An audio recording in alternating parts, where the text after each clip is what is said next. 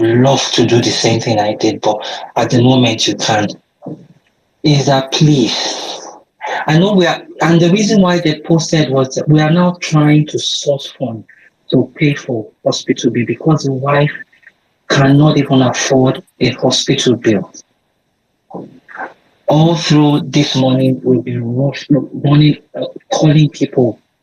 I'm not saying I'm sure we'll resolve it, but I just want to beg whoever you are there listening to me today, that please hang in there. Please don't give up. And I'm begging you, please don't.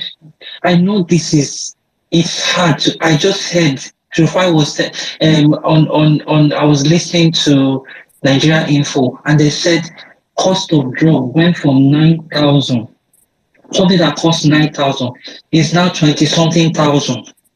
I know hearing that, or even going to the pharmacy and hearing that alone, could cause a heart attack, could even make you feel you are dead already. But I'm begging you, please, just hang in, because it's I don't even know how to describe it anymore. The kind of wickedness that exists in this society. I want to just use this opportunity to tell you a story. Use this opportunity to tell you a story. Is somewhere in the Bible, but I will say it in a young man had a dream. Consistently, daily, he will wake up the same dream, and he decided to share it with his brother. And he said, "Oh, how can you tell us that you, the youngest, will bow before us?" And he said, don't keep. He went to his dad, said the same thing. His dad said, don't tell this to anybody anymore. But he kept saying, "This is the vision I have. This is the Bible. I saw myself standing, and my the older people that are older, they bow, they were bowing, to me." And one day, the people said, "Okay, you keep saying this thing." One day, the next thing he found himself was in a pit. In fact, they actually wanted to kill him because they said, "Okay, we'll see how this vision is going to come to pass." All of a sudden, one of them, out of 10 brothers, one of them just said, "Oh, they don't let us kill him. Why would we just kill him when we can make money?" And they said they decided we'll sell him as a slave. And they sold him. Went to told the father, "Oh, there was an animal that came, a weak like a wild animal, like a lion, came and beat him, and and he's dead now." And they said, "Where is the body?" And he said, "Oh, we couldn't even get the body." I'm trying to cut this in. The guy went from being a slave to a head of slave in that man's they sold him to. And he thought things were going to get better because now he went from being the least slave to the head of managing that home. And then it was struck again. I'm sure to him, he had thought, "Oh, maybe that dream was going to happen," but it didn't happen. He landed in jail again. I don't want to go into what happened, but from just being successful in that man's house as a slave, he ended up in the prison again. I'm sure if it was somebody else, he would have decided, "What kind of dream am I even dreaming? Why would I even have it?" Because it would have taken years for him to do all this. And it's like that every year, we keep saying hope, hope, hope, hope, hope, hope, hope, hope. He landed in jail. After so many years of toiling, of everything, getting to the top, he landed in jail. But there was one thing he kept holding on to, that dream, and the God he had, and the promise that God had. And to cut the whole story short, this same vision that God showed him years and years and years and years ago, it happened eventually. And this man cried that his brother that finally knelt in front of this guy. He cried. But I'm sure it wasn't a cry, it was a cry of joy, which I believe one day you will have that cry because it would have. But one reason why I'm telling you this story is that please don't die before this time. Keep holding on to that vision. Just like we keep saying, focus on this judiciary. Don't lose hope. I'm begging you today. It might be, I might not be going through what you are going through, but I'm begging you. I'm telling you this morning. He is having stroke. Even if you have the money to pay for the hospital bill, he is not going to be. I'm begging God to help it to heal him.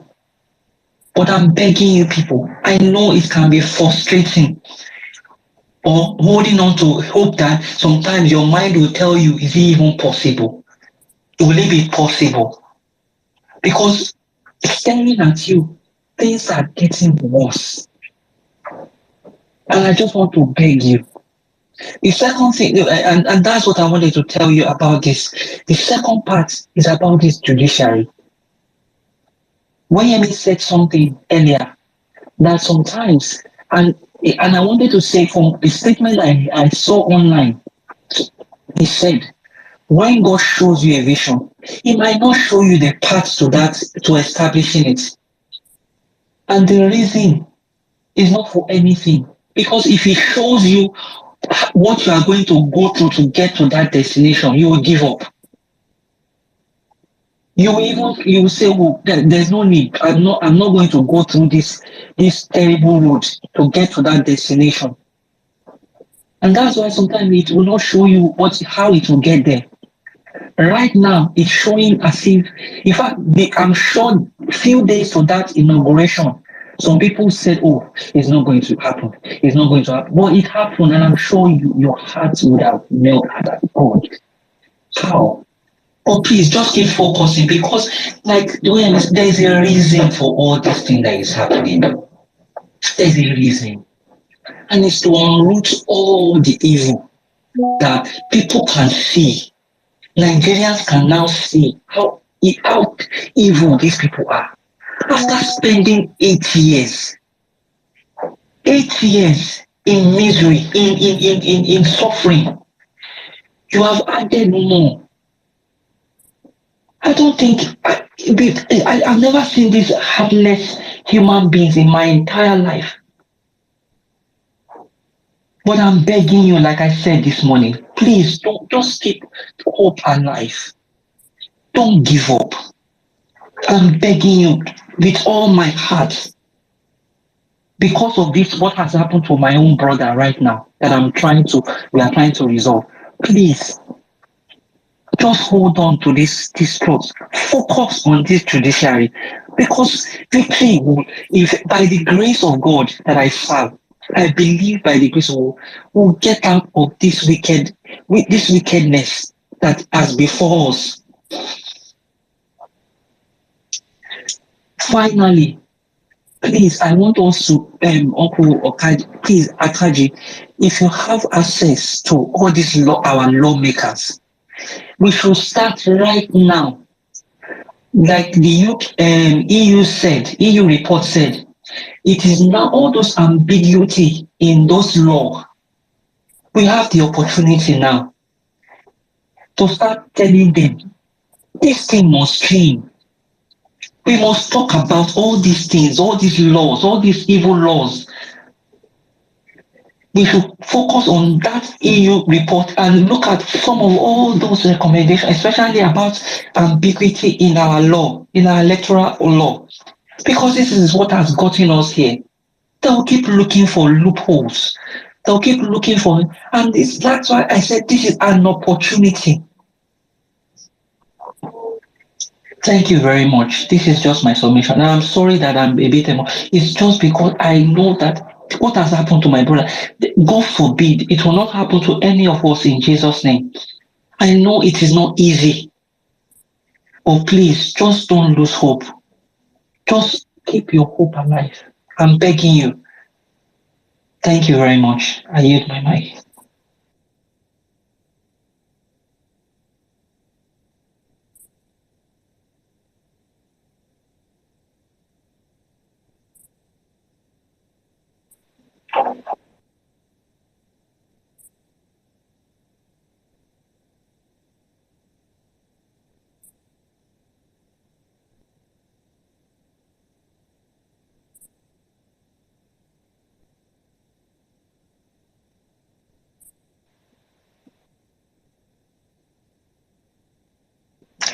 Can you hear me?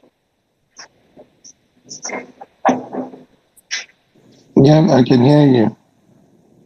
Man, you're not speaking anymore. Can you hear me now? Yes, I can.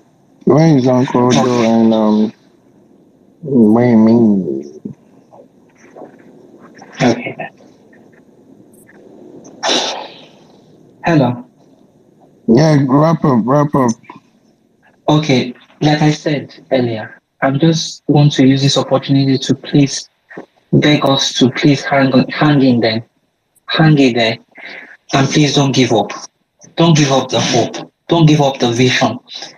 It will come to pass by the grace of God. Thank you. Amen. And thank you for that. And I wish your friend a speedy recovery. We'll put him in our prayers and we hope he gets well pretty quick. Um,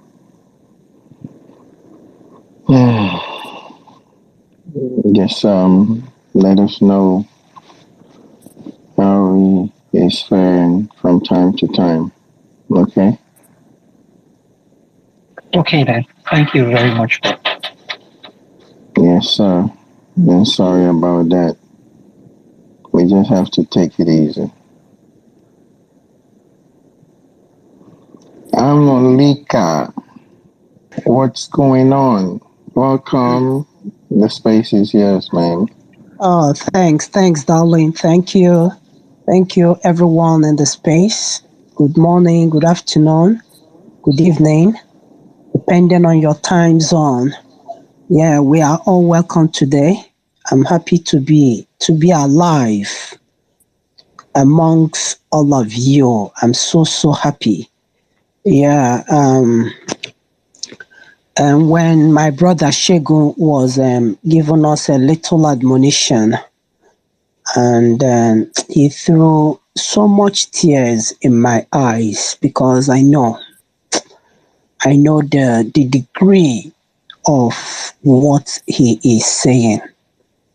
He came here to give us hope, that we should not lose hope no matter what. This is a time of trials. If you read the book of Daniel's chapter 12 of the Bible, you will know that this is actually time of tribulations. Is actually time of it's end time. I keep telling people all these things are signs of the end time, signs of the end of age. For those of us that are spiritual, those of us that walk in the spirit, we know, and that is why we don't want to give in to any form of wickedness, to any form of, unrighteousness, to any form of darkness. That's why it seems that we are battling. I keep telling us, I was in the forefront of the protest here in Abuja with Dr. Mo. I saw that APC and this Labour Party stuff, is like two kingdoms glaring and fighting, who is going to win. Who is going to win this battle? It's a battle between truth and dishonesty, battle between criminality and righteousness. So I always walk in the spirit. I personally, I walk in the spirit, and that has been helping me so much. So please, I want to join Uncle Shegun to tell all of us, each time we come in this space, let us hold on to one thing. That one thing is knowing that we are battling with the devil. we are battling with the devil. It's just very, very obvious. Don't say that, I'm surprised. What is actually happening? What is happening is that the devil has come out. The devil is no longer hiding. If you see what is happening in the United States of America, you will know that the devil has come out. He is no longer in the 80s. They will tell us, hey, Mame, water is coming. I grew up in Enugu that time. They would tell us, Mame, water came to Medor River. That time I was schooling in Abuani Road Primary School. They would tell us, Mame, water, and then everybody would be running. Now, Mame, water is you will see her physical. You will see pornography. Mame, water is everywhere, physical, in your phone is there. So all these things should make us to be walking in the spirit and keep on holding on to the truth. I strongly believe in my heart that this judicial tribunal petition will never be turned down.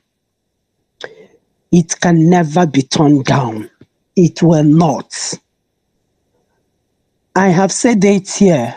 Please, I want this all eyes on the judiciary. I don't know, Uncle Akaji, I want you to tell us how possible is it that we will be disseminating this important information even in the electronics billboard. Like, for instance, I don't know what they call it, but I believe it is a billboard.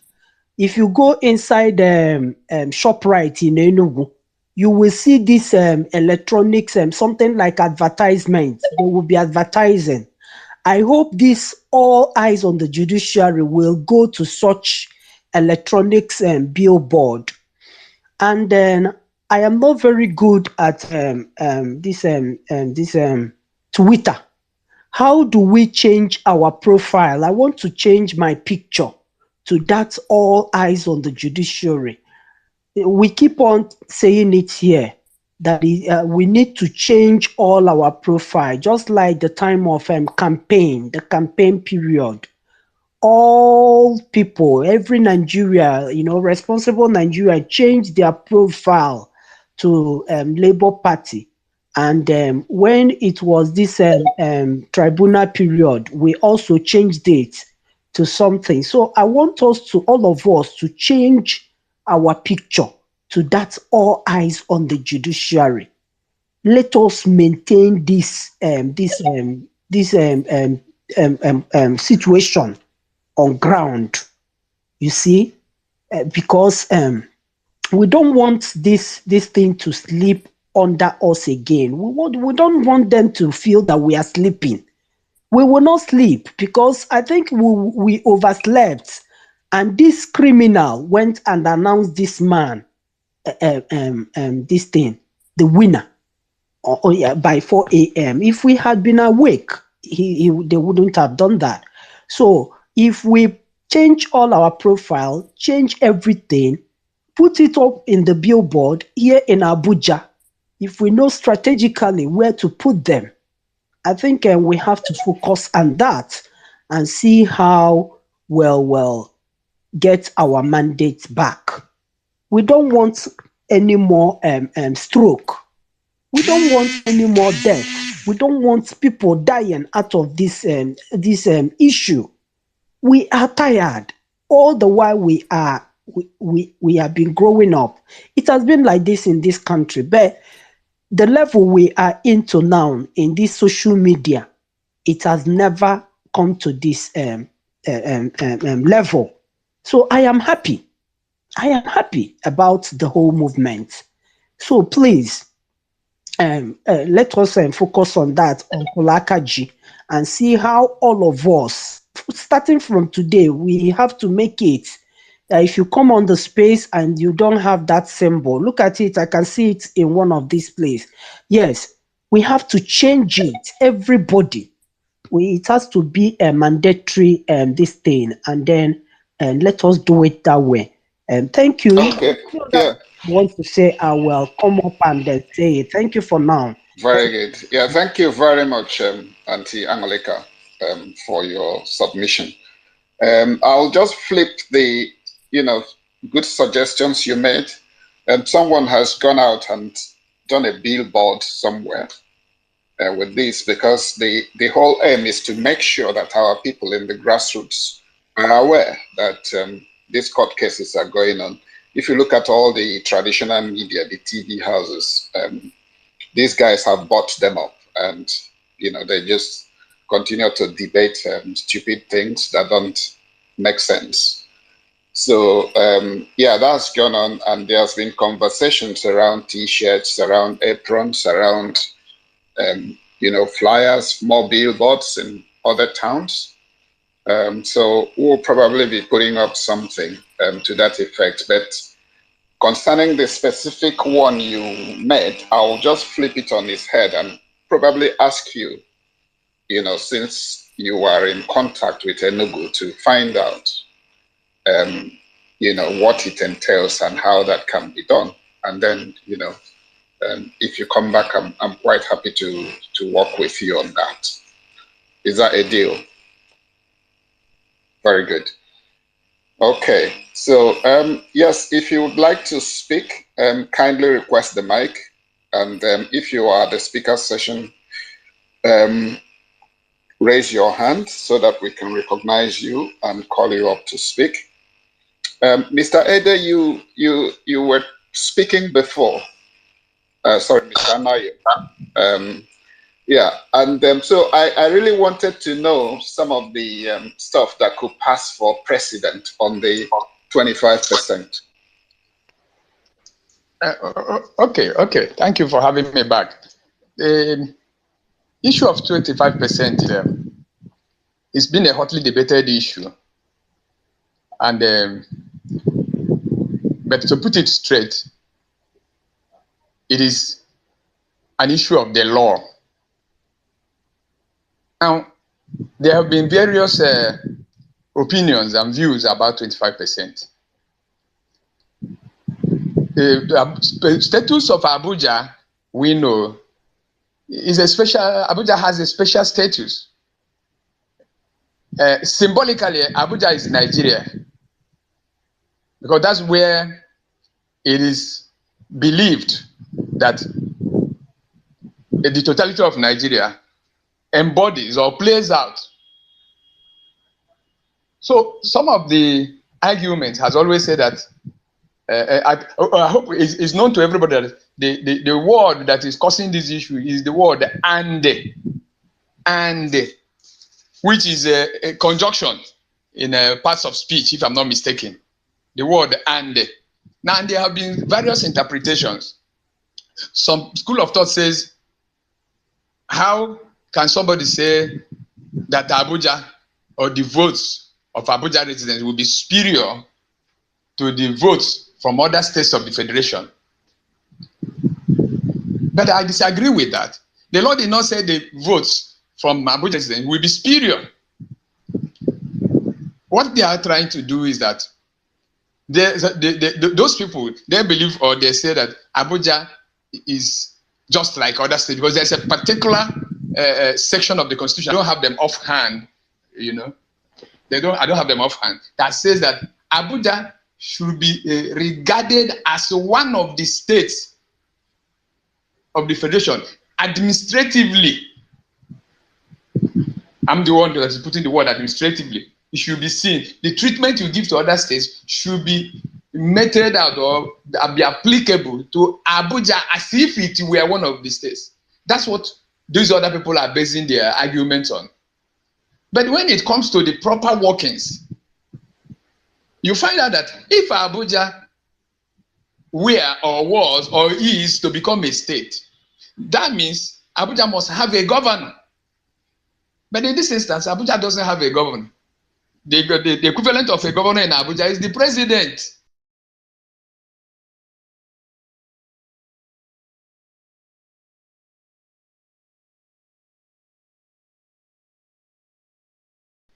Who runs the Abuja through him. But Abuja is not having three senators. They're only having one. If Abuja is to be regarded as a state, then Abuja must be able to create their own local governments, but they don't have local. What they have is area councils. So you find out that such argument falls flat on the face. You know. So I think the last decision was sometime immediately after 2011 general election. I think during the time of Obasanjo, is it Obasanjo or Buhari or something like that?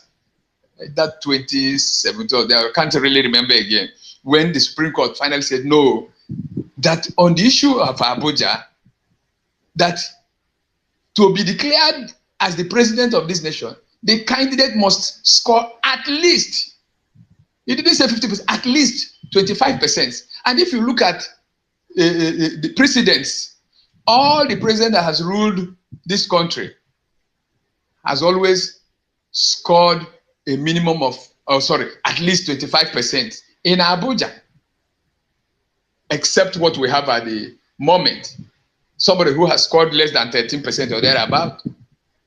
So that is one of the issues about this. But what I will do is that by the next time we will come on this space, I will have gathered my documents and studied it carefully so that I'll be able to give a well-informed opinion. It is not too good to give a legal opinion offhand this way, so that you will not go into error and you will not mislead people. That's why I'm just okay. Okay, that's fine. That's absolutely fine. I was just concerned. I was just curious because you mentioned there had been three previous rulings, and I could only recall that particular one where Buhari was challenging Obasanjo that Obasanjo did not win Abuja outright. So he had to, the lordships determined that he didn't need to, that 25% was good enough. And, you know, to my mind as well, the point you were making. Yes, that remains the current subsidiary judgment as we talk. Okay. And the Supreme Court, for them to overturn their own decision, there are conditions that must be met for them to overturn their decision. But just as we keep saying, Nigeria judiciary, I'm so sorry to say it, we don't have confidence in them for now. We don't, except if they are going to, I told some group of persons yesterday, was it on space also? I said, this is the biggest opportunity. It's just like a wave. This situation has thrown the wave before the judiciary to redeem their image. The 2023 election is a wave thrown at the judiciary to redeem their image. Because at a point, it came to a point where judiciary became subservient. Whether willingly or unwillingly, they submitted themselves under and subjected themselves to the whims and caprices of the executive, the politicians. The politicians began to dictate what happens at the judiciary.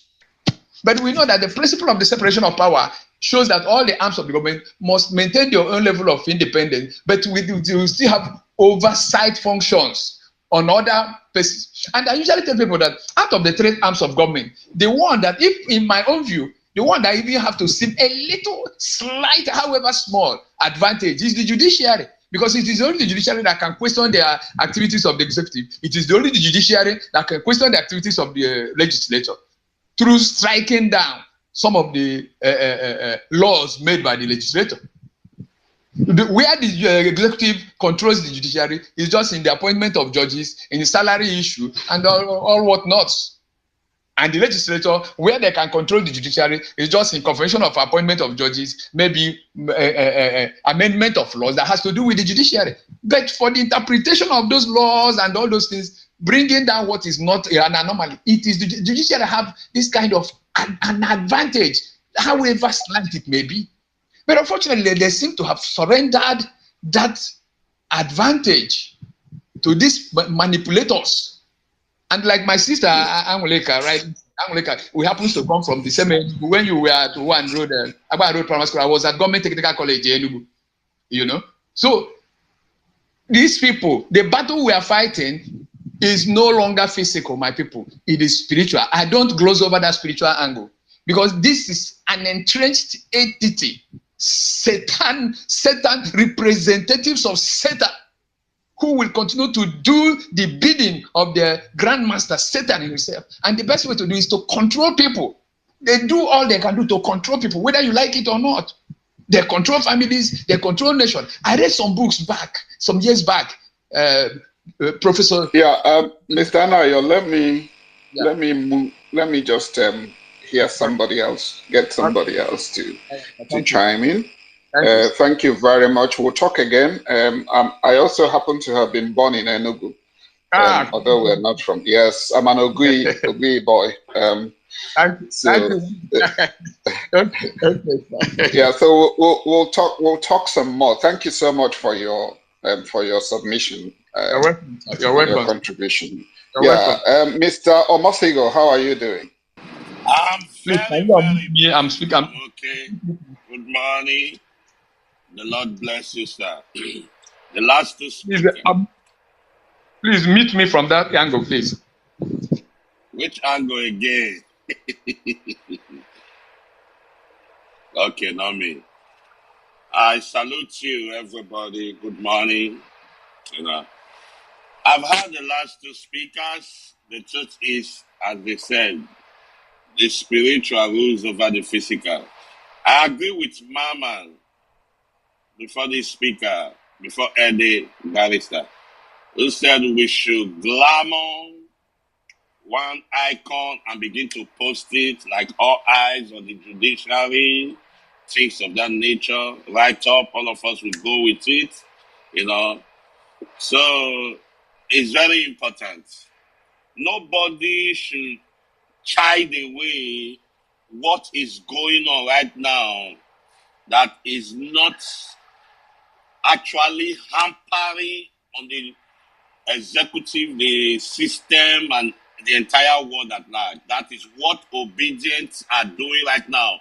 The space, the discussion, every discussant, whether good or bad or in line, the spirit of the youth of Nigeria had decided to change the status quo of the nation and Africa at large. So what obedience are doing is far more than using 21 virgins for sacrifice in the demonic world.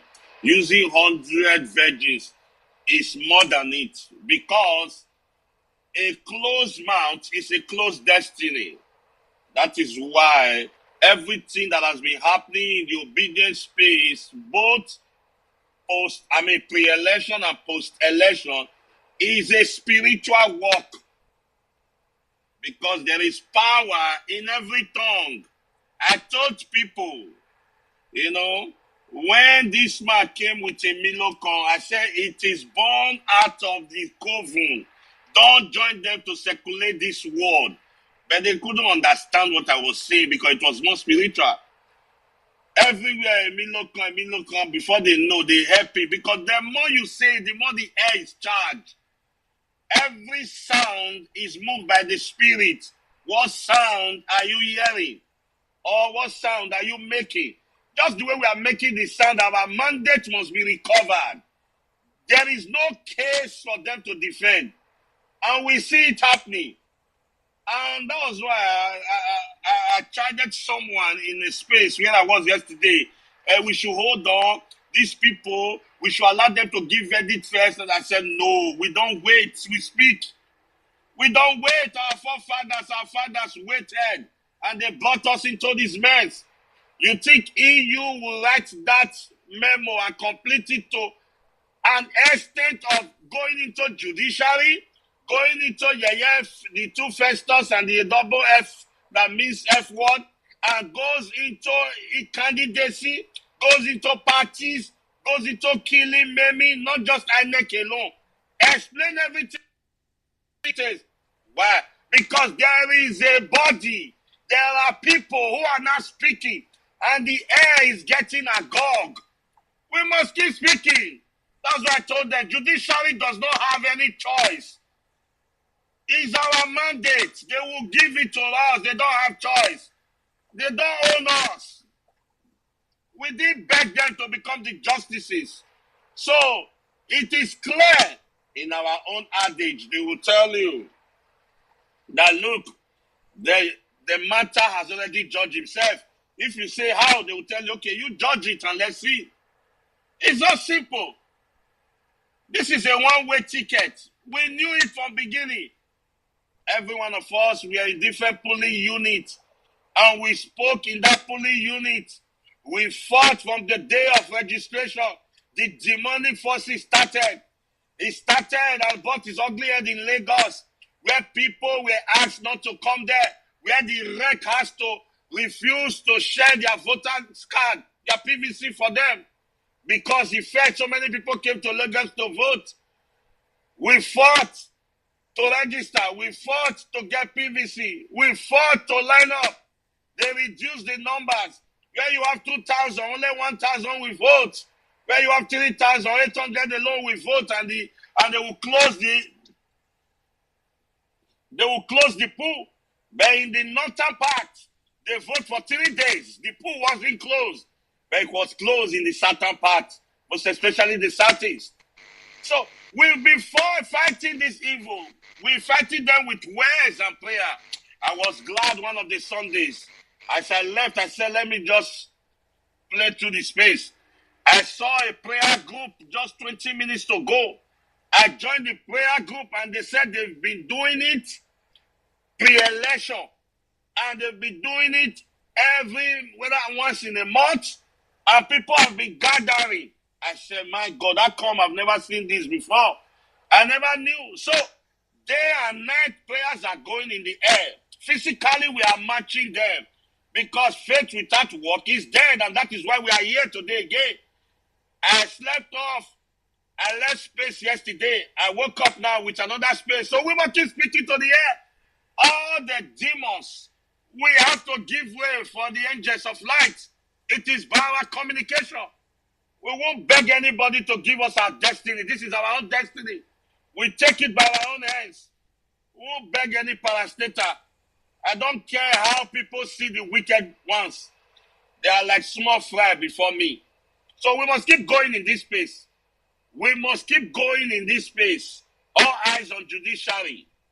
All eyes on them. This is a clear case.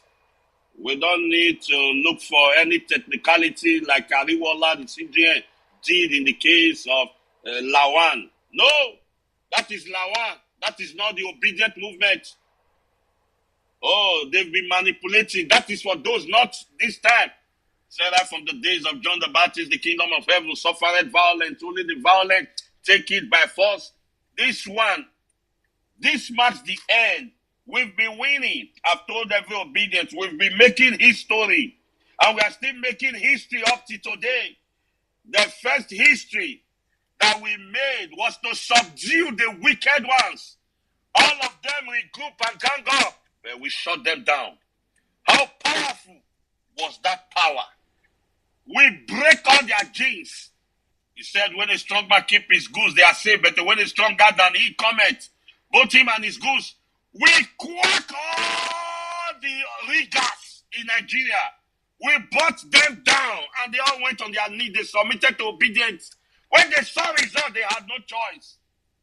They had no choice other than to turn 81 and bring Tiri behind and call it 381. They had no choice. You think they are not aware that they failed woefully? They are fully aware. They were beaten and battered. Black and blue, obedient did it. We create that history. We create it. They thought it's going to be business as usual. No. Same thing. INEC knew this one was more than me. So the judiciary also knew now. By the fact before them, how many are you going to skip? You skip 25%. You skip Chicago certificate. You skip forging of age in Chicago and in the form of INEC.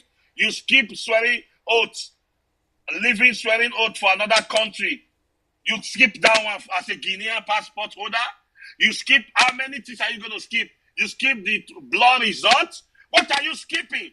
How many evidence are you going to skip? Are they dead? Are they dead? Nobody should tell me that the judiciary is, we should wait for. What are you waiting for? We should all go and get our SHB and be ready for inauguration. This is the last bus stop. This is the last space. We should be ready. We should be ready. We should be 1 million steps ahead of them. Up till now, like you reported, you never told Nigerians how you arrived at the results you called. Every other INEC chairman that have been rigging has a way of arrival. But this one couldn't. I told my fellow obedience, I said it wasn't planned that this is how they are going to rig. We have people in APC, we have in PDP. They all drew their plan of rigging. Rigging only takes place when you have upper hand, where you have some sophisticated numbers, then you add a little or some to top it. But in this case, they never had numbers. So what do? 7 o'clock the plan, 5 o'clock the plan has to change. We have people with them. Are they the only one in that coven? No, now. We have people with them. How they planned it? IEPT have to approach a collated result in existence and bring it without any one of the feed. Are we not aware? Are we babies? Is it not the same Nigeria? Who wrote those numbers for them? Are they not humans? The Bible said a word to the ear is no longer a secret. And the people who wrote those things, the NYS who collected from the beginning of the pool from ECAT, are they not our younger ones? Are they the only ones who sat there? Those who got dollars that were looking for where to change dollars in Port Harcourt, don't we know them? The professors who collected the result, they have friends in beer parlor everywhere. They have girlfriends who rub their head and they say, man, this is no longer a country. What are we not saying? Is there anything secret there? So why are we waiting? No, I told us. This is obvious. I have been in politics in my shortest part of this life.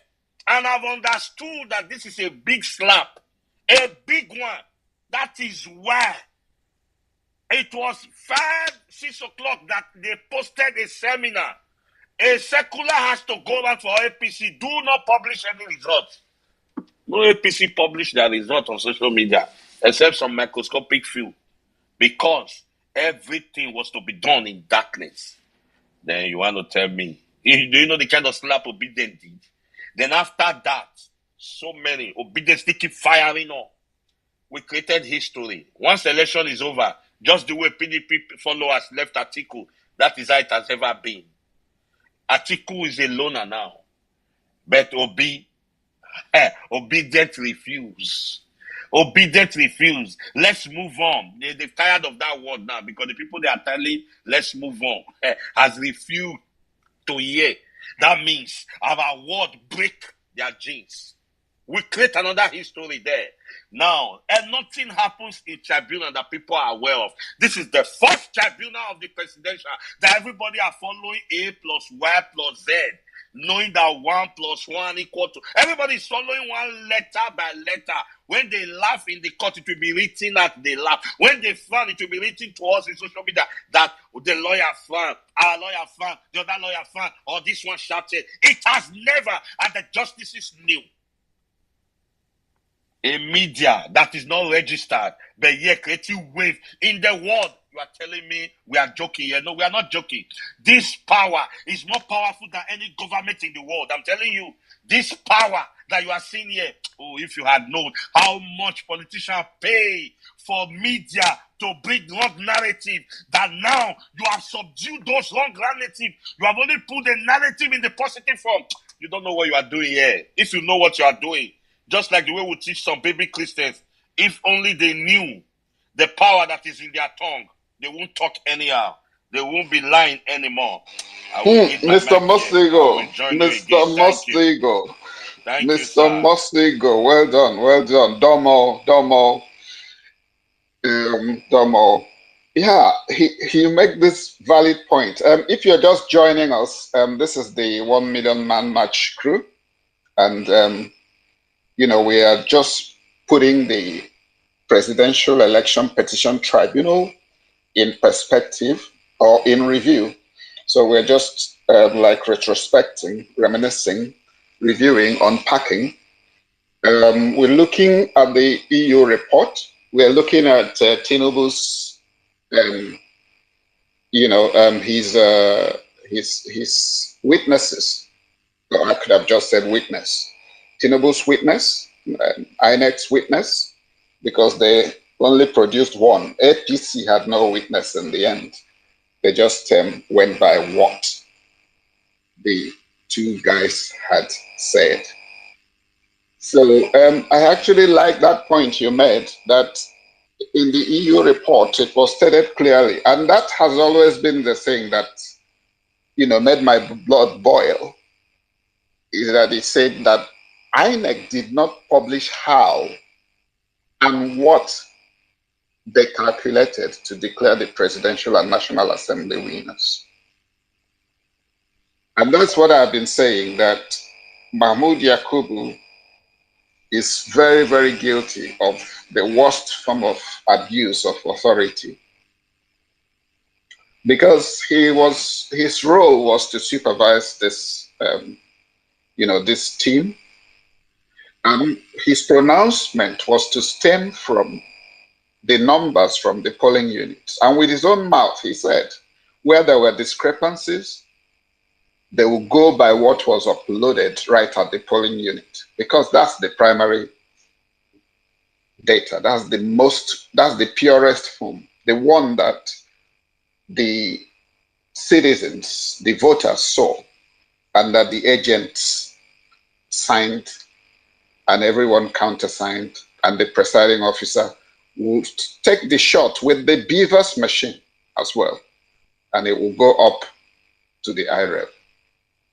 So when the points were being raised to him to say, look, what you are saying for Lagos, and I remember, God bless her, Mrs. Dayo Ekong, standing up there and saying, this is absolute nonsense. It's not the numbers. What he'd have done, his rules allows him to pause the whole process, for 7 days and review. But he didn't do it. Instead, what he did was then wake up at 4 a.m. in the morning and announce someone a winner. And we were saying, based on exactly what? Based on what? And now, because of his, stupidity, even within his own system, Rivers has unraveled. So everybody knows that. You just Google Rivers report, you see it Premium Times, you see it BBC, it's all over the place. So it's impunity. It's impunity. And Tinubu's criminality has finally caught up with him. And I have made the point, and a lot of you have been talking about Christianity and all that stuff. I know, we believe in redemption, we believe in forgiveness, we believe in turning the other cheek and all that stuff. But for someone like Tinubu, his criminality, his rascality is not in the past. If he did something wrong, or his gang, and they then cleaned up their act, they were too young to know any better, they've paid the price, they've paid the penalty, yeah, you could have room to say, okay, they've self-redeemed. But the thing is, when you just observe the pattern of the lifestyle and everything they've done building up to this moment, you will see that these guys there's nothing that resembles change in their practice. The way he cornered Lagos and took it over and ran it, and then when the MD of that, his Alpha Beta, pulled up things and said, look, this is what you've done, this is what you've done, and took it to court. The court was razed to the ground. Everything, every document was burnt. You can Google what I've just said. And also up till now, Jonathan, 2012, he signed the Freedom of Information Act. Wait, Akanji, I've never heard that. They burned a court to the ground in Lagos. I'm going to pull it up and I'll put it on the Jumbotron above my head. The same thing Oshomole did in Edo. Yeah, Oshomole, Ministry of Education. Yeah, they raised down the education ministry. Even certificates that survived the civil war were destroyed, just to cover up for one man. I never heard of this of Lagos. Man. Just to cover up for one man. So when you look at the way everything was going, Normally, you see them, PDP or political parties, they try and buy members, and you hear this one has crossed over. They've made him an offer, they've made him a promise, and they've done all that. This guy took it to another, he actually muzzled in and wanted to do like a hostile takeover of a lot of the parties, you know. So what we saw in Lagos was he seized control of the Labour Party before he was dislodged, and decided that he was not going to put forward senatorial candidates. And then he also decided that he was not going to put forward party agents for the election. And that was until people caught up with his madness. And there was a change of leadership. We've hosted Mrs. Dio Ekom on this space. And I asked him that question, and that is the answer I got. So it's not, I'm not talking on based on hearsay. That they decided they were not. So it was a race against time. She stayed at her restaurant. They had to put generators and things and work flat out day and night to make sure that there were agents uploaded. We saw the same thing play out at the tribunal, you know, one party or the other, some party or the other, oh, they are withdrawing. Oh, this one, they've withdrawn this. The same thing he did with the primaries, just to confuse some of his major opponents, was just give 100 million to a lot of people and they became candidates. And then on the day, they were stepping down and doing all that charade. So we are dealing with a criminal enterprise, people that are not used to being called to account to anyone. And it's just my own happiness is that the Labour Party and Mr. Peter B had the courage to bring this thing before the world so that, you know, we can see it and say, look, this country belongs to all of us, not just to a handful of people that believe they've captured the state. And it was important that these things were brought to the fore and reviewed in the court. Well-meaning Nigerian, good afternoon to you, sir. Big Uncle Akaji. How are you? Yeah. All right. So I feel like I'm recovering. But anyway, I've had like good afternoon, Big Mac. Good afternoon. Oh, sorry. Good afternoon, 1MMC. Good afternoon, Pera is Bera, Osaritin. Then good afternoon, Big Mac. I can see Big Mac now, not 1MMC. Ankadede, Stekolade. Abia short woman. Nello. Abia short woman. Okay, no. Before you go and start calling her that. Better, I see you. I will not tell people who that is.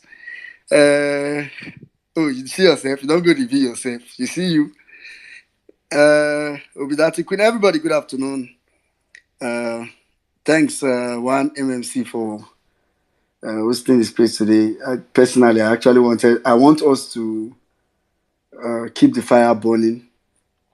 You know, I had to do some catching up today.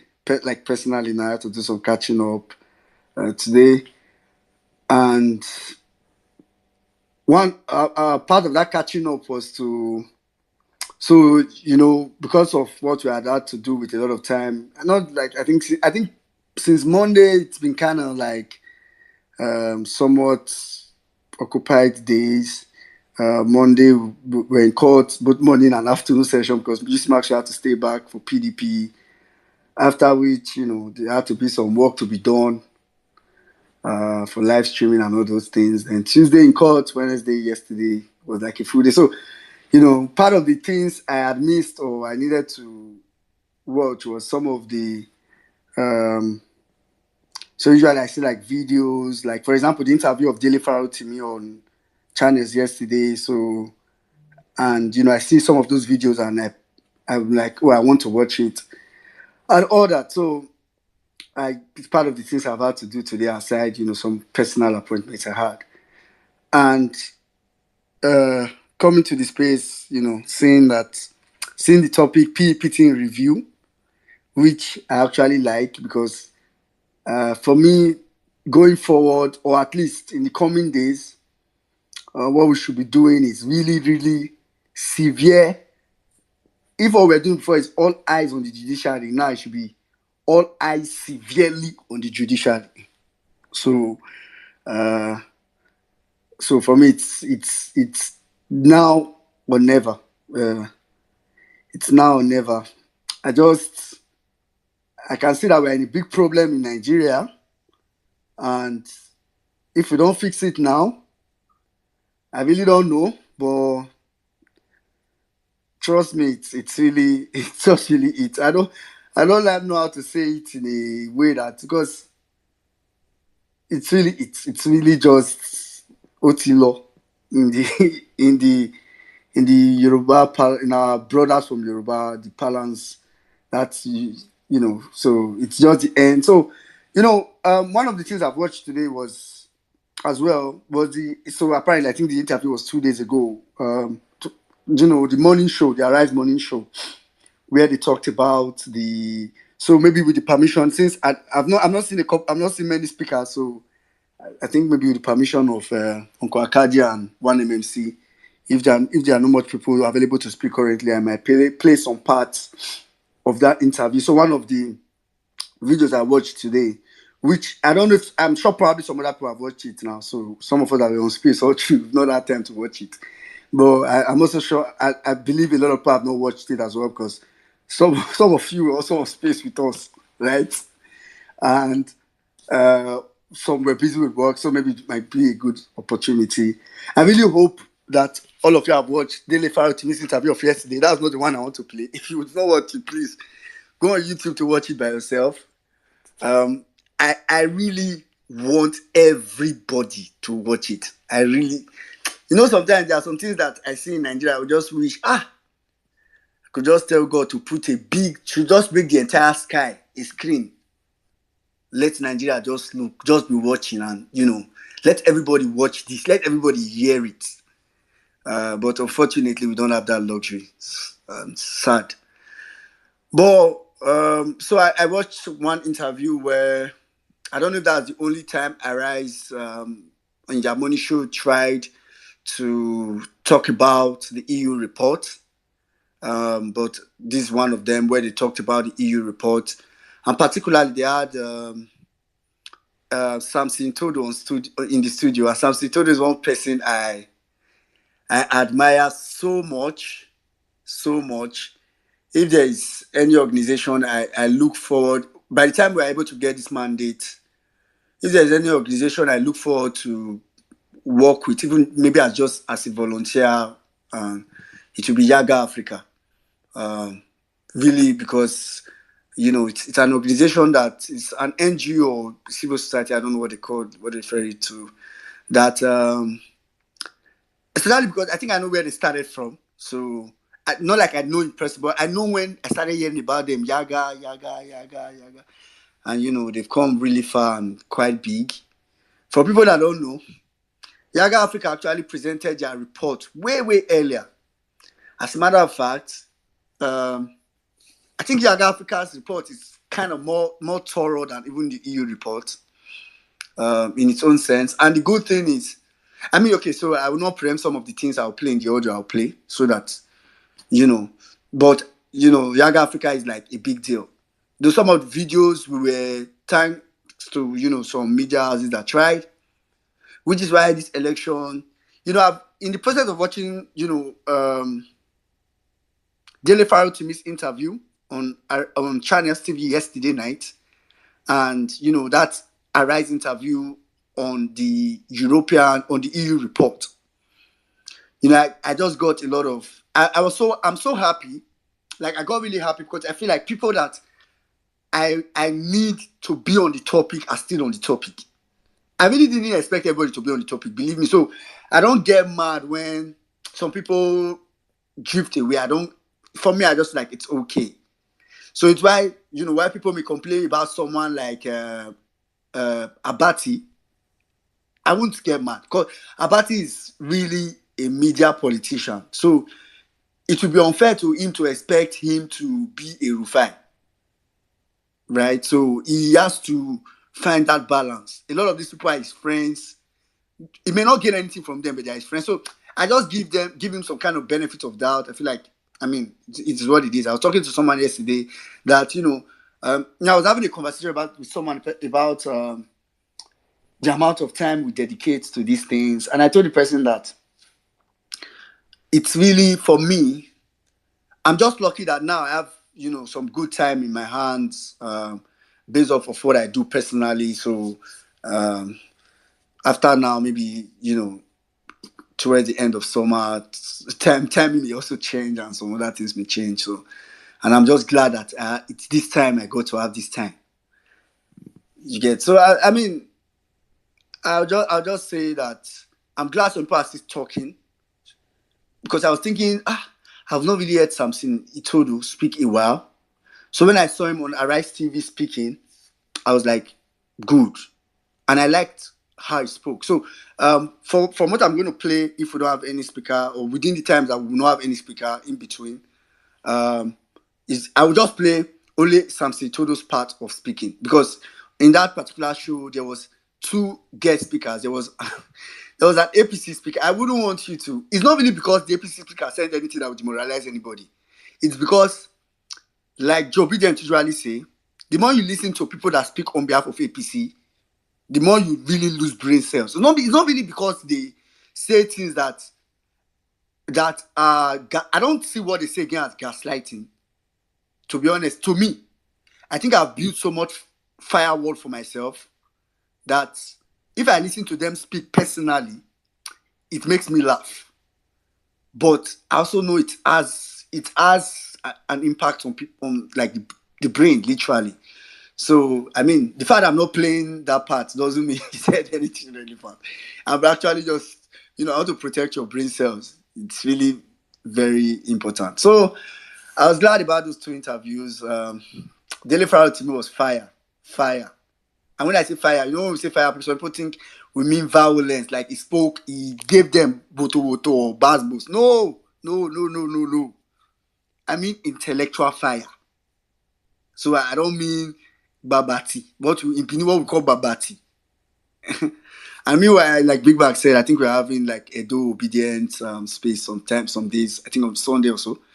So I mean intellectual fire. As I was saying, I don't mean gra. Dino has fire, right? Dino Milai has fire. But Dino Milai is gra fire. But when people that have intellectual fire talk, you know that this person, as in literally every word that comes out from their mouth is something you can. And I don't know, maybe some people, personally, I'm a keen listener. I have this thing for intellectual. So when I listen to intelligent people talk, I pay very keen attention. I pick it word by word by word by word. I don't pick it by sentence, I pick it by word. So when I listened to Daily Farrell Team, I was like, God, I wish they could just allow this guy keep talking. Just be talking. Just be going. Don't stop. And, I really, really, really advise you. If you've not watched it, go and watch it. I had to put out a full video in my account. I hope they don't ban me. I hope I don't get the ban, but in my account this morning. You can watch it on my profile, but you can also go watch it from YouTube. It might be easier for you to watch it on YouTube. I don't know. But that's really it. The EU report, for me, it's something that won't go away. But it will be funny for you to know that you got Africa's report. So if they are thinking that's international observer, local observers report is more thorough. Some of you that saw Atedo Peter Side come to Arise some time back and gave a detailed analysis. I really wished. It's just that, the courts is not I don't know why they don't. It's just such I hope we get there. Because on a normal day, I really wish the justice themselves, not petitioners, not respondents, we call some independent people and say, come and take the stand. Educate us. What happened from your point of view? As an external, you don't belong to any party. Just talk. So they will call people like, I mean, Atelo Peter Sai does not belong to Labour Party. He might have a bias from your what I've come to discover, which is why you will look at someone like Rufai. You will look at someone like Atelo Peter Sai. You will look at someone, people that are being neutral, but because neutrality in the current balance sounds like you supporting good governance and invariably you supporting Peter Obi or what the Labour Party stands for. So it tends to make you look biased when you are neutral. So when APC came out to say EU report is biased, it's really neutral. So anything APC tells you is biased is actually neutral. So some of us are obedient now. We pass for neutral. As in, even when we are analyzing things without our sentiment to Peter Obi, we are neutral. But to an APC person, we will be biased because you know why? APC Tinubu stands for everything that bad governance represents. Everything. So I usually relate it to acid and base in chemistry. Ngozi will appreciate this. So for those of us that did basic chemistry, they will tell you that the pH scale is from 0 to 14. If you did the SS1 chemistry, you know this. So don't say someone is giving you science and you are not a science person. They will tell you the pH scale is from 0 to 14. They tell you neutral is at 7. Ngozi will come now and say 7.5 and 6.5. No, wala. That does not concern me, but I'm just talking layman. They'll tell you neutral is at 7. But relative to base, neutral will look acidic. Relative to acidic, neutral will look basic. So what APC is doing is that people that are at 7, because the APC is at maybe 0, those people are, because now me they give thumbs down, no wala. Those people are acidic, Anyway, let me not go for a long monologue. I mean, I can go on and just pour out my line of thought. But I know there are no many speakers on the space currently, but I know we have so many people. So for me, I think a lot of people are listening. Maybe not everybody wants to talk, and that's fine. But I really just want to beg everybody. One thing I was hoping, which I think I'm going to post the 1 million match account now on the Jumbotron. I don't know, concern me. Please, we need to start doing a lot of things on the ground. In fact, not even for fund purpose per se. I'm not interested. Personally, I'm not interested in people raising funds. To be honest, I would prefer if you can tell me, like I was saying yesterday, and thank God we have this space now because me and a strategy, I won't come to discuss. And when I say strategy, I don't mean the secret strategy that should be discussed in secret.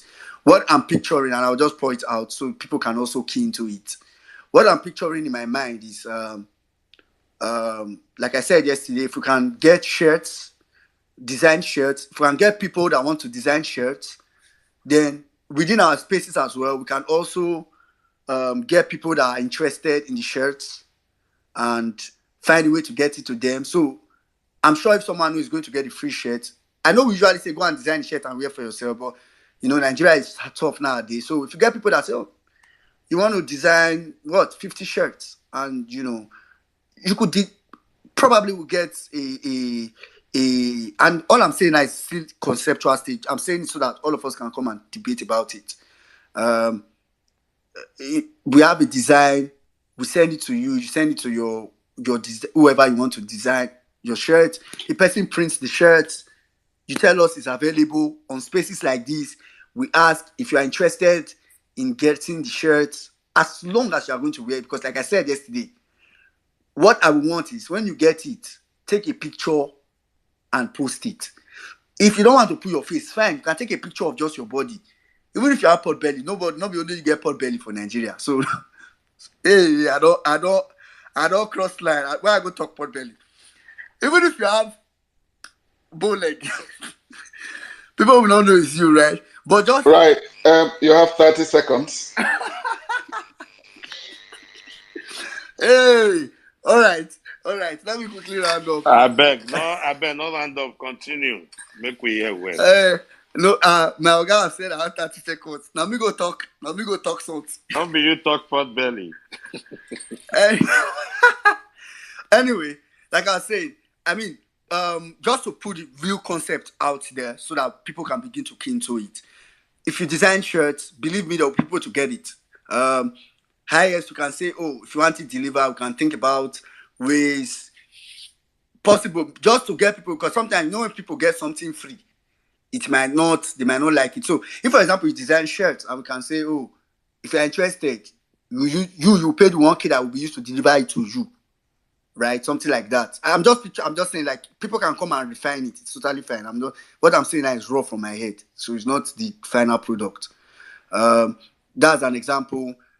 If you can get people that say, oh, I would contact a person to design many aprons, and you design aprons 100. If you tell us they're available, get people that they can also get people on ground to say, okay, please, one day just go to the market, distribute it. A market woman will not reject apron. Trust me. She not go reject. In fact, you find the specific ones will not get. Give them. They will wear. They will collect it, and a majority of them will wear it. If you can design flyers, some people say, why flyers? All this I'm talking about, it's not for campaign, no, please. I mean things that will write eyes on the judiciary. Judiciary save our democracy. Things that will touch the judiciary. When let them know that Nigerians are watching. That's really it. You can design flyers, and Ngozi, leave me alone. Because as I don't see you now, my mind don't fly. If you can design flyers, some people say, how are we going to distribute flyers? We don't necessarily need to go into the street to start distributing the flyers, right? We have so many obedience that have businesses, have shops, that are running businesses. We can tell them, I'm sure if I announce on this place that, oh, please, if you have a shop, tell us, let's send some flyers to you. You put it on your shop. If people come to buy something, you tell them to take a copy.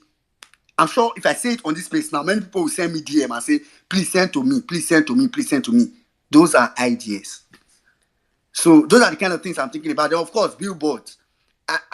Billboards in as many states as you can. I understand billboards may be very critical in some states. If you put billboards in Lagos, I don't say they fit around for the next day. But have you thought of those hand flyers like the Jehovah Witness, really small, but you just put people on the street, like, and you don't have to print it on all these kind of papers. You just need to use like those A4 papers, and you could even divide it into maybe like 4 places. Yes, and then it has like everything they need to know about it. If we can do that, that would be really nice. We can even put your barcode in it. That barcode. Yes, now. Watch my barcode, the can you make. So we can also take it to, you can just share it to after church. Share those kind of ones. Those kind of ones are the ones we share after church, where they can scan the barcode. Please and please. It was still campaigning indirectly. It's awareness, but still a form of campaign. So please, if you have the funds to do that one, that is if the A4 paper, can do color printing, looks really nice. We can give you the design to use. If you need funds to even do it and you have places, just send us a DM. We'll sponsor it. We just need people that are ready to do it. And all right, good afternoon, everyone, and welcome to the 1 Million Match Crew. I'm sorry, sometimes I can be very rude that I won't greet everybody. Thank you for coming to the space. Please, let's share the space. Let's share all our handles. Subscribe to our YouTube channel, and also share our follow our what's the name of it, the Facebook. Please and please, thank you so much. 1 minute, I'm sorry to button that way, so please, you can continue the conversation. I'm going to love you again. Anyway, I think I was kind of done. Somebody just sent me a DM now and said we can make full stickers too. I totally agree. You know, it's just that Chigozie is not here. Chigozie is not here. Now Oga Steve now give Chigozie phone sticker man. And Oga Steve dey here now. See this life. Anyway, so we can also do that as well. But I think, okay, because I don't like to just put out there and not talk about how to implement it. So maybe I think one of the things we can do maybe between today and tomorrow is to create like a design, a specific design for shirts, for example, that can be for shirts, a specific design that can be for flyer, and all that. Shirt is quite expensive to do. Please bring your shirt. We can customize it for you. No, Bring a because shirt you are no longer our own using. work is to put it out there, right? Let's see your direct to be there too. If you put that Oh, design so there they now, can do it by themselves, right? Kind of yeah, makes sense. yeah, those people that want to do just one for themselves can do it. But I can bet you that there will be people. Mr. Ken, I have Mr. Ken now name down yesterday. Now, Mr. Ken tell me yesterday, say whenever we are ready to produce shirts, I should contact him. He just say, me we Okay, don't need that now. people name down. Probably after the space we can talk about this even well. We Yeah. can make the what's the name of those stuff, the design that we'll use. We're gonna put the barcode anyway so that people can scan, where you don't have to print so much and then someone just brings their Because phone, you can ask especially you a question. Why do you like barcode like this? You have been talking about barcode since yesterday. yeah, because with barcode you don't have to print so much when you have tech savvy people around. They just have to scan the barcode and then and then they would get the information they need. So that's just it. So if you have tech savvy people around you, just tell them, "Oh, scan it. These people are up here and they know what they are doing. They know what they are saying. You can listen to them on their YouTube, on Facebook. Kind of makes sense." So, So because what I'm picturing in my mind is that if we have so for every design, we can put a barcode that, of course, leads to the 1 million mama school links. Then yeah, maybe that even a link barcode tree. that leads to a place where anybody can read update. So, for example, if that barcode is on an apron for a market woman, the market woman might not scan it, doesn't know what the barcode is, but she's wearing an apron that is boldly written "Eyes on the Judiciary, the Presidential Petition, blah blah blah." For more updates or for more information or for whatever, scan. And someone goes to the market to buy something, is buying tomatoes and is looking at the woman's apron. You know that thing that you do where you are buying something but you are reading something. Yeah, we should also put like kind Yeah. of instruction on how to scan, not where you just put Because like you want people how to scan barcode. See, because you want to turn out to computer school. now me we teach see we need to educate people. It's technology age that we're in. Scanning of barcode, you just put like that image of someone holding their phone and then it just comes with like the www dot something or something pops up. We should also have a place where they can read update. That would make sense too. But then I don't even know how to get the barcode for that. But we'll look into that.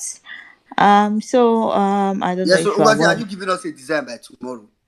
I Wrong want to person. put you on the spot.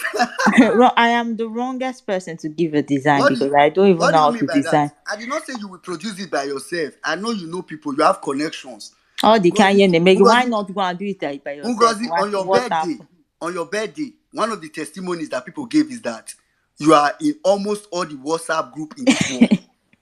So Oga Mag, move this man from this place. it means you have connections. So Ngozi, you have people. Right. Let's take a few comments from here as well, just to Yeah. Okay. All right. Okay. just to spice things up. Marina Philip, good afternoon. He writes, a decent lawyer who defends the truth for a good cause has a head start over his or her opponent.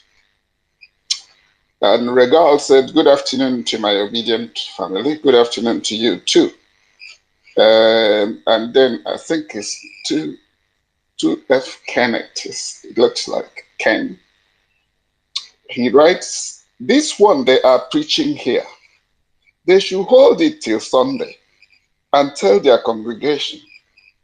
There they will have a wider reach. All this, it is spiritual war talk, usually make Africans to relax and believe, let's leave it to God. What we need is their alertness. Then Marina Philip writes again, while you all are talking of the spiritual views to it, you are 100% correct.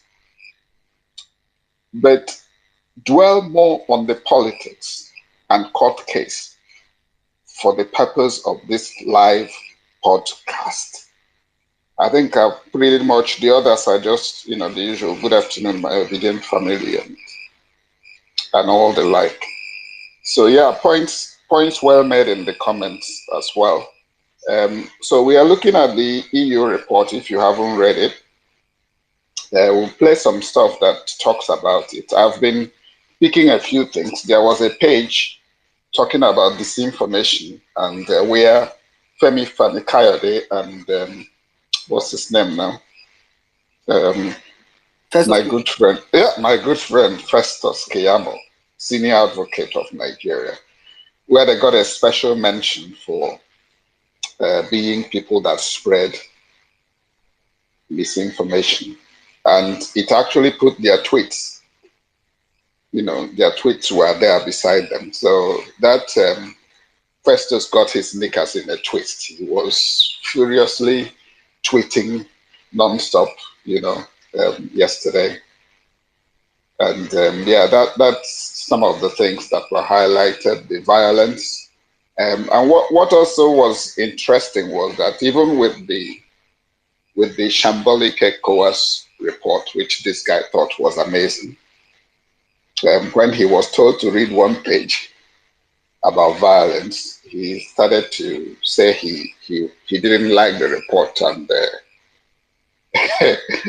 lead counsel was like, "Oh, you reject your own evidence you have just tendered before the court." But that is the world of APC. Take what they want and throw everything else away. They don't like living by rules and laws. They are a reflection of their principle. And that's why I have the utmost sympathy for any good person, that gets himself involved in APC, because gradually you'll begin to lose your humanity. And before you know it, the Oshibajo I met a few decades back is not the one that will be part of what has gone on. I wouldn't have thought so. I could have quite easily said I would vouch for him. And if you look at that pastor, I think between the time he went up for, he was in the court the first day, and the time he came up for the LP thing, you could see he was seriously conflicted. And he had to add that snapping an upload was part of it. So that's why I haven't joined to bash him. I just see him as a victim of what's going on. And people like Tinubu, just like somebody said during the time of Trump's one of his lawyers, Cohen, that got into trouble. He said he is where he is today because of his involvement and then trying to protect this man, that the same fate will befall a lot of other people. And that's exactly what's playing out. You begin to lose your sense of reasoning. You begin to lose your humanity. And then before you know it, you'll be too far gone that you will begin to defend the indefensible. How on earth would a Christian or a Muslim accept that it is okay to go and stab a lady because she's going to cast a secret ballot in 2023? How is that okay? How is that acceptable? But somehow you'll be defending it now, or you'll try and raise another topic so we don't talk about it, because you don't think that human lives count anymore. So that is where we are. And it was very important that some of these points came up, from the points of forgery, from just thinking that, oh, well, that's the INEC form, I can fill in whatever I like. It tells you to read it like every other thing and make sure, do you accept that what you have done is whatever, and you sign it. The last time there was such ridiculous nonsense in Lagos. First they say, oh, he's governor, so he has immunity. And then they say, oh, they've set up a panel in House of Assembly. A guy called Salisu Buhari, the same offense. He resigned as Speaker of the Federal House of Representatives. When it came to Tinubu, whoa, they've set up a panel. And so that was why somebody like Festus Keyamo, they say, oh no, he didn't have the whatever locus, that the the house was going to do it. And then they've done whatever they've done, and then somebody called Afikuyomi say, oh, he's the one that filled out the form. And such ridiculous nonsense. And you do this one, you just say, oh, well, what do I just grab any certificate and hand it over? That's who's going to ask me, who can query me? We need a little bit of representation in this conference to, the backdrop. It doesn't look, because of all the thing about Christian and Muslim thing. So, no, just stop by the street corner, get 30 bishops, get 30 people, dress them up as bishops and bring them. So this guy has always lived outside the law. And, yesterday and the day before, he was made, or the people around him, were made to, because I don't think he has any people, narcissists like that. They live in a hobbery of some sort. They live in a bubble where they are incapable of feeling anything. If anybody will need to be killed now, he will do so very quickly to just carry on. So, but I think the people around him, his wife or other people that still have a little bit of human sensitivities, will be feeling that the snooze is beginning to tighten.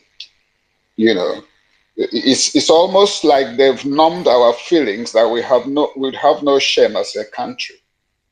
To come to the point where what we are talking about is that not that you did your drug and other things, but that you actually have the audacity to muzzle him and grab the prime position in the land, a position of leadership or responsibility.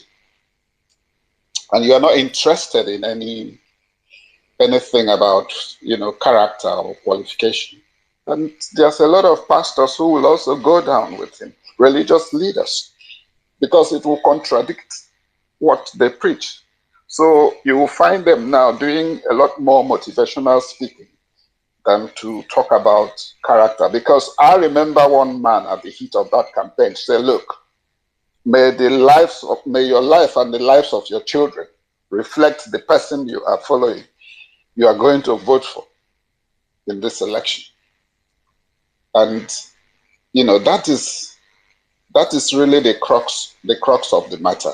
The thing with the EU report is, like well-meaning said, Yaga was on the ground. They were everywhere. They even published some of the results, just to show you the extent of the rot.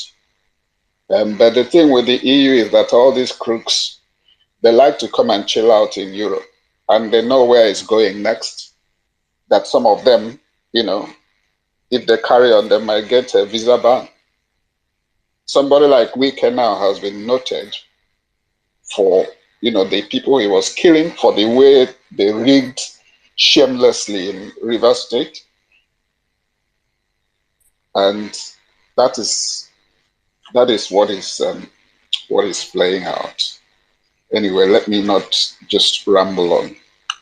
David Abiodun, good afternoon to you, and good afternoon to you too, Peter is better and Mr. Kolade. I guess when you guys are ready to speak, you raise your hands. So David, let's hear your thoughts. Thank you very much. I truly appreciate you for giving me the opportunity to speak here in this platform. Sorry about the noise. My daughter, Fanny, don't make noise. What are you doing? My daughter, she wants some ice cream. Okay, just maybe she wants to speak as well. Yeah. Well, just take the ice cream, right? Take it. Okay, sorry. Can the other gentleman speak? I need to give my daughter some ice cream. Sorry. That's fine. That's perfectly understood. You've given us some TikTok moment there.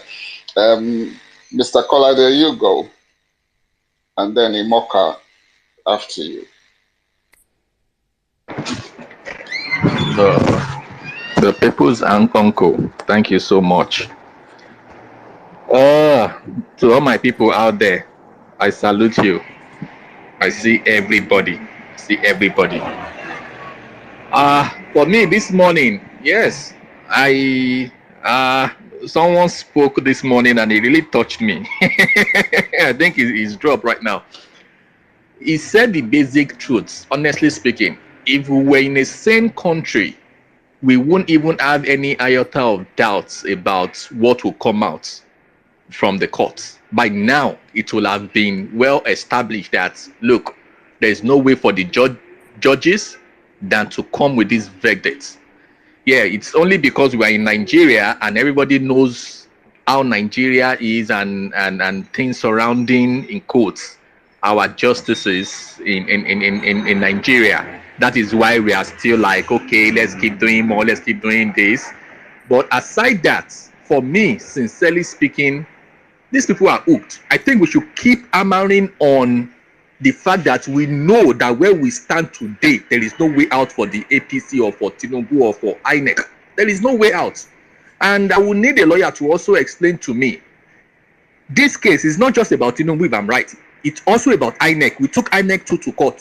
So if the judge said that, oh, INEC, I find you guilty of not following your whatever, it still affects the case overall. If I'm right, I don't know. I'm also trying to look into that. Look, I think there are 2 people we took to court. It's not just, or 3 people, if I'm right. So it's not even just about Tinubu. So Tinubu's case on his own is one. So that one, there is no way out of it for him. Then I come to INEC too. Is another thing, if I'm right. So personally, I don't think there's any way out of this for them, and that is the truth. So I think we should begin to talk more so that they know that we know, so that they don't think we are still living in denial or we are still like guessing, or maybe they know we know what they know. So that let everybody be on the same page, so that we don't want no surprises. And they know that the international community too now knows that this is where things stand.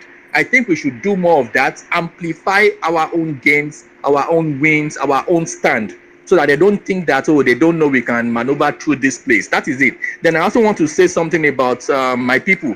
The barcode of a thing, we need to like tread with caution if we really want to reach so many places, because we are just looking from your own angle. Some of us are preaching. It's not everybody that will see a barcode. None of my family member or people close to me will see a barcode and just scan it. You don't scan every barcode you see, because you don't know exactly where it's taking you. Yeah, not everybody is not smart enough. So there are people who are trained, especially the educated ones, in their workplace. They train them not to do not scan barcodes. Any barcode you're not sure about. So like the barcode side, we need to like weigh it and make sure that it's really going to give us the result we need. You can give option, put the barcode and they put the link or whatever. Just spell it out so that we can reach those we want to reach, so that we don't just do things and at the end of the day we are in between. We are doing things that some people are preaching against security wise. And I also tell everyone to please be careful about the barcodes you scan, because you don't know where it's taking you. The same way the good people are using it is the same way the bad people too uses it. So that is what I came up to just come and say. I will keep listening, and if I see anything again, I would definitely come up and come say it. Thank you so much, my people. Thank you very much, Mr. Kolade, for bringing that perspective. Looks simple, looks innocent, but there are other thoughts and other things people are thinking. So we might just revert back to the old www dot or whatever it is. Thank you very much again. David Abiodun, you have the... Yeah, thank you. I just wanted to say that if this entire election and tribunal process have not taught us anything, it ought to have taught us, in my opinion, that from the political sector to the religious sector, they've sort of failed Nigerians. And it's about time that Nigeria start taking the bull by the horn and decide their future away from especially these religious leaders. They have failed Nigerians. I mean, the typical Nigerian is so, bamboozled by religion that common sense has totally disappeared. And I'm saying this with all due respect to any of our folks that are religious inclined here. I've never had regards for religion for a number of reasons, but purely because in my opinion, it has a way of just shifting people out of applying reasoning to solving their problems. Look at what our religious leaders have done, especially in the past 6 to 8 months. They've let us down. Imagine what that one came to do in court. And he's a pastor. Not a single one of our prominent religious leaders have actually stood behind us in this pursuit to say, no, this election was rigged. We deserve quality leaders in government. None of them have even said anything. It's like the common Nigerians have been left high and dry. I think this election itself has brought to question so many things in our society that are wrong that we ought to correct. Anyway, and I think religion is one of those things in our society that ought to be corrected. I'm not saying that we should kick religion out of our society. No, I think it's about time that as we fix our government, we also fix the purpose of religion in our society. Religion should be separate from the state. And I mean, I heard a lot of people even saying that many of the prayers that they make in church are matters that government can solve. If government solve all these matters, 90% of the prayers would have been already solved.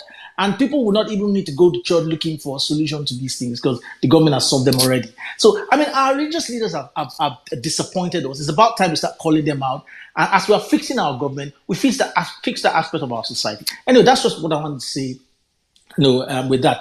And I also wanted to say that, look, I totally agree with that we should start creating, a movement now that would clarify our position. Well, I'm doing something myself. I don't care what that person is doing. I'm doing something in the little way that I can to create the awareness, to fight this whole thing, because we need to let those justices know that we are aware of what's going on. And we expect nothing but victory for our principle, period. In fact, the end of the hearing yesterday solidifies that. Peter Obi won the election. Can we just move on? I think it's an embarrassment to them to continue to deal with that. I mean, we're practice law out here. I think a decision would have already been given immediately because it's a no-brainer. Their response, I was expecting a robust response from APC and INEC, and their response is just disappointing, quite frankly. And I think that just clarifies everybody's thought. Peter Obi won the election. Just hit the stone on the head. Let's move on. And if they want to lodge an appeal at the Supreme Court, that's their prerogative. We know who won the election. That's why they couldn't defend it. The cases in court is basic. You rigged the election. Prove that you didn't rig it. They couldn't prove it. You forged your certificate. Prove that you didn't forge it. They couldn't prove it. You did this. Prove that you didn't do it. They couldn't prove it. So end of story. So I think we should just, Peter Obi won the election. They should just hand it down and let's move on. Because this is just a rigmarole and it's just a waste of our time. Yeah. Anyway, that's all I wanted to add. Thank you. Thank you very much, Mr. Abiodun, for your contribution. The issue of religion, it's an interesting one because on the one hand, for me, it's something people experience, so it's something personal to them. An experience will always trump opinions. So if someone is heading to Damascus and the fire falls, he experiences something, there's nothing on earth you're going to tell him to dissuade him from the experience he's had. Now, the challenge I think we have in Nigeria as a nation is the knowledge side of things, the application, the life application of some of the theologies, whether from the Bible or from the Quran. How would you as a pastor stand idly by, watch people getting killed, watch rhetorics, even by your own pastor, like that boy, Dio Israel, who was championing some of this bigotry, and you wouldn't say anything about it? I can understand some of them pretending they don't want to get involved in politics. That's fine. But this is not you getting involved in politics. Because I know during the time of the, what is it called now? Some of the abolitionists, they were driven by their belief that all men were created equal. So they fought against slavery. People like Martin Luther, he was a priest, and he used to draw inspiration, draw references from the scriptures, to push for what he was doing. And he was gifted as well in terms of public presentation. But our own is almost like they get people together, get them to feel good, help them solve their private problems. And then in terms of responsibilities to the state and holding leaders accountable, everyone will just go away. And in the face of injustice as well. That's the one that riles me. You couldn't say it's right, whether the person is a Muslim or a Christian, and they're getting slaughtered, and somehow you think it's okay. I don't accept that. In terms of what government could solve and all that, I have an anecdotal experience. I can't even remember which year it was, but I traveled to Nigeria, and they said some of my account had gone dormant, because I was away for a few years, and it had a lot of, so much money that I couldn't ignore. And I went the first day, they fobbed me off. I went the second day, and the person who could sign this, you need to go back to your previous employer for them to sign that they were the ones that deposited this money, this other one. On the third day, and I'm telling you, honestly, I found myself praying. I remember I was praying that, look, God, I really need favor today as I go to this bank. And it was when I came back, I started laughing, and I'm like, here I'll probably, I wouldn't need to pray. I will call some customer. I will say, get your manager on the line for me so I can shout at them. But that's just, I think that's the orientation we have, is that certain things that we need to challenge or we need to fight for, and some of the bigger leaders, you will be surprised to see that if the church pastor, well known, is coming there, he will probably be able to shunt the system. So he will get a treatment that isolates him from the reality of the everyday person that's probably a part of his congregation. But it's a complex society, but I believe somehow it will all come together. Like Obi was saying, they were sending religious people to go and tell him to leave it to God and, move forward. And they say, it can't be the will of God, 133 million people in a country so well endowed are living below the poverty line. And somehow we should all just put up with it, I remember one guy went as a missionary to Nigeria. He went on a mission, just a 2-week mission with a friend. And he was a broken man. He was crying because they were coming up and seeing accidents. He said, people just die needlessly. I'm talking, he's a Christian, he's a preacher, in the UK. He's a white man. He said, people die needlessly. That's the word he used. So he believes God, he believes miracle, he believes healing, but he just saw that there were just some little basic things that could have just improved the lives of people and probably have nothing to do with the devil. But Imoka, good afternoon to you. Kindly unmute your mic and share your thought. Good afternoon. Good afternoon. Am I audible? Yes, sir. Yes, sir. Okay. This is actually my first time speaking on this space. I've always been a listener, I've always followed the PEPT on this space and even in on violet space. So I've so much wanted to talk, but I just felt that I think today is the right time for me to speak. Um, during this election, I have a very good friend. In fact, we've been friends for over 10 years. But this election, he had to um,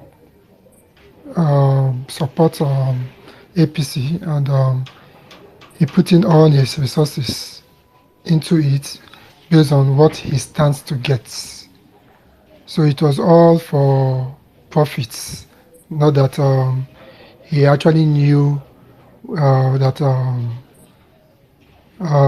he's doing it for the right cause, but he was doing it for his own pockets.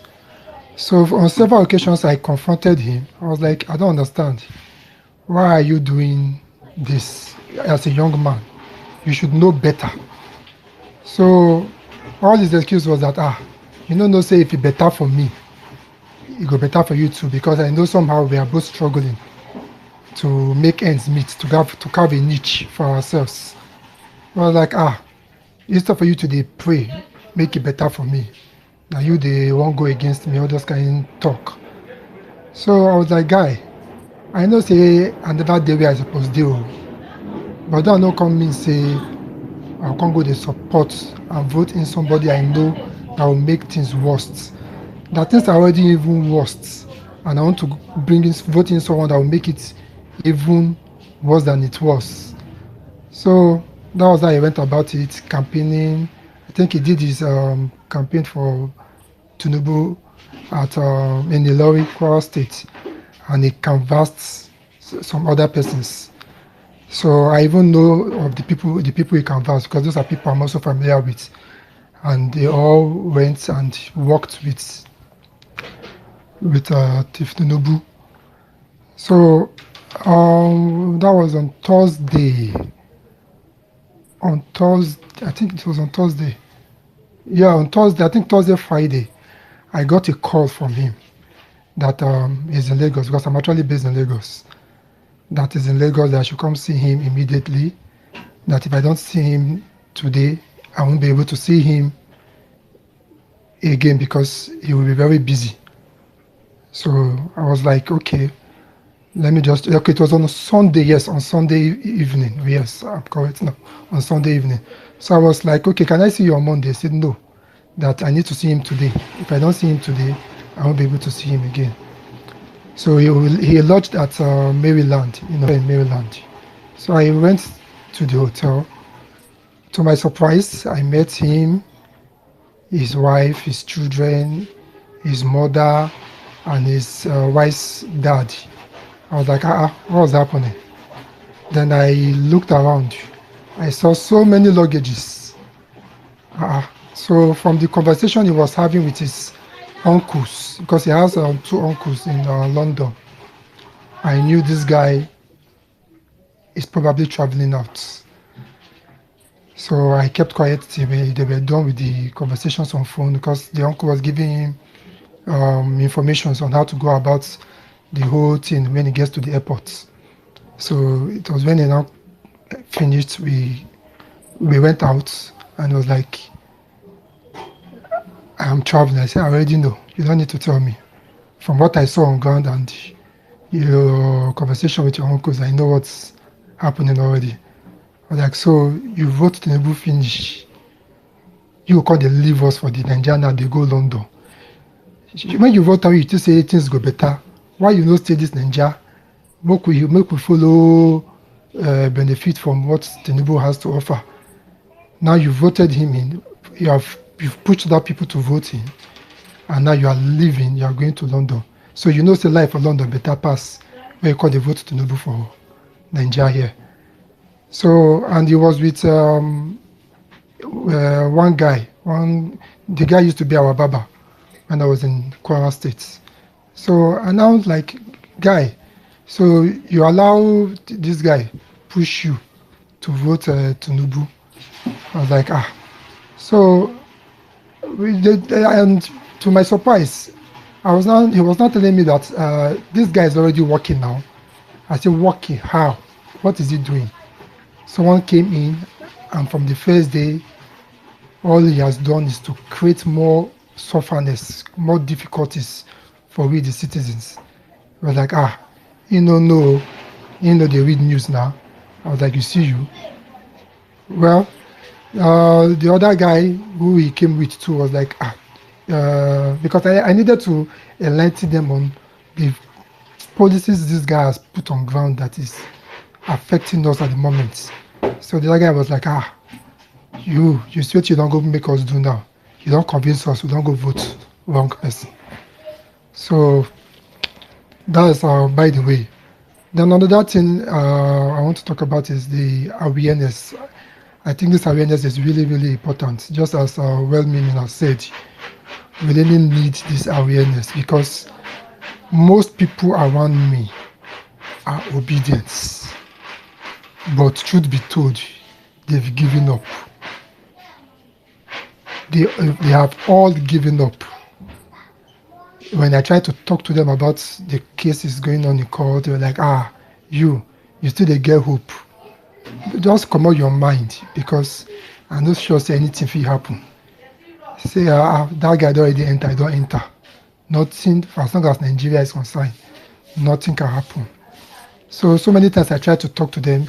Even today, same thing played out because I went to train. I also play volleyball, so I went to train today at the Teslim Balogu Stadium. And I met two ladies, two of my co-volleyballers. So they were all lamenting about what is happening in the country. I was like, this is the more reason why we need the courts to do the right thing. They also now say the same thing. Guy, court no fit do anything, no. The court won't do something, therefore do them before they swear in Tinubu. But now they don't swear in Tinubu. So there's nothing that guy will use all his resources to make sure that judgment goes his way. I was like, see, you guys really don't know what is happening. And I guess it's because you guys are not following up what is happening in the courts. And for me, I've been following up all that is happening. And I know for sure that this mandate, we will get it back. Then the other lady now said, Oga, come on your hope. And you don't just deceive yourself, so you still get hope. I said, I am very optimistic.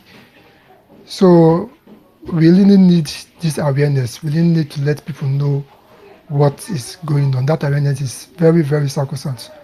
So that's all I just have to say.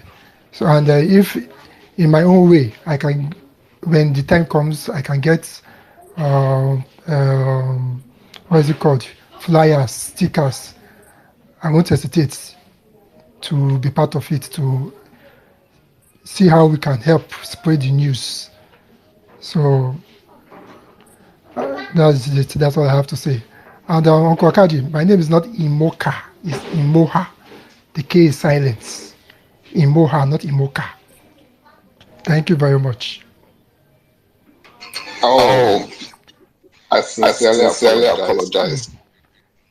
Points noted. Okay, thank you. Right. Okay, well-meaning. Let me know when you're ready.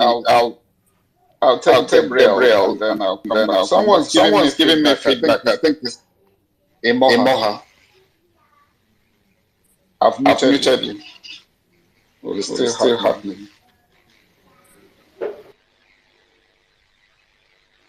So how am I getting? Okay, yeah, it's better now. So yeah, well-meaning's giving me thumbs up. But Gabriel, how are you? Good afternoon. If you could chime in, then we'll listen to some stuff from well-meaning Nigerian. Okay, good afternoon, Odo Akaji. Am I audible, please? Very much so, sir. Okay, thank Go you. ahead. Okay. First time spacing on this 1 million match, if I get 1 MMC. And I've been following the PET mostly on various handles, the violent space, and so on. And I'm of the opinion, just like Imoma said, I just came in, and then when he was actually making the submission, a lot have given up because we've seen before now how the courts, the judiciary have given some judgments before now, how it's unimaginable judgments. And as such, we are in a country where the unimaginable always happen. And as a matter of fact, it's unthinkable to say someone who constitutionally did not make the requirements to be the president is actually sitting in the presidential villa as we speak now. So the unimaginable has happened. And it will not be out of place to begin to imagine why INEC and APC decided not to defend or not to respond to the petition at the tribunal. It will not be out of place also to begin to imagine whether something is at play that we don't know. Because we were all here when Yakubu, on his own, decided to make someone the president. Above all things, discarding the entire process, disregarding everything as far as the election was concerned, and trampling on the rights of voters who actually came out to choose who is supposed to be their leaders. And we saw it there that Yakubu decided to make Tinubu the president as we speak. So it will not be out of place if people have this reservation about the judiciary. I'm of the opinion that, look, that we need to create a scene where the environment, actually entire Nigerians, I mean everybody, just like the pre-election period where the obedient movement was the talk of the town, the obedient movement was actually what was gaining grounds as far as the politics is concerned, to be the same scenario prior to the judgment of the presidential tribunal. I believe we should create that same scenery where they will have no other option but to do the right thing. A situation where everywhere is calm and everybody's just expecting them to do their bidding, do what is right. I wouldn't be surprised. I'm not so confident on the judiciary. At the same time, just being optimistic on the other side that hopefully they will do the right thing. But then, knowing what Nigeria is, anything can happen. Thank you. I yield the mic. Yeah, thank you very much for your presentation. I'll just take one or two comments from the comment section. Oh, it's not even a reasonable active ability. Yeah, while we're all looking at the judiciary and EU, someone's writing here. At well-meaning, can you marry Ngozi for us? Obedient will support Ona. So that's what's occupying the minds of some people. Uncle Akad, you really read that story? I have to read. Yeah. I'm supposed to give everybody a voice today, whether it's written or spoken. Who knows? It may even be. They say obedience will support Ona. That person has spoken on behalf of. He has received the consent of all obedience. You know how these things. You know how these things work. Right. Uncle Well-meaning, Kaji, are let's you ready? allow well-meaning answer that. No. Well, I'm Ngozi's uncle, so you know what the answer is gonna be. Yeah. So, well-meaning, are you ready? Yeah, I'm ready. I'm ready. So. Okay. Yeah. So we'll go for it, and then Joe Paul, you'll speak after he's gone. Yeah. Okay. Let me. So, like I was saying earlier, I was just going to play a video of. When I wear the wish marriage, when I shall know, except when I won't call the settle quarter every day for us. People should leave Ngozi alone. Anyway, let me just play the video. The person that is going to speak is it's Samson Todo, so it's really related to the EU report. I'm aware that Yaga also sent out observers, over 3,000 in 774 local governments. And Yaga has also issued his own report about what it observed. Is there any much difference between what the EU observed and what you observed through, your respondents who were on the field during the 2023 election? And what do you think of the reaction by Mr. Dele Alake? We'll go with you first, and then Are Hassan can respond. Please go ahead. Well, thanks so much, Dr. Abati and the team out there. Dr. Abati, it's Yaga Africa and not Youth Initiative for Advocacy, Growth and Advancement.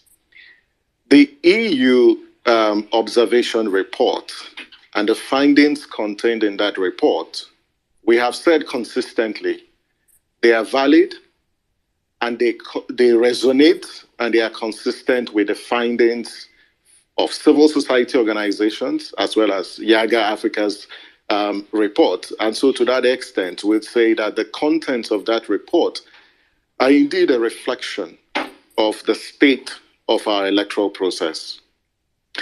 To your question on the reaction to the federal government's response to the report, I think there are four main things that are worthy of note. The first one is that the EU Election Observation Mission came to Nigeria on the invitation of the federal government. It is part of standard practice in this ecosystem of election observation that countries invite, international observers to come observe the elections. And the observation of these elections is based on certain standards, and there are standards that are set in instruments and regional norms that Nigeria has ratified and domesticated. It's based on our Electoral Act and the Constitution. And so the EU Election Observation Mission didn't just deploy to Nigeria. It came on the invitation of the Nigerian government. The second critical thing worthy of note is that across the world, the EU Observation Mission is reputed as one of the leading international observation missions on elections because it's got standard comprehensive frameworks for assessing electoral integrity. And I think it's based on that since 2007 till date, the EU has been observing Nigeria's election. And some of the reports from the EU have become a reference point for reforms. If you look at the statement issued by the federal government, they reference the 2022 Electoral Act. And I think Nigerians need to know that that act that we celebrate had contributions from the EU. The EU deployed its technical expertise and its resources, supported the National Assembly, supported civil society organizations to galvanize citizens, including support to INEC. And the act that we celebrate today, had a contribution of the EU. From 2015 till date, the EU has contributed a lot of resources in advancing our electoral process. I think the third critical point that is also, worthy of note is the fact that the EU Election Observation Mission is an independent mission separate from the EU delegation in Nigeria. These are two separate entities, even though they belong to this family called the EU. The EU Observation Mission is answerable to the EU in Brussels, whilst the EU delegation is resident in Nigeria and it advances bilateral cooperation with EU. So it's important to treat these two separately. And so those are the issues. And I think that, the response from the federal government, to an extent, I felt taken aback for two reasons. One, I had expected that the rhetoric from the SGF when the EU delegation met with when the EU observer mission met with the SGF was that, yes, we will take these findings, we will take these recommendations, and we would solicit more support to enhance our process, and not the kind of statement that was issued. And I'm quite worried and disturbed with the statement because there are certain, contents in that statement that gives me cause to worry. First, if you say this was the best elections conducted in our history, citizens don't agree with you. Civil society don't agree with you, because look at the systemic weaknesses that they identified. Logistical challenge was a fundamental issue in this election. The issue about public confidence hurted by the issue related to the lack of transparency in the management of the results process. You look at different aspects of the elections, there are a lot of infractions. And so at this point, we should be true to ourselves to say, what can we do to improve the integrity of our process? But the 2023 election cannot be considered the best election in our history. And I don't agree with that submission, and a lot of Nigerians as well. I think the second and perhaps the last thing deals with where do we go from here? And for me, yes, this matter is sub judice, and there's a limit to which I can comment on this issue. But I think that the reports released by the EU delegation are a reflection of the state of our electoral process, and it calls for concern. And every Nigerian who is patriotic and desires advancement in our democratic process should look at this report, other reports released by observers, and marshal a way of reforms to our electoral process, because the report really reflects and resonates, with our submission. YAGA Africa deployed over 4,000 observers. Other civil society organizations deployed countless of observers. And when the EU delegation, when the EU observer mission deploys its mission across the states, it also interacts. It also takes information. So when you say it's just a desk review, I think it's been unfair, to a key partner of Nigeria, and a partner who has contributed remarkably to the advancement of our democratic process.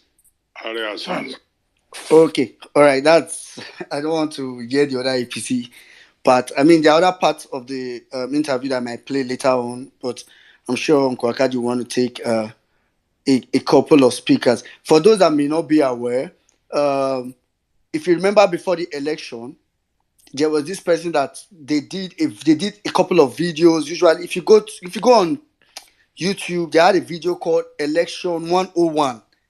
So this was the person making those videos. So I can tell how, because I know I know it was for someone like me that had known the process. So I don't want to imagine how bad it would have been for him. Yaga Africa had a collation setup already waiting. So what INEC did was, so it's why INEC's argument on result not being transmitted does not affect the election, blah, blah, blah, or arguments relating to party agents doesn't make any sense. By going by the 2022 Electoral Act, any party could have stayed at home, not have any agent. It was not required by law it's not a requirement that parties must have agents. It's optional. Any party could have stayed at home. More like any candidate or his party could have said, oh, we are not deploying any agent, don't worry, election go on like that, and still win election. All you need to do is stay back, get what is supposed to be the real result that public should have access to, collate it, and see if it matches what INEC declared for you. So Yaga Africa also had plans to collate the result, and that didn't work. It made reference to logistics. I think somewhere he tried making reference to it, but on that conversation on logistics, I think one person that has analyzed it very well is Atedo Peter said, when he said, if you look at the map, INEC intentionally came late to stronghold, the southeast, the south-south, strong place that you consider the stronghold and a huge part of the middle belt, place that you consider the stronghold of Peter Obi. And they admitted their explanation is that they had logistics challenges. It's not that IREV is the one that is practical, is the one we can see. You can't really weigh logistics, this thing. But do you know that this glitch, INEC did not only have it in IREV, INEC had it in logistics. And the glitch was very selective in such a way that in the polling unit, if you watch what's it called? Dele Farotimi's interview, you will see it. He said in his polling unit where he voted, I think in Lagos, as of 1 p.m., they were still struggling with 1 a.m. in the morning, they were still struggling with uploading of results. So they had to stay up to 1. He said they started counting votes at about 8 p.m. So what INEC did was that they I don't know how they mapped out. Okay, it was kind of obvious anyways. They mapped out places that would be LP stronghold. Ensure if you are on, thank God Steve is here, sorceress space or the violence space situation room that day. The first issues we had to deal with till like 12 o'clock, 1 p.m. until Anchor Day is here was issue of materials not arriving on time. Those were the first issues we had to deal with until 1 p.m. Till people now started saying, okay, they've come now. This one said, okay, they are here now. 2 p.m., that was when they started coming. I remember that was when Anka did ask me a particular question. I did that, are they going to leave now? Like, would they be able to leave by 2 p.m.? And I was like, no, they have a particular time that they have to stay on that day. So the truth is, the buttress point is that EU's report is really, like, in fact, I don't feel like EU's report, but they were even diplomatic, to be honest. They were being diplomatic. They didn't want to just call some things for what it is, so it doesn't look as if they're interfering with another nation's sovereignty. But it is really what it is. And this is someone that has been in Nigeria, has a good knowledge of the process, telling you that it. And I like the fact that I even gave a breakdown of the processes that EU goes through and what EU observation mission is. So it's not as if they don't represent any specific government of the world. So anyway, maybe after some other submission, I'll kind of fast forward to another place where he made his submission or he was answering a question, and I'll take it. Uncle Akadi, over to you. Yeah, thank you very much. I think some of the points the gentleman made goes to the heart of the matter, patriotic Nigerians. I always say that's the big issue. These guys are completely lacking in sincerity. And like he said, they sign up to everything. And for them, that EU partnership is an opportunity for some people to get ESTA code. If they come to inspect technology, they will sign up. If there's any act, anything that protects right of voters, they will sign up to it even without reading it. But it's when it comes to implementation, what we saw was a total and appalling ill will, towards the voters. And what winds me up the most is when I see some of the politicians from certain areas crying because they didn't get a position. Someone like Ojus Okalo. He was part of this nonsense because Ohafia, where I come from, never voted. Not on the first day and not on the second day. They then said, they'll do it on Monday because they haven't given them enough information. Only for Carlo to be announced as senator-elect with a margin of 3,000 votes. So within the area where there was no voting, you're looking at 80,000 plus votes. So that's what you just repeat that pattern all across the place. So that's what these guys have done. And that's what I was telling you about Tinubu's criminal mindset. I don't think it's happened. There will be things, there will be incident forms, people trying to thumbprint rig. But for somebody to actually sit down and say, you know what, I'm going to stop Nigerians from registering to vote. I'm going to stop them from picking up their voters card, and I'm going to stop as many of them as possible from voting, and I'm going to visit violence, kill people, traumatize people, destroy their properties before elect, just to stop them from. I think we are dealing with the worst type of criminality, and these judges had better step up the plate. We've put the evidence before them. Joe Paul, how are you, sir? Joe.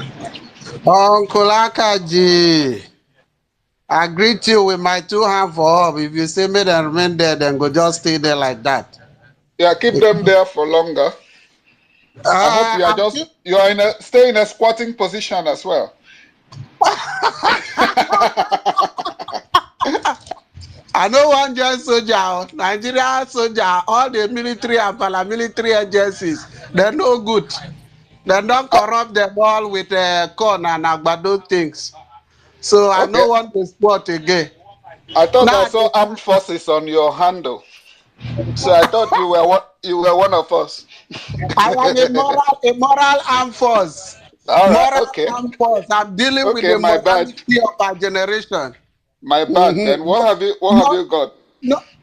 not in a Sparta arrangement, but dealing with the psyche of the human being. Thank you very much. I agree to now all. My brother, well meaning. I think it was timely that you spoke before me. I wanted to. I joined this group, this space today. I think quite early, even before the monologue and all of that. And later, Nigeria now, as I said, I did my farm. They try to work because I'm preparing for the swearing in. Uncle Akaji, you go chop and the yam that day, you know. For well meaning, you na a do man. I go make sure see you get that. I can prepare that a do style of a goosey soup with pounded yam, and I know that the combination is going to make a very serious sense. Even as then they talk, see they want to crossbreed you with Ngozi. I don't know whether she go allow you chop, but no problem. Well, thank you very much. I just want to, like I say, my hands are up. It is in celebration and with utter joy that my hands are up, because when I saw what played out as the respondent to the petition, they started and they didn't even have anything to say, because it's just like holding a man directly on his scrotum. Even if the man owns the whole world, he's ready to give it to you just for you to allow them go. So that was actually what happened with the petitioner, which is Labour Party and Peter Obi. They are holding INEC, APC, Tinubu, and Shetima right at that very delicate position. And they have not been able to shake their body, because they had imagined over time that the status quo is going to remain the same, because over time Nigerians don't care. Nobody cares. Whatever happens, we now resign to that's the will of God. And men of God will be bold enough to tell us from the pulpit that it is the will of God. And for me, that I have tested the depth of religion, I can tell you that it is only people that has been brainwashed and conquered in their mind religiously that will believe anything somebody say in the name of the men of God. And a typical example is the witness from INEC that says that he shouldn't be addressed as pastor, but should be addressed as doctor. So these are some of the things that you see. I remember, like looking at the report of the EU, like what my brother well-meaning has just said, is the fact that I remember in this very platform before the election as a build-up, I made mention of this very point. One, that I have been I have been with them, rigged elections over the years. And I understood exactly what they do. And I remember stating clearly that one of those things that they would do is that they are supposed to be a strategic team whereby they keep on identifying the stronghold and the strength part of the opponent and areas, and they see how they would jeopardize elections in those areas. And one of the major things they do is they collude with INEC, and materials will arrive those places late, or at times materials will not even get there. If materials should even get there, there will either be fake ones that will get to those places. That is what has played out up until 2019 elections. But in this election, they didn't know that the Electoral Act is also holding them and is to serve as a watchdog over them, especially the use of the IREV and the digital transmission of results using the beavers. So these are some of the things that actually held themselves captive. And I want to also make sure note this point. The fact that in 2015, I can tell you that APC, when they won election in 2015 with Buhari, they didn't have up to 40% polling unit agent across the country. That is a fact. But they won that elections because a lot of people were fed up with the APC. And now, they came in because people wanted to try an alternative. Instead of them to allow the system to run in such a manner that brought them to power, they decided to stifle everything. But in the process of stifling things, you know, the wind blew and the circumference of their anus became well exposed, and they themselves vulnerable, and they are eating their ass now, and I'm very sure that they are hiding their faces in shame. When I went through, in fact, that EU report is about 68 pages, including the graphs and every other representation in it. I discovered that everything that is there is nobody that will be able to argue it. And I remember when you look at that report has a pre-election review based on data collected by EU during before the primary itself. In fact, the organization, the EU observers, they really worked.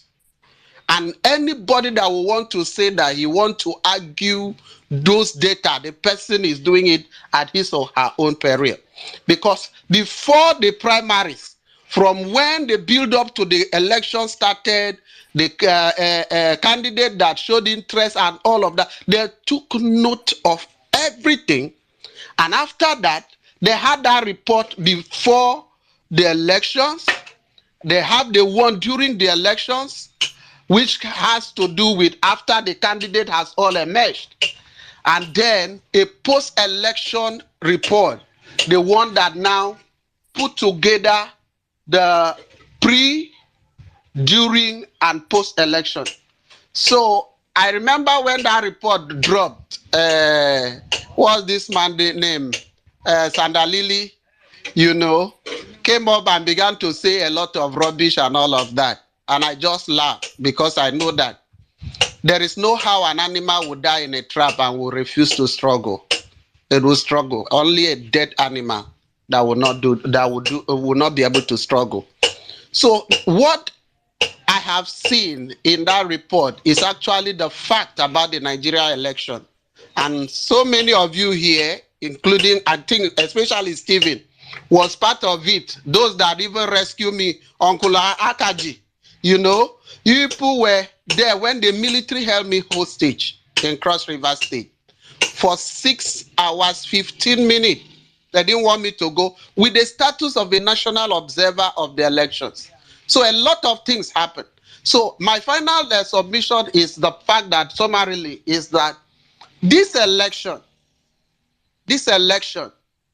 the outcome of this election, the obedient movement, the resilience, the persistence in the obedient movement has not only, though we set out to rescue Nigeria by bringing the hope of this nation, Mr. Peter Gregory Obi, but so many of us didn't know that a lot of other things we have been able to achieve. And these are some of those things, is that our commitment to the Nigerian project has been able to expose in full swing the institutional decay across board in this country. The security apparatus in Nigeria, none is okay, because even personnel are looking for a way so that there will be in the good books of politicians for them to be recommended for higher promotions. So this is the problem. You see the judiciary. Look at the likes of the man that senator that came yesterday and came and was disgracing himself. If they knew, that man would have been in the bench. He would have been a justice by now. And imagine the testimonies he was giving yesterday. That is the kind of judgment he would have been delivering. Somebody with questionable character.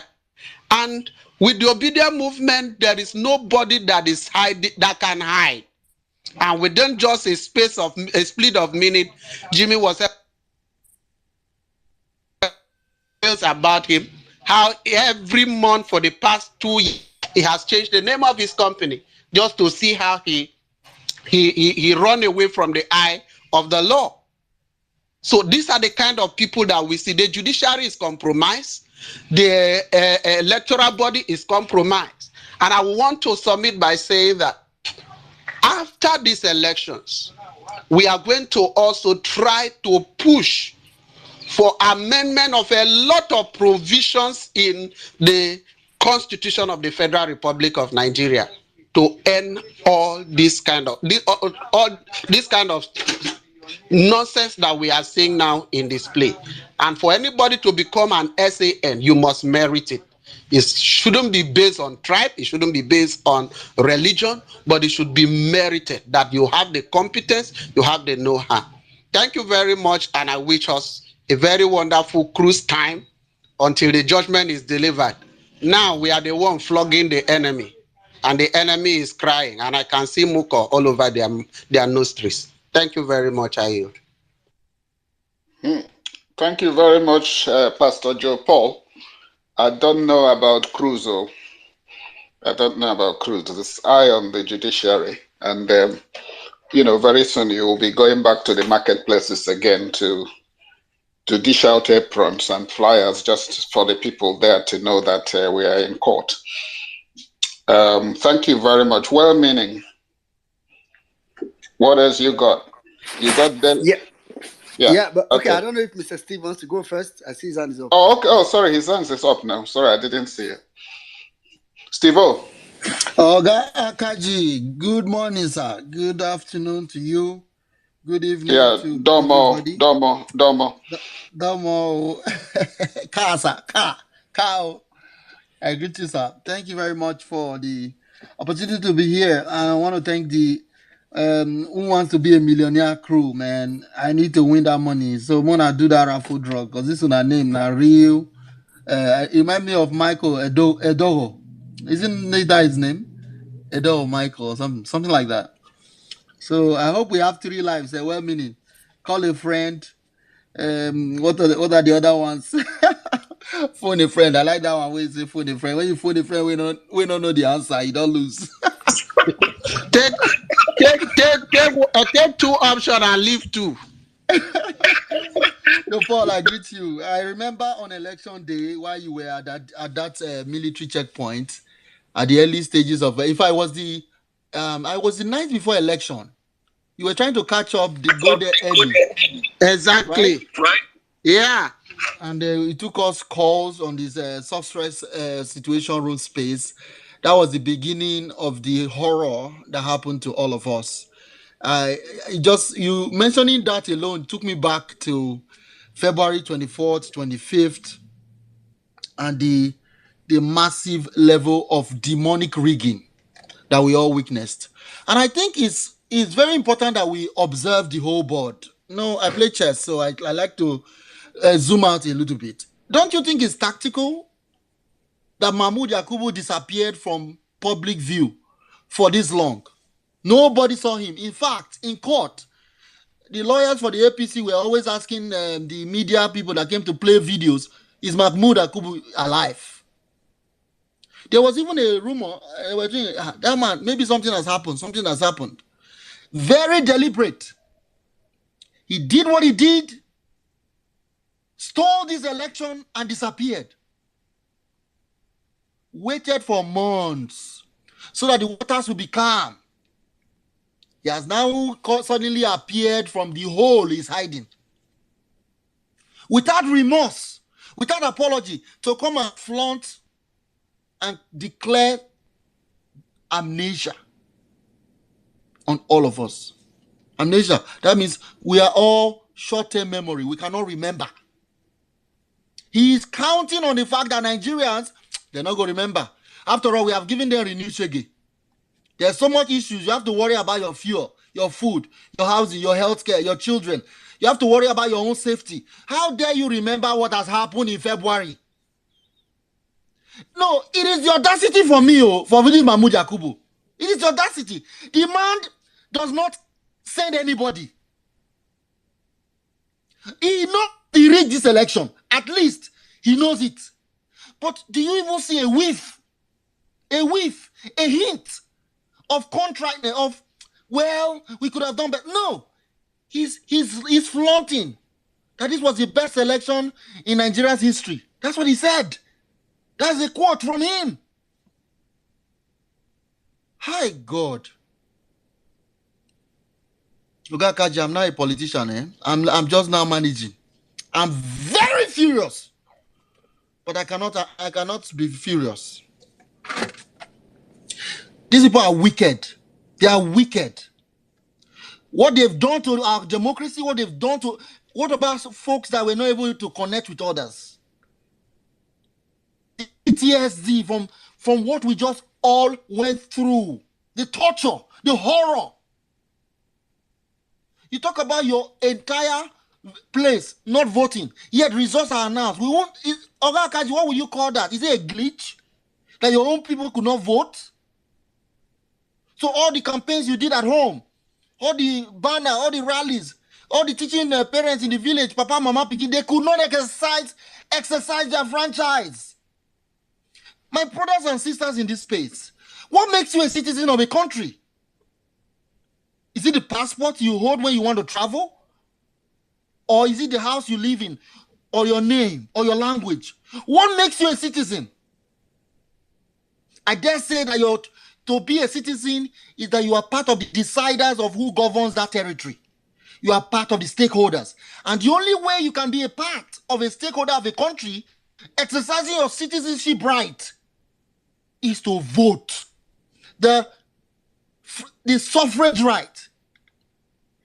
Anyone that takes your right to vote has killed you, has killed your country, has killed your destiny, because your leadership determines everything about you. It's actually more important than where you go to worship, where you go to school, where you go to open your business. Leadership is everything. Everything. I don't know how they did it to our parents. They deceived them enough to believe that politics was not important. It's dirty. We all should be going to political parties' houses on Sundays and Fridays. We should be going there more importantly. Actually, it's that important. Politics is actually more important than your school you go to Monday to Friday. You better go to a party event and be there. Be a card carrying member. Decide who runs your country, who runs your village, who runs your street, who runs your state. That is actually more important than anything else, our parents told us. This man, conniving with a lot of people, came up with a result that shocked the world, that broke hearts. For the first time, Nigerians campaign across the country, spend their own money. People left their jobs. Free business folded. People became public speakers emergency. We retired the old influencers and created a new set of influencers that have integrity. We shut out voices. Alternative media was created. They said we had no structure. And people were singing on election day, no structure 1, no structure 2, no structure 3. And these people have the temerity, the audacity, the effrontery to just write over that. And this man appears months later, unperturbed.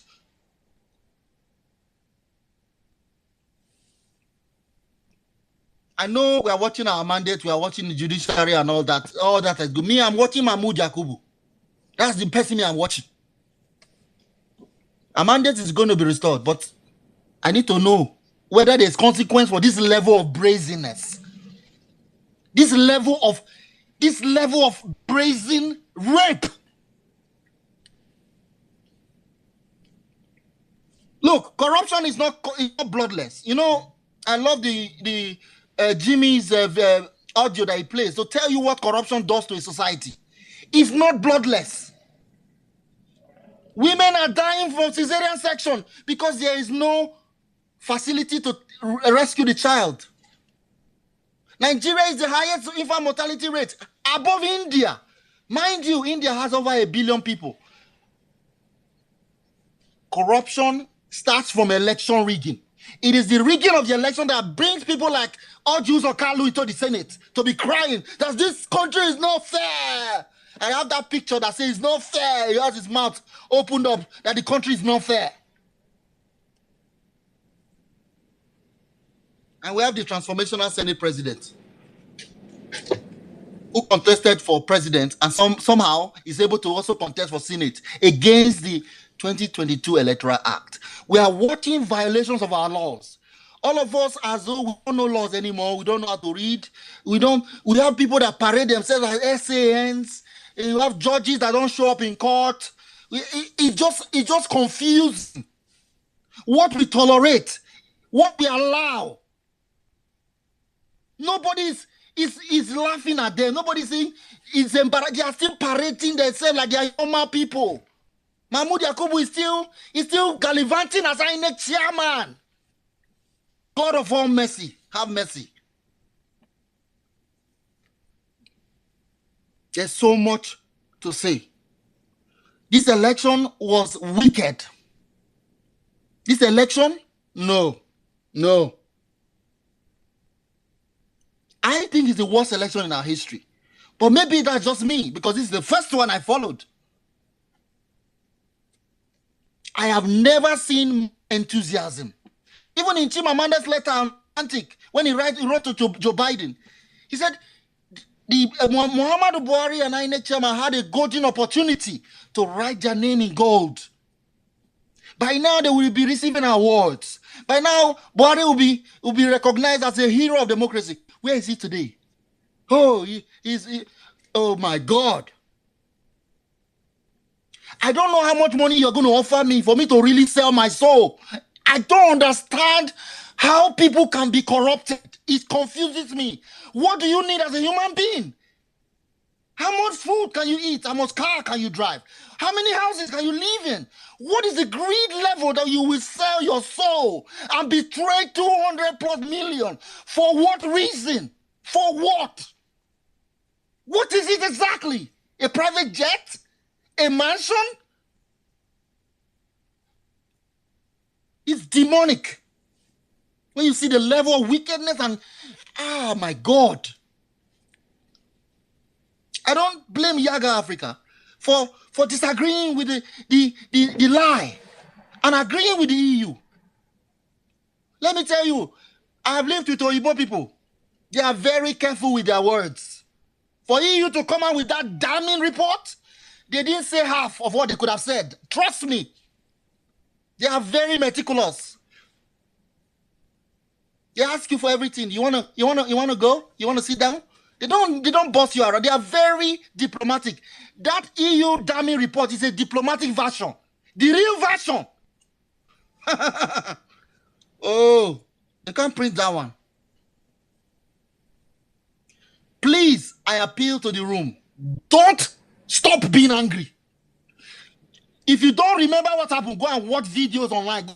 Go and check the hashtag #SourceRex. Go and check the hashtag Nigeria 2023 Nigeria Decide. Go and read the hashtag Nigeria Election. Go and look the hashtag INEC. Go and look at INEC failed. Remind yourself every day what has happened to our country. That oh my God, we are in a court. We should not be in court right now. We should be building our country. We should be repairing the harm that has been done to us by PDP 16 years and the shambolic 8 years of APC. We don't have time to be wasting in a courtroom. It is not the judges that determine democracy. It's democracy of the people, by the people, and for the people. The people starts and stops democracy. It is not the law court. This is an error. That we are in court is an error. We should not be in court. People should do the right thing. And it was not just Mahmoud. It was professors here and there reading fraudulent results. It was governors using their power on their brute force. It was police officers working with them. It was betrayers left and right. Everybody ganging against the people because they chose Peter Obi. Suddenly, this man that cannot hurt a fly is the hated man because he decides to side with the people against his own class because he is a billionaire. He could have behaved like Adenuga. He could have behaved like the rest of the billionaires. He could have sat there in London, invest in the stock exchange. He came down to build public wealth, to serve, service.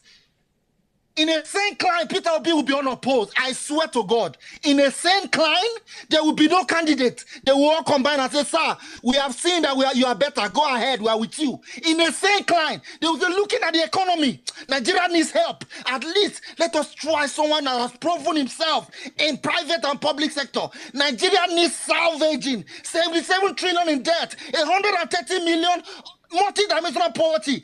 Insecurity left and right. We need you. Don't contest, unopposed.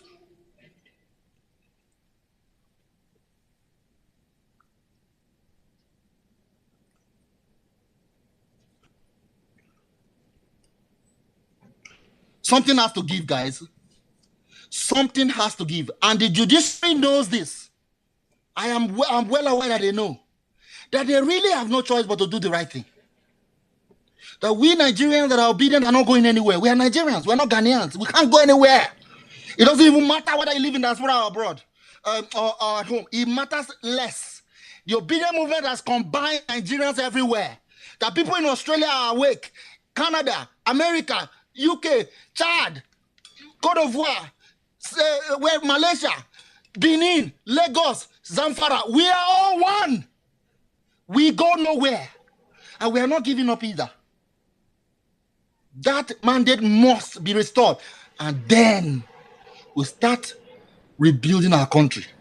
After prosecuting to the fullest extent of the law all those found wanting. Remember, they didn't just rig the presidential election through their, like Wellmini said, glitches of logistics. INEC does not show up and results are declared. No wonder they have blood results everywhere. How can you justify it? A country that knows people like Babangida, people like even Buhari himself. Nigeria has been good to this man. Nigeria has been feeding Buhari since he was a young boy. Nigeria has been feeding this man and his children every day, 3 square meters. Nigeria feeds Buhari since he was a young child. This country has been good to this old man. Why don't you allow the country to succeed now that you're growing towards your retirement? What more do you want that Nigeria has not provided? See, their fathers. Obasanjo stands head and shoulders above the rest. So tell me all you want against Obasanjo, but he stood for the right thing. Yeah, he was this, he was that. Obasanjo is a true detribalized, true fair Nigerian that one can say, yes, this man is thinking of posterity. Some of our former presidents, there's one that Abu Salam like to sign peace accord. What has Abu Salam said about what happened? Have you heard him condemn the violence? Is he not the one signing peace accord? Where is he? Has he called Mahmoud and said you didn't do well? Have they condemned INEC for this shambolic brazen rape? Why are we the only ones complaining about this obedience? Why? Why are people across the aisle not saying, no, this is unfair? How can we hope to build a society that works if we cannot get the basics right, such as counting votes? How can you build on that? Peter Obi said, and I quote, you cannot build on a faulty foundation.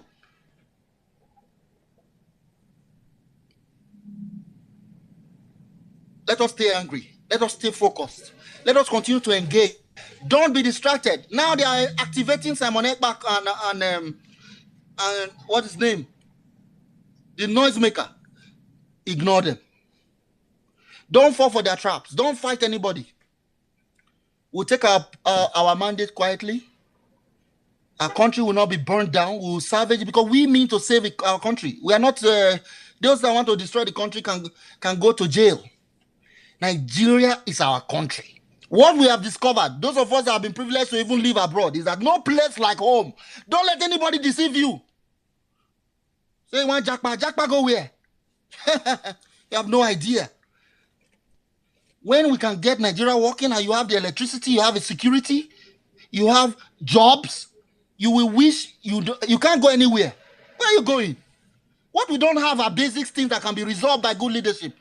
Security, jobs, electricity, road. Those are basics. It's not rocket science. It's simple to do. You just don't have to be a thief. That's all. Don't be a thief. You can solve it. How do we get people that are not thieves to be involved in public service? That's what Peter Obi is about. How do we have people that will go there and don't steal and think for the general public for once in our, I would have said freaking lifetime, but I don't want to pay money because I define money now. Anyway, the thing that vexed me when I reason my mood. I remember the song that Mo taught me. Ole, ole, ole, ole, Mahmoud. Ole, ole, ole, ole, ole, Barawo, Mahmoud. Pure and simple. Say, I assure you and I reassure you. You thought that was an app. I can mute my mic for the say this man to the vex. Thank you. I greet everybody. More than not vex. Pardon my outburst. Just too much for me. When I vote for me, oh, now say I the vex. Thank you. It's all love. Stephen, this place is you have to bring bags of rice here. If you don't bring bags of rice, you ain't getting no vote from me. Country don't hard. We vote based on. You know there's a rice man. You know there's a rice man on our race. How do I compete with the rice man? There you go. So that will be a question for you to answer. But yeah, we need rice. Quite frankly, there's no way you look at this thing and as a reasonable person or a human being at that, you will not get angry. You know, you can imagine Nigeria going to challenge a report that is supposed to help you. And as Stephen says, it's couched in diplomatic, lingo. It's not like they said dismantle this, do that. But they just laid bare what was wrong with the whole thing. And I've said here that if you like, go and pull up the AU report, because what they usually do is all the corrupt leaders go and massage each other's back. They said over 80% of the places, INEC didn't show up on time. And the point well-meaning was making was when you start going to the southeast, south, because they were expecting that Obi was going to, do very, very well. Like I said, Obi came to my notice from people pulling their kids from schools in neighboring states to take them to Anambra to go and study and get proper quality education without fees, huge fees. And so he's very well known. If you think I'm joking, Kalu was trying to run, Umahi was trying to run, all these other people, but none of them will raise this level of enthusiasm. So it's not a tribal thing. It's not a tribal thing. So it was a total failure. They say about just 11% in the southeast, 35% in the south. In terms of INEC showing up early, that's like within 2 to 4 hours. And all the other places was just some, they never, like I said, In my own hometown, they never showed up because Carlo knew he was a gunner with just 3,000 from 3,000 margin. The Otis number 2 comes from that area. So, so where was he going to get the one that will give him victory? What's even annoying is when you start going down to the March the 18th, the level of abominable violence in Lagos, Port Harcourt, Rivers, some other places, then you start to see things as well like direct instructions from Abuja not to give Labour any governorship seat, which is what that lady said.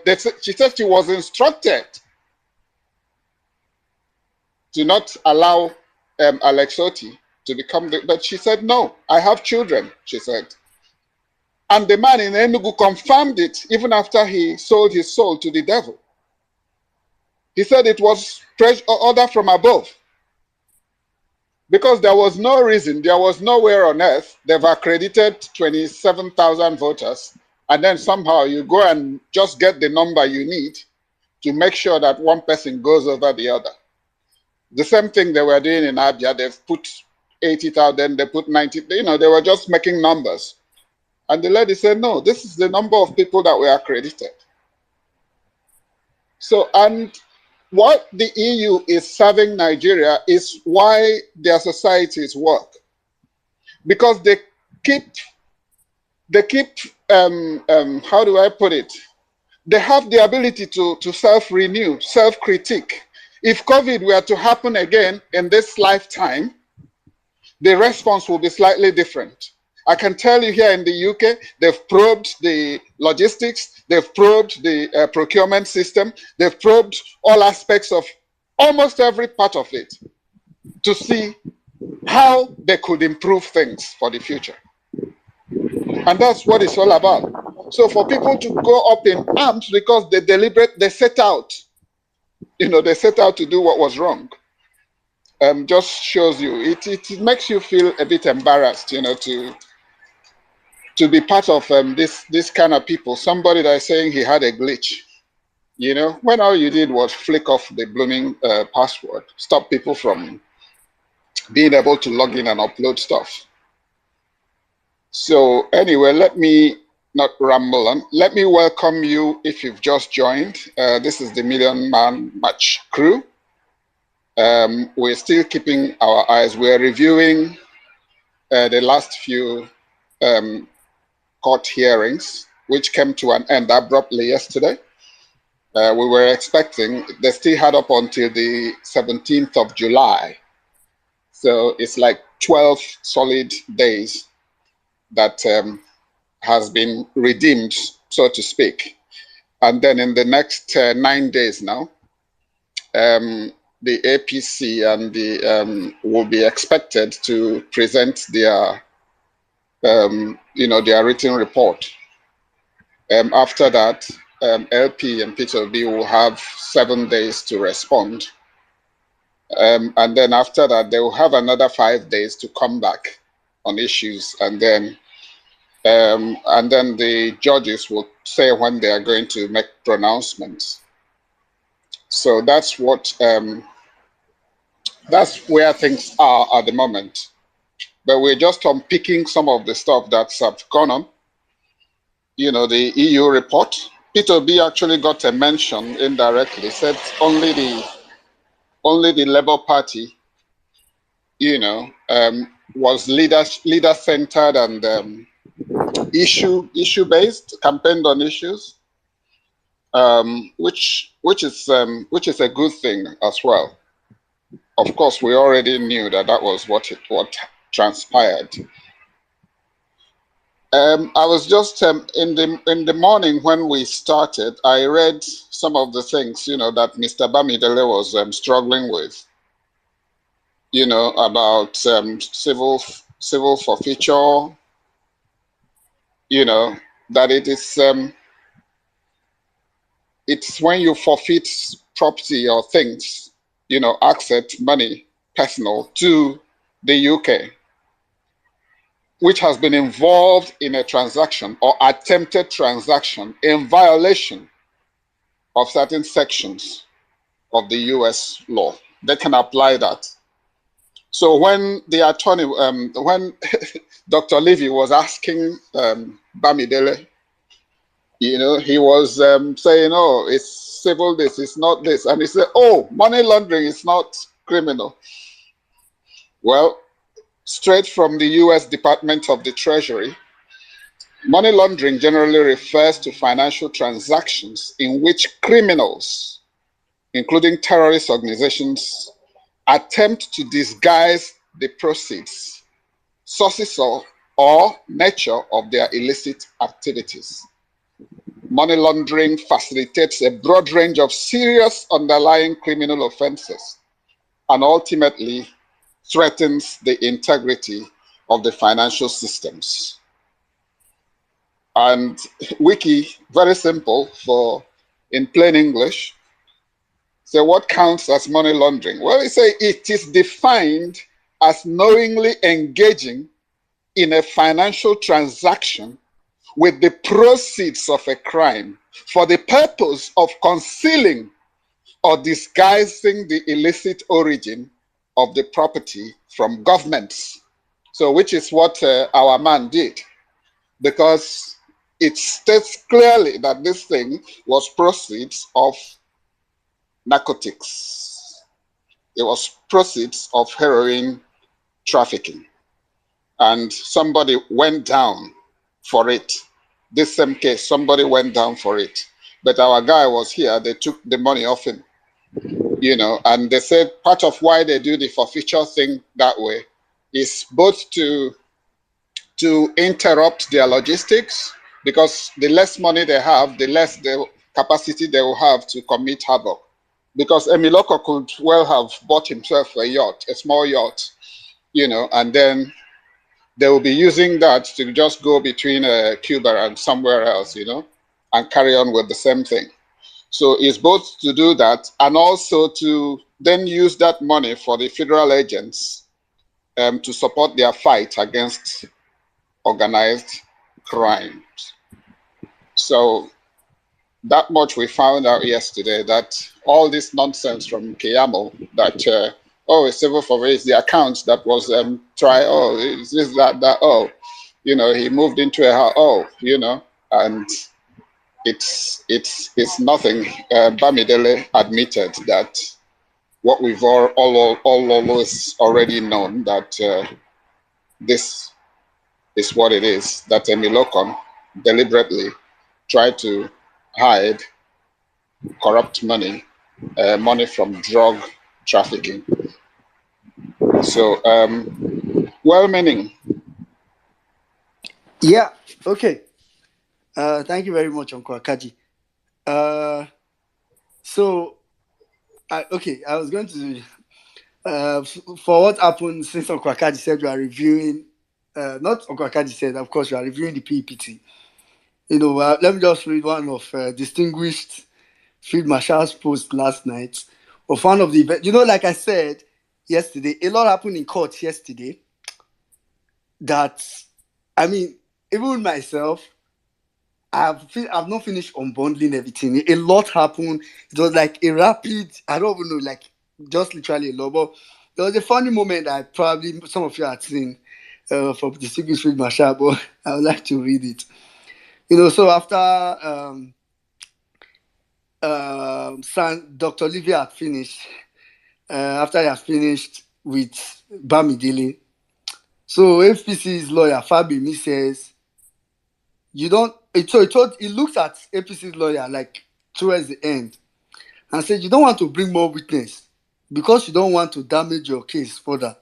Bring them and let me greet them. Then Fabemi laughs and says, Libby, withdraw your case, I beg. Dr. Libby laughs and says, close your case, I beg. You don't have any evidence or anything to see.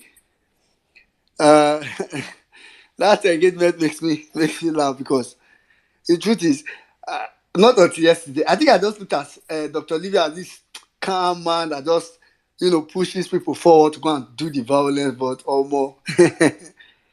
That man is something else.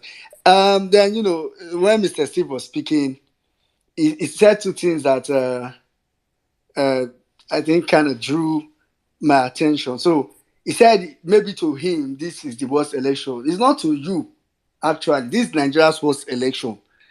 I've never followed election in Africa, like maybe outside Nigeria, but I will be amazed if there's any African country that practices democracy. I mean, the African countries that maybe their kind of leadership is different from what we practice. It's not democracy. See, if we are not practicing democracy, I totally would understand. I mean, it's why some of us that have this argument about military democracy, like sometimes I tell people that the military is not any way better, right? But the only good thing that you can give is that you will know you are in military. So you will know that you have freedom of speech, you don't have freedom after speech. There are some things you know. You don't need to deal with this mental garbage that Nigeria's democracy pretends. So you just know it in your mind that, okay, we are military. So if now we know we are in dictatorship, where maybe the president can just come and say, we will just still know that, okay, we are Cameroon. That is what we are. But to say we pretend to be in democracy, where it's supposed to be a government first by the people, right, and then for the people. And as in, it's annoying because when you go outside Nigeria and tell someone we practice democracy, the only thing that we assume is, okay, your president is a reflection of who you are, right? So they look at you and they think that's you are your president. So it's why it's important to make it clear that as far as democracy is concerned, that was the worst election that has ever been practiced. Then for why Mahmoud Yakubu is coming now, I said this yesterday. The truth is, INEC, you said you play chess, and it's true. INEC thinks they are smart. INEC knows how much Nigerians love to punish offenders. It's not just Nigeria. I think it's what drives everybody around the world. So everybody knows this. Even the illegitimate Tinubu knows it. I mean, the one that is impersonating the real Tinubu, he knows it. It is why the first thing that he did when they did their coronation, right, that illegitimate activity they did, was to remove Emefiele. Do you know why? He knew Emefiele was the common enemy. Nigeria, if they remove Emefiele, he knows Nigeria will say, yes. It's almost like when the people of old in the Bible said, crucify him. Okay, so he knew that's what would get people. So Yakubu Mahmoud, I know what INEC is trying to do, but it's just funny because I personally can see it ahead. INEC is trying to create an atmosphere of say, everybody that did election offenses, we are persecuting them, when Mahmoud Yakubu will not persecute his own self. So just an hour ago, there's the news that INEC has filed 6 count charges against Adamawa State resident electoral commissioner. So it's filed that INEC is suing Adamawa State commissioner. INEC. That's the person, that man that was announcing Adamawa State result. They are wreck in Adamawa State. They are suing the person. They are suing him. So that Nigerians can say, yes, that man. But I beg you, sorry to charge. What's the difference between that man and Mahmoud Yakubu? That's my point. And Mahmoud Yakubu does not see the need to sue his own self. As in, I mean, it's okay. Anyway, let me go to where Uncle Akaji called me. So I'll just play a second part. I think there were 3 parts where Sam Sintodo responded in this interview. And just to make people get it, there was an APC guy in the studio. I was about posting the link just now. There was an APC guy in the studio. I've removed that guy's part. But APC have a way of thinking the best way is to point fingers to other people. So if you tell APC you kill 20 people, they'll say, look at that person, I ain't 2 kill. He killed somebody too. So it's not something new. So just listen from this point. Phobi. So right. And everybody so had their gains. Identified that there were so issues. Everybody had their gains. Samson. The Labour Party had their gains. She's moved on to the next guest. Let yes, the next okay. Guest. Samson, please. Your response. Thank you. Did the EU... I think that it's important to note that, one, the import of election observation is focused more on the process, the integrity of the process, and not the outcome. We are more preoccupied with the process because if the process is compromised, then it will lead to a compromised outcome. If the process is credible, then the election will meet the integrity test. And that's the whole essence for election observation. And to your question as to whether EU got its data and information, the EU observation methodology is clear. If you look at the report, it is clearly stated in the report that first, the EU deployed a long-term observer mission.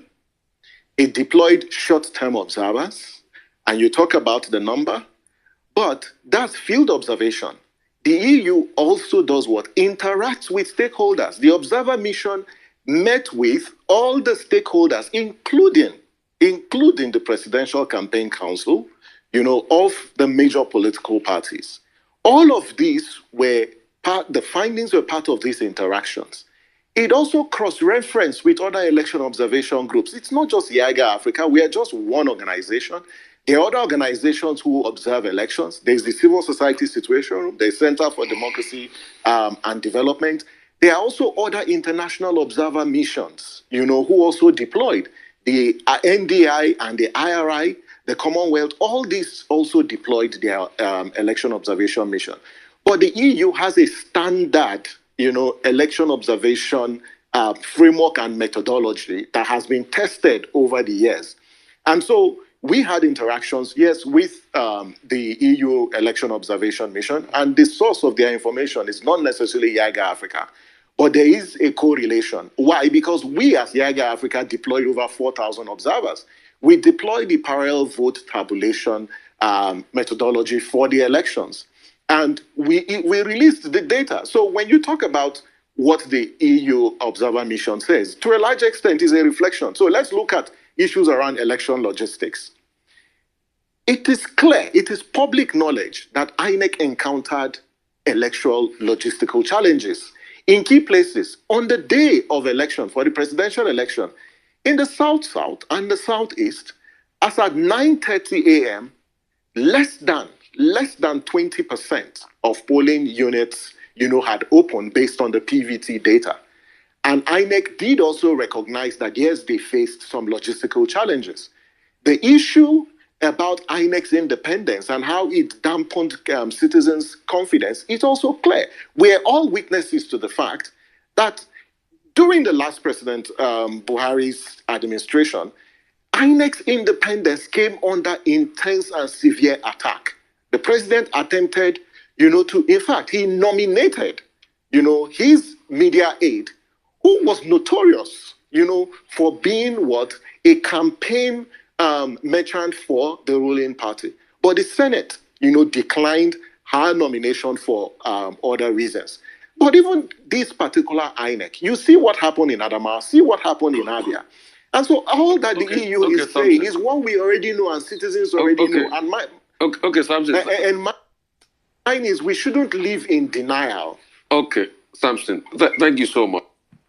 All right, so that's like the second part of the interview. I'll go back to Uncle Akaji. I can go to the third part, but I think Steve's hand is up. So Uncle Akaji, over to you then. Maybe this is now looking like a show. If you can request the mic and come and speak, except now Uncle Akaji know they have to now request. Of which I'm not sure. I'm sure you guys are not requesting the mic. Yeah, Steve, go for it. Thank you very much. Well, meaning I think it's good to the way you are educating and informing us with these clips. I completely agree with the gentleman. 9 a.m., 20% or more than 20. Did he say 20% were the only, or like 80%? Less than 20% had started at 9. Yeah, as of 9:30 a.m. 9:30. Well, Southeast, I can even from we were online now. I can tell you that at 12 that number may not have improved. As at 12 noon that day, I was on space now. People have not seen INEC. INEC showed up some places at 3 p.m. Some places they didn't, of course, they didn't show up at all. The one that was painful was the polling unit that had up to 2,000 people. INEC showed up at 3 with 100 ballot paper somewhere in Enugu.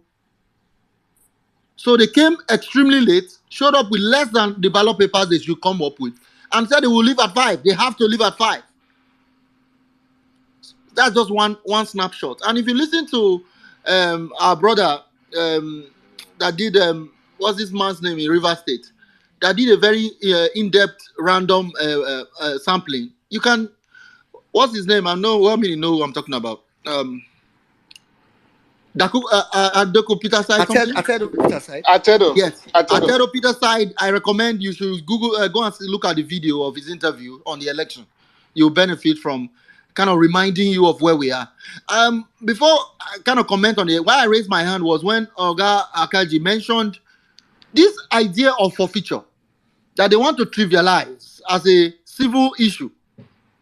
I wanted to draw our attention to the fact that just like corruption, this whole civil forfeiture, 1,160, we are missing a big point too. People died for that money to be made. People died across the United States. Black communities were ravaged with heroin. No, sometimes it's good to remind ourselves. You know, we just talk about money. Oh, in 1993, forfeited 400. We don't mention that there are over 1 million human beings that died or injured or impacted in a very severe way that they have never recovered from. Over 1 million people. Remember that the fact that they seized $460,000, that was not the only money from the proceeds. That was what they seized. This man still had enough money to come and started his career in Lagos politics. So I want to draw our attention to the fact that it is not bloodless. This idea, it's a civil forfeiture. They even argue that it was the account that committed the crime, it's not him. Or another one argued that no, it's in the United States, that is not in Nigeria. That thing happened abroad. So there was a joke about if you go to school abroad in Nigeria, you are an illiterate. If you marry abroad, you be single for Nigeria. It's just confusing their defense. That's why they could not defend their case. Look at what you mentioned about the interaction with the SA and Levi. That is, we should withdraw our case. We should withdraw. Oh my God.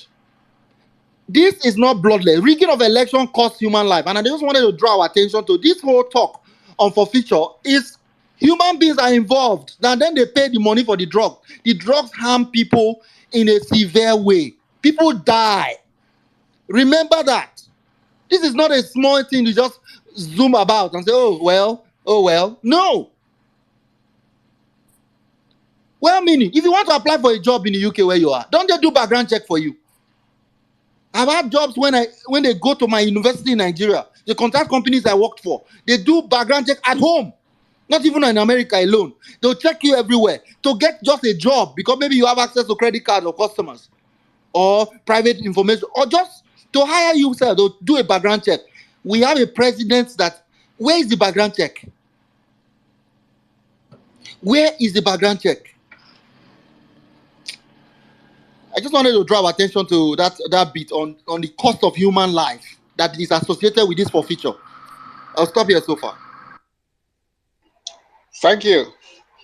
So welcome again if you've just joined. This is the Million March crew. We're streaming live on Facebook and YouTube. There's a link just over my head shared by Wayme. So do well to share with your friends, enemies, well-wishers, and what have you. So we're just reviewing what's been going on at the Election Petition Tribunal. Of course, you know, they told us, as Peter B will say, they asked us to go to court. We will go to court. Say we won this election and we will prove it to Nigerians. So we are reviewing that, and there has been some conversation around that on the media as well. So well-meaning's been playing some of the clips while we wait for some of you to come and share your views and your thoughts. So I don't know who's feeling very brave. I don't bite. Seriously, I don't. So if you're feeling very brave, request the mic. I will bring you up to the speakers. And if you're already at the speakers and you want to chime in, raise your hand, and then we'll have some form of cue. Other than that, well-meaning will be Let me playing. let me quickly check the interject, if you don't mind. It's possible that the host is seeing requests. You don't see it. I bet you there are at least 10 requests. Probably you are not seeing. So let the host check. There has to be requests. Yeah, I was even going to say another. Big Mac, send me the codes to Quest. Let me see. I think sometimes Android has a way of hiding. I don't know why it does that, but Oh, that war, the war between Android and iPhone started again. yeah. Well-meaning. Yeah. I mean, So okay, let maybe me you, just play something or play some music. It's Million Dollar no. Girl here. Let me play the third part of the interview where so this is like the Very good. last part. So the question that so this question was posed by Rufai regarding if there's a technical glitch, there's supposed to be. I don't want to play that part of the question because Rufai and the APC guy were going back and forth, and I'm trying to protect my mental health and yours. So so I'll just play. So that was the question. I just wanted to say so that you know what the guy is speaking about when he starts to speak. Well, Rufai, to your point about the technical glitch, Nigerians have been asking questions, and INEC does owe Nigerians answers as to what happened to the IREV. Yes, INEC has commenced its review process. It's taking too long to get more information following the statement that was issued 48 hours. Nigerians will want to know what's the nature of this glitch. Was it accidental or it was intentional? And I think investigation into this particular incident would unravel the truth. Two key points that are worthy of note is the fact that this report issued by the EU highlights some positives as well as drawbacks in our electoral process. The report acknowledges, reforms introduced by INEC, like electoral technology, some of the reforms. There were new instruments and guidelines that INEC also issued. However, it also identifies three key issues that plague, our legal framework. That first, there are ambiguities in our current electoral legal framework that needs to be addressed. Secondly, there are gaps, there are inadequacies in the current electoral legal framework. And then three, there are complexities. And all of these have provided us with a roadmap. So what I expect, the federal government to do is to acknowledge this report and say, yes, you have provided recommendations. We will, as a country, look at these recommendations to reform our process so that the votes will count at elections. And the third sort of critical issue, related to this is the fact that we've got a choice to make as a country, whether we want to live in denial or we want to accept that there are fundamental problems. And public confidence in our electoral process, has nosedived following the last election. And I think that the state needs to recognize that, because if it doesn't, the issue about political legitimacy and the questions that it relates to legitimacy will continuously be asked. And so, as a Nigerian and a patriotic one, I don't think that we should deny some of these issues. We saw them, we felt them, we experienced them. And when we trivialize these challenges, it's actually insult to the sensibilities of Nigerians. And these are Nigerians who determined so well, to ensure their votes count in the election. And so the best that the state can do is to say, we acknowledge these issues, we will take steps so that in subsequent elections, the votes will count. Thank you so much. All right, so that's more like the last part. Just before I hand over to, I think I can see somebody, but before I hand over to Uncle Akadi. So it's very important to the truth is that, like I say, and a couple of people say every time, the solution to Nigeria's problem, everybody knows it. I don't. Do you know that's the most annoying thing? I feel like there are countries that have complicated problems, right? And their problems are complicated, but their problems are not like like kind of problems we experience in Nigeria. I mean, those countries don't have basic problem. You know, I think it was Mr. Steve that was saying earlier relating to, you know, when we're talking about it, I think Mr. Steve said it, David said it, relating to religion and, you know, and the state, right? Religion for me, as you know, as a Christian, religion is a good thing. And I'm sure every Muslim will agree with that, right? Maybe the only people that will not agree with that are people that don't believe in anything, and it's also their choice to make. But the truth is, religion has a total. If you, I mean, for Christians now, I don't know. I've not read the Quran, so I can't speak for Muslims. For Christians now, if you even read like the Bible on its own, you will discover that even Jesus Christ tried not to interfere with the activities. I mean, when I say interfere, he tried not to make the people think, oh, for you to have good governance, come and pay tithe. For you to have good governance, come and, this is what you need to do. Pray it to existence. Right? It is why he had to even tell them at some point that give what belongs to Caesar to Caesar. Simply put, get involved in governance, get involved in things that will make the country better, and give what belongs to God to God. He was trying to create that separation, but not to give a sermon. Okay, so Big Mac, send me the mic request. I think people are actually requesting. I just got, I think someone just sent me a message that they're requesting. Anyway, so the point I'm trying to make is that in Nigeria, we have the most basic of issues. We have the most basic of issues. There are countries now that there are problems. You know, for the Americans here, I'm sure if you talk to them, the problem that they are facing now is, oh, should people carry weapons? Should people not carry weapons? Should we? Those are like, I mean, should we do this? Should we refer to people in a particular way? Those are the kind of problem people are facing now. But in Nigeria, I mean, in fact, sometimes I look at those people, sometimes I look at the kind of things that Americans debate on social media or media. I just say, now don't chop belly food, they discuss all this kind of matter. In Nigeria, we are still dealing with the basic of the basic. And do you know why this is painful? Because, you know, sometimes when we do this comparison, some people think you are comparing with America, you are comparing.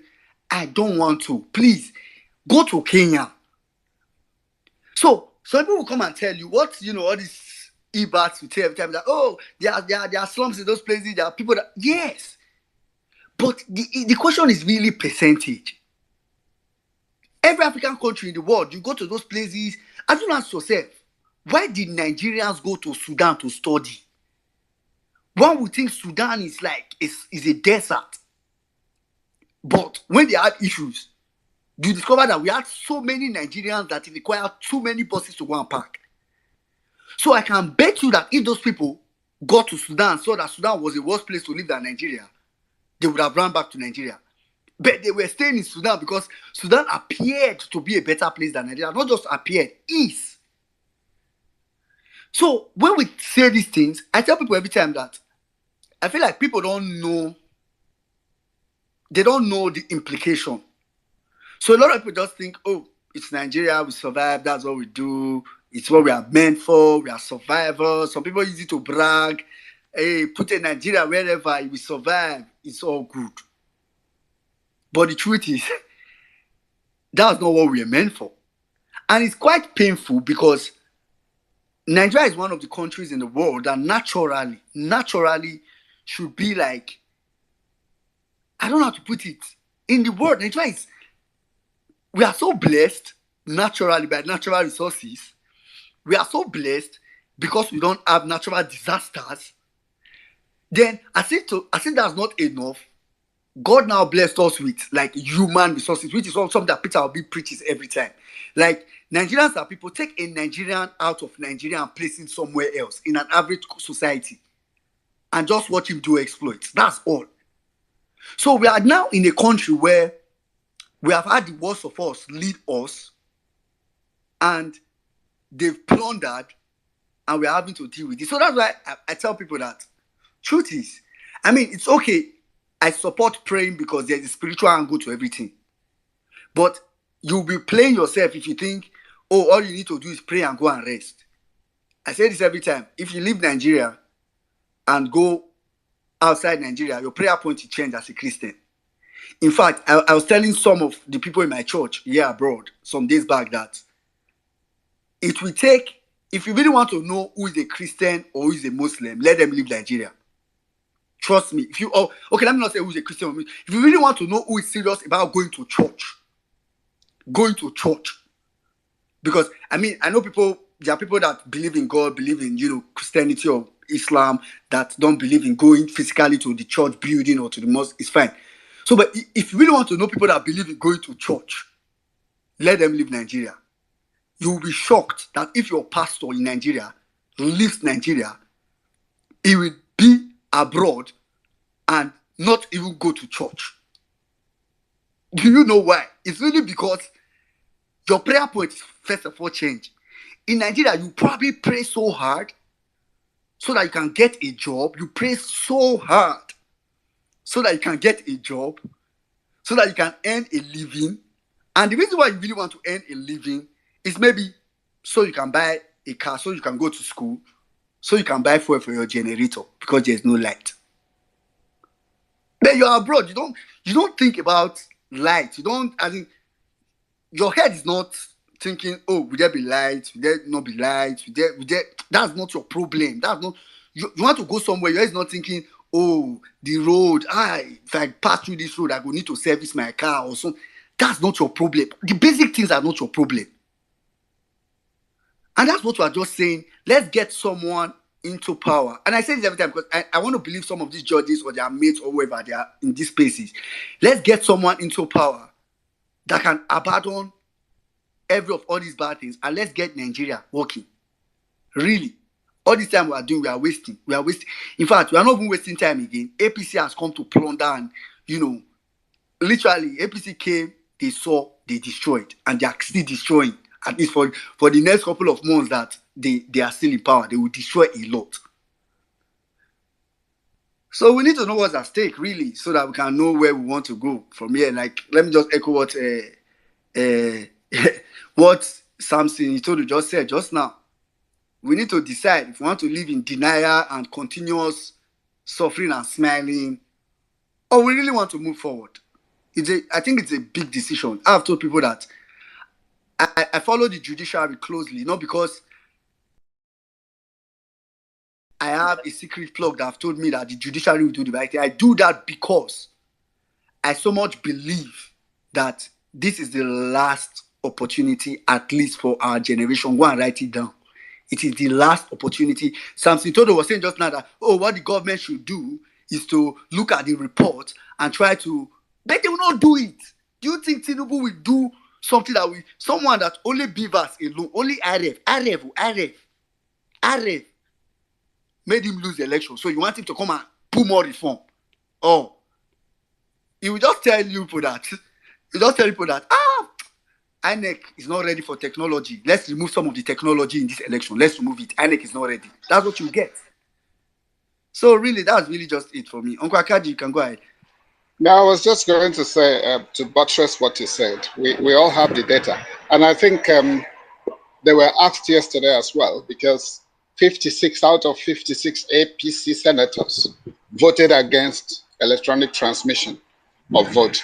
And I think this is where the EU is coming from, because they then started to add a little bit of ambiguity. First, they wanted to say the Senate, it will pass through the Senate.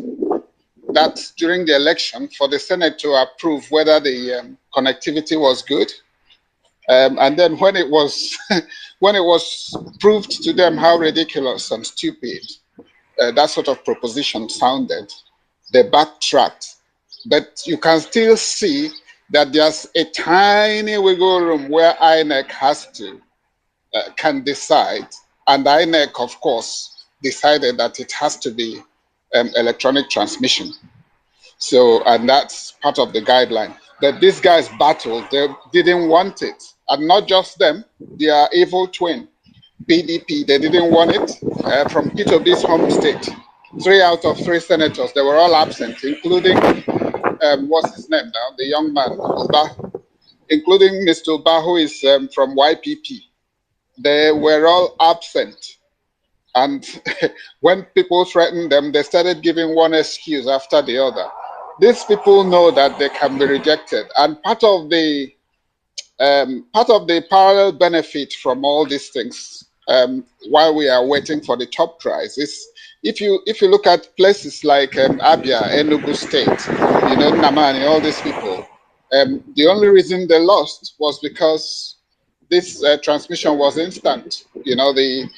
What transpired at the polling units could just be stamped up by uploading it before it changed between there and the ward. Someone like my state governor in Abia State, of course, he took the PDP ticket before the primaries and elbowed out an outspoken senator who has represented fairly well, if I may say so.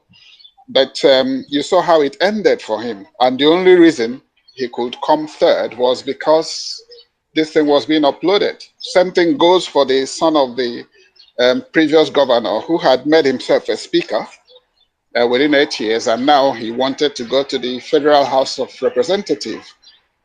He was also defeated by a Labour candidate. So that just shows you that people can actually, once you streamline these processes, once you do the right thing, people can choose who leads them. And that's, like Steve says, that's the most basic power, is just recognizing that I'm human. I have the right to choose. When you take that away, like Tinubu was doing in Lagos, that's fascism, and other parts of the country. That's fascism. So for Soyinka to gaslight, we knew exactly what he was doing. We knew the game he was preempting and trying to push it to the other side. But all that has now been opened up. The whole world have seen it. Even from the funny ECOWAS report, that guy was told about the violence and the things that happened. He said, "Oh, it's IPOB." They said, "Well, the Kanu is IPOB too." And then he said, "Oh, I reject They said, "You reject the evidence you brought before the court." So it's quite hilarious, and that's the sort of characters we are sharing a country with. And like well-meaning has said, because they are lacking in capacity, they are lacking in patriotism, everything they are doing is centered on their selfish benefits, which is what Jonathan was saying. Look, don't just make laws around, so that you benefit from now. And from what Steve said as well, even before this report, that man with gray beard called Abdul Salam Abubakar that get people together to take photographs. He hasn't come out to say, we've reviewed, we didn't follow the peace accord from the get-go. We saw thugs threatening people. And then we actually saw people coming to harm. We saw somebody amputated for just attending a rally. So if we lack the capability to self-regulate, self-renew, self-improve, then how can we make progress as a nation? So that's, I totally agree with that gentleman. Continuous improvement is at the heart of everything. But where you have people that lack a will, the will to do the right thing, then you will always have this kind of situation. And that, for me, goes to the heart that we are fighting, not just for, it wasn't just an election, but if INEC were to get away with it, then that means that electoral act, they've actually just, they've just removed it and gone back to whatever it was they were doing before. But they'll still want to mention it, in passing. Chief Oekena, good afternoon. Good afternoon, Uncle Akaji. Uncle Akaji, you had like up to 16 requests waiting, actually. Right. Okay. I only saw Chief and I brought him up, believe it or not. It's only Yeah, I Chief know that what's is happening. I know what And happened. there. It's Manuel. only Andrew is Chief. in. Wow. It's That's only good. Chief that is there. There's no other person. It was only Chief we saw. No, I'm bringing the people up now. Big Mac, okay, I think. You can see them? Yeah, I can see them. Okay. All right, bring them up. Big Mac, are you on Android as well? Yeah, I'm on Android. So it's one of those days where iPhone wins the debate. We'll wait for him tomorrow. Not in my own house. We'll wait for him tomorrow. It will switch. Yeah, Chief, go ahead with your submission, please. Yeah, thank you very much. Big Mac, good evening from my end. Well-meaning. And Stephen, Peter is better. Everybody in the house. Chief, good before evening. you give your submission, Okay. you see the flyer up on the Jumbotron. I'm looking forward to seeing you there on Sunday. Yeah, I've posted it. I've retweeted it already. I will definitely be. Trust me. Yeah. It's all for the betterment of Edo State. So that's my own state. I will be there definitely. So nice conversation that we've been having. I've been following almost from the get-go, and I felt I should give my 2 cents from a couple of things that have been raised so far. I will start from the religious perspective, and I will tell you this is my own opinion. Religion is a problem in Nigeria. That is my opinion. There are good Christians, there are good Muslims, but generally, when you take an actual sampling of these Christians and Muslims, you would come to a conclusion that religion is a problem in that country. I'll give you an example. I did my bachelor in Ekboma. I left in 2017, returned back to Nigeria 4 years later. And the number of churches in that small town had tripled in a space of 4 years. And in that space of 4 years, the crime rate increased, the poverty increased, the decimation of every infrastructure increased. Roads bad, no electricity, no water, and this is a university town. Every corner you turned to, my family house, which was a quiet place before, now house 3 to 4 churches surrounding it. I couldn't sleep. I was complaining to my mom almost every day because these people will wake up as early as 4 a.m. to say they are praying. They will come back as early as 5 p.m. to say they are praying from Monday to Sunday. This was what was going on. And the poverty rate, the hatred increased in a space of 4 years after I left Nigeria.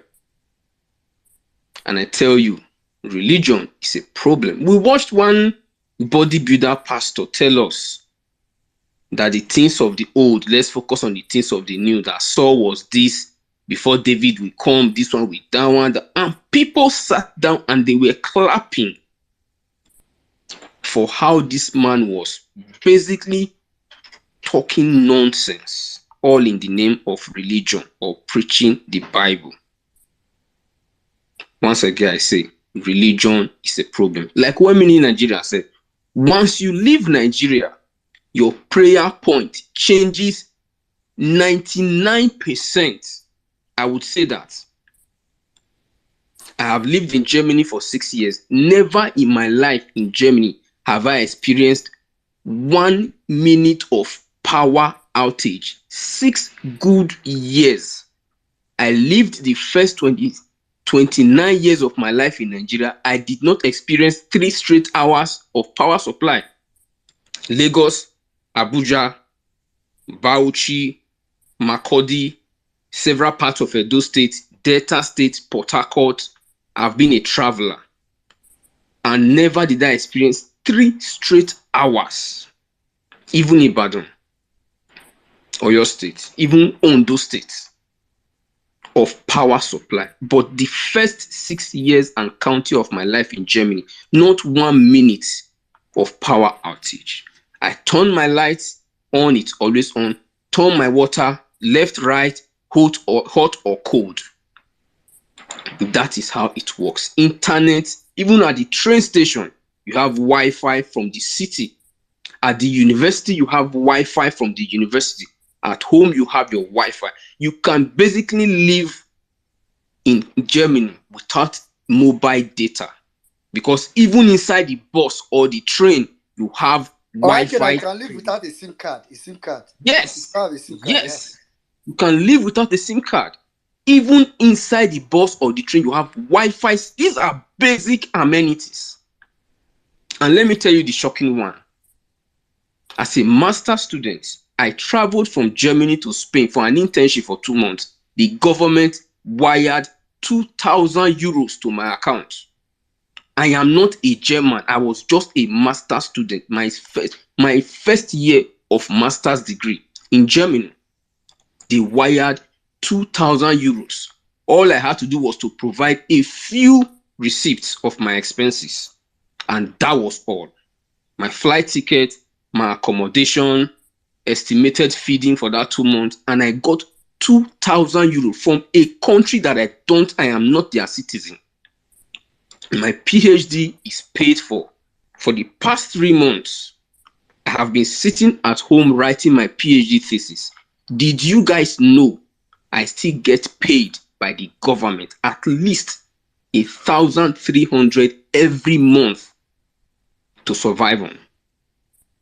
As a PhD student, I am no longer on contract with my university. The government still pays me after paying my health insurance. I walk into any hospital today, I get treatment. I had dental pains just a few weeks ago. I went to the hospital and I was treated for free with my health insurance card. The government has paid it. And right now, writing my thesis, my postdoc is waiting for me. My postdoc is waiting for me. All I have to do is submit my thesis, do my defense, and I start my new life as a postdoc researcher in another country. These things, I would have prayed for them. At least, I did my bachelor and master in Nigeria before I left. Lecturers will hate you for nothing because you are smart, and they will say to you, you will not graduate. A lecturer said that to me in my bachelor in Ekboma. I will not graduate. I did nothing to him. The hatred. But this man was a deacon and a pastor in a church. So religion has made so many Nigerians to suspend their ability to rationalize issues and to say, no, this is wrong. It should be done like this. That is why you see so many pastors today have not come out to condemn a man we know. A man we know with all the evidences that he has basically everything about his life is forged. Everything about his life. A pastor was vice president for 8 years. There was killings left, right, center in Nigeria. He never said a word. He didn't even bother to resign. A pastor, a so-called pastor. We saw pastors go to court to lie. We have seen imams tell people that it is better to vote for the worst Muslim than to vote for the best Christians. And there are people who believe them and run away with it. What are we saying? Take religion out of Nigeria. Give people education. They know that if you educate Nigerians today, we are smart. Everywhere we go to, we are smart. We have all said it. Most of us here are distributed across the globe, breaking even as far as Chinese. China, that is difficult in language. We saw Nigerians smashing their records over there. Over there. So just take religion out of Nigeria. Give us education. Nobody will go to church or mosque. I tell you this. I tell you this. I give you one story before I round up. I have a friend. He traveled to Canada. And there was this guy who was a pastor in Nigeria back in university. He traveled to Canada as well. And they met in Canada. Guy offered. I'm relating this story to what Wemini said, that even some pastors will go abroad and refuse to go to church. And that is exactly what happened. This guy that was so-called spirit-filled in Nigeria as a student, opened church, doing everything. I used to tell my mom, brainwashing and lying to people, that's what they are doing. He got to Canada. This guy know they go church again. Then this my relation asked him, pastor, what happened? What happened to the faith? He said, guy, come out there. Make I go dey preach. Who want feed me for here? Who want feed me? In fact, on Sunday, I get shift to clock into. I have monies to make, because if I don't do it, I will not feed. So I go to church only when I am free on Sunday. This is the fact, and this is what is going on. Countries have developed farther than we. I made a tweet last time that if any of us is not pissed that Nigeria cannot provide electricity for Nigerians 24 hours, we have coal in Enugu, excess deposit of coal in Enugu, and I think in Ondo State. We have solar energy, sunlight almost 24/7, 365 days of the year. Germany suffer from winter. Sweden and Finland and Norway are worst. We have electricity, we have petroleum, we have enough gas, we even have uranium if we want to go nuclear energy. We have gas, we have crude oil, we have wind, enough wind in the north. So basically we have at least 6 to 7 resources to generate clean electricity, depending on which aspect, which area of Nigeria you are in. But today, we still cannot provide 3 hours of electricity for Nigerians, despite the billions of dollars that have been spent. I asked a question on the last one of the spaces I was in a few days ago. How long does it take to construct a road? A road. I remember traveling Delta State, Edo Delta, Anambra, Enugu to Makurdi. That road is shit. Up to today, it is still like that. Travel from Lagos. Wait. I know say you don't catch me. I hear. How much be my bill? How much I go pay? 1K or how much? Just pay 10K, make we go say. Now 5,000. But since you are a chief, since you are a titled man, they go double them. This one na family program. Oh. Hello, Allah. Can I pay instrumentally? I don't go pay 9 they cost correct. Oh, you want him to set up payment plan for you? That's all yes. Right. We don't mind. I'll handle it. I'll handle it. So my last conclusion was that for the past 20-something years, the road from Ibadan to Lagos to Benin to Lokoja to Abuja, if you know this route, it is still not completed. 20-something years, I was still very young when they started awarding this contract. I wake up in Germany, go to work. On my way back, the road I'm working on is new. The first time I experienced it, I had to call a Cameroonian fan and ask her, are these people okay? She was like, what is going on? I said, I just left my house. Few hours ago, I came back. They have retired a road that was good before. What is wrong with them? They should have given us this road in Nigeria at least to manage. And she said, welcome to Germany. That road has expired. I was like, expire what? There was no crack on it. But they already fixed it. 20-something years, we cannot make good roads. Bullet trains in Japan, bullet trains in China, we are still running on locomotive and they are bragging. See the bridge in New York, one of the most visited in the world. See our own bridge where they say they make. No touristic sense. No touristic sense in the second Niger bridge or whatever they called it. No touristic sense. They could have made more millions from making it a tourist zone for people. You can stop. When I was doing my service in Imo State, I will drop at Head Bridge and walk across, enjoy the scenery. They could have done better with it, but no. Kleptomaniacs in government, criminals in government from top to bottom. The fight continues. We are not giving up. I've told my mom, we are ready. If Nigeria no go work for 99% of us, it no go work for the 1% where they kill us for the past how many years? I yield my mic. Thank you. I allowed you go on for that long because I usually say this thing that I usually jokingly say, I say it every time now. If you want to provoke, if they carry Nigeria, I know it's not possible, but if it was possible to carry everybody in Nigeria out of Nigeria, just take them. Don't take them to Germany. Germany is too far. Take them to Nairobi in Kenya. If they come back, I beg you. Sorry, let me ask you, I agree to you. I beg now, governor, they do that road way for Germany. Because for here with America, I never see one governor, they campaign saying want to do road. Now then they do one for Germany. Which governor they do road for? So also on a federal government projects, states do things without you even knowing. They don't really care. Everybody get their own. Now the town they do road. Now get that. Yeah, let me just jump in. You know, there was one word you used, and I'm just looking at Chatham House tweet. There's an article there, and it said the UK and the US have enduring. Oh, yes, you have? I have retweeted it. I read it and I retweeted it just a few minutes ago.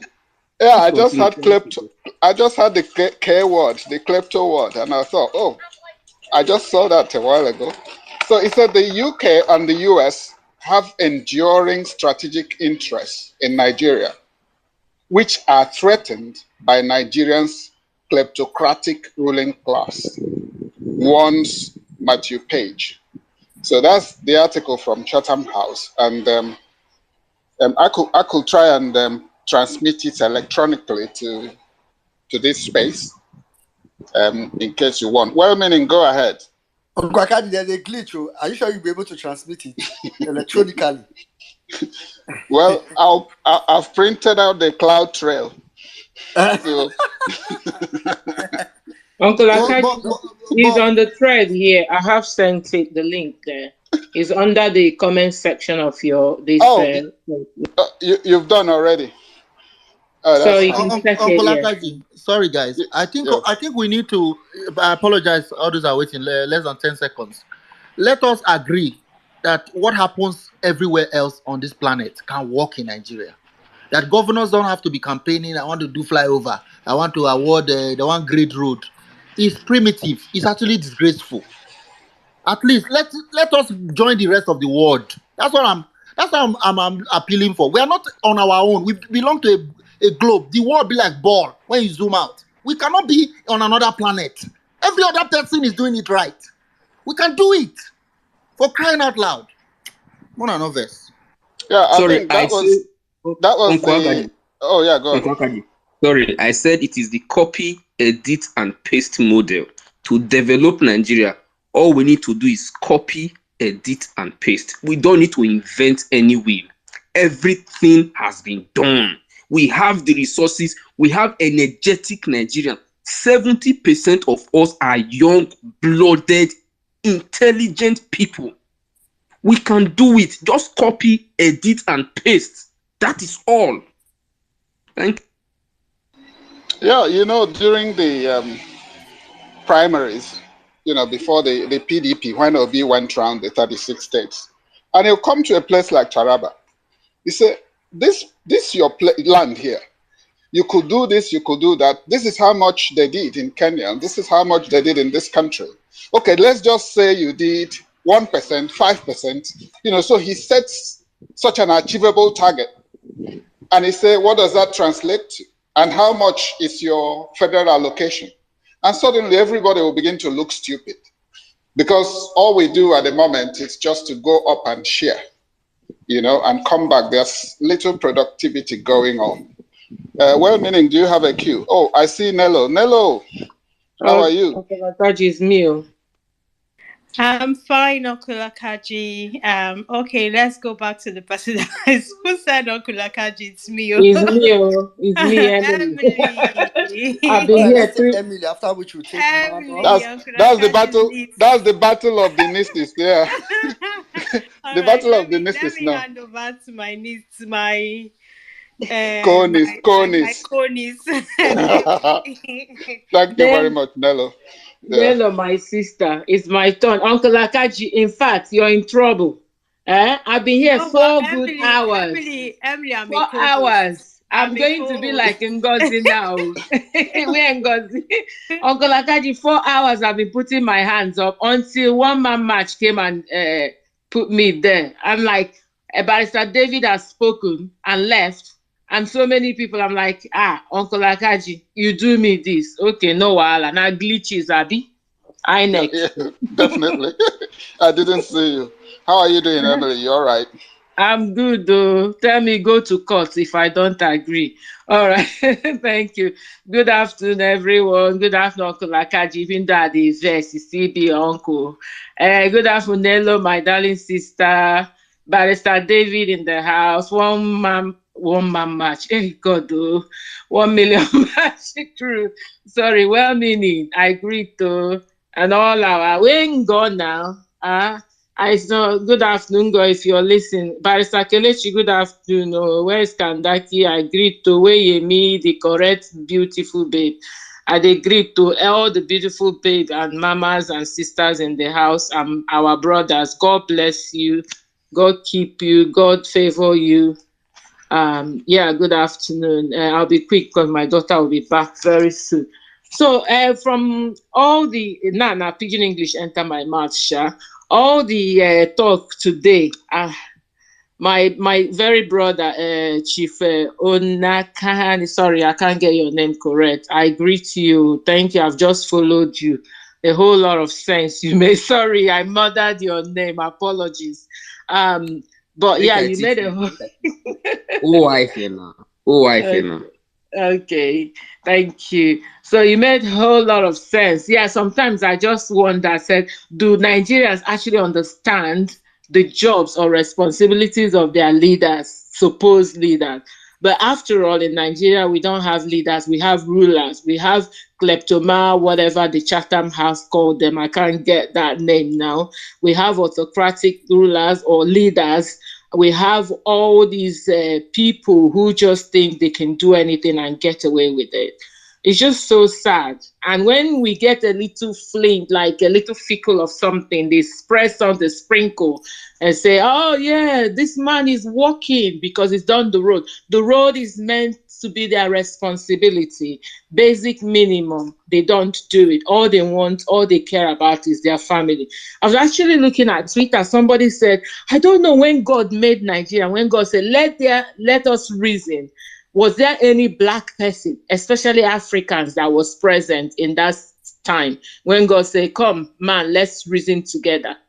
Because it says there's no politician with integrity in Nigeria, even in Africa as a whole.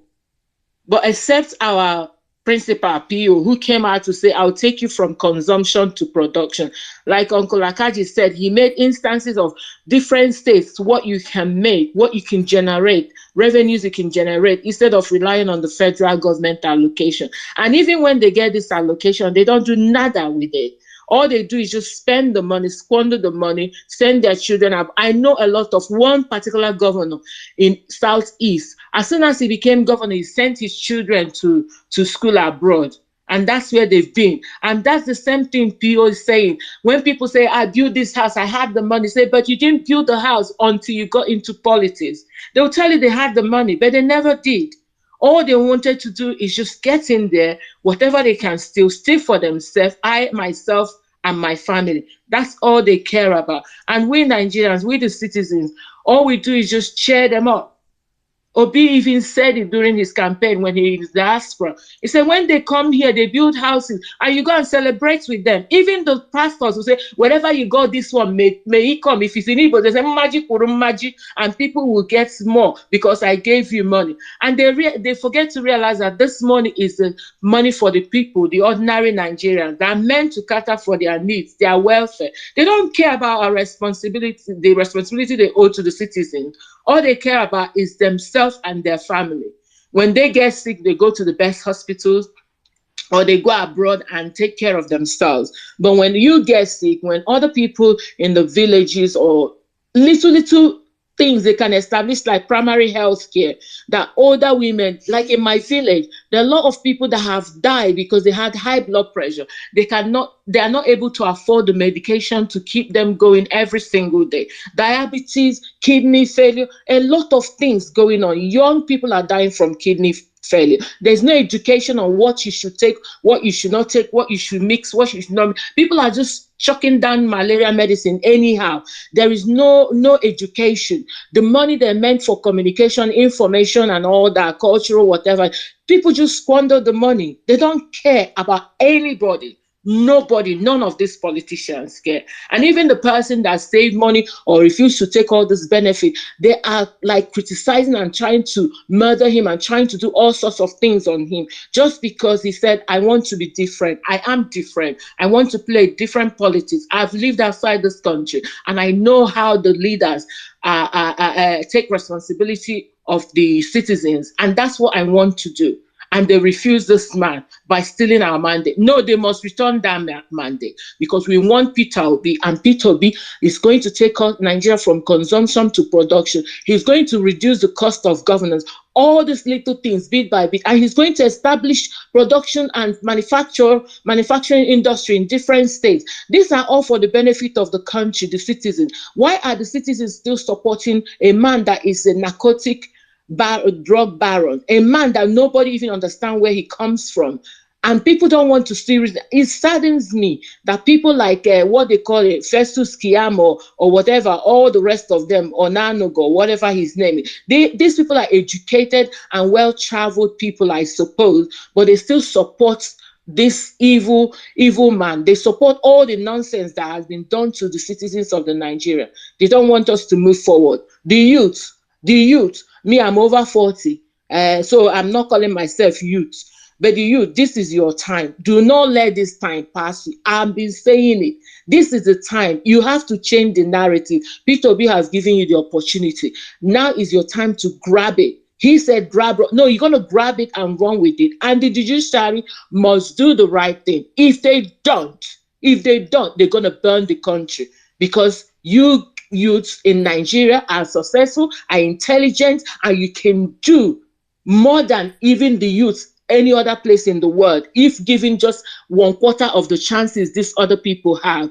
So do not, I repeat, do not give up. Do not even give in. We have to fight this to the last. We in diaspora, we want good government, we want good governance, and you must as well ask for that. We've seen it, like my brother Chief said. We don't pray. I'm not suggesting nobody pray. When you live in diaspora, you don't even think when I'm going to the village, I have to do 7 days fasting and prayer, so that when I go on the road, no accident, no death. Because nobody is saying bad things don't happen in other places.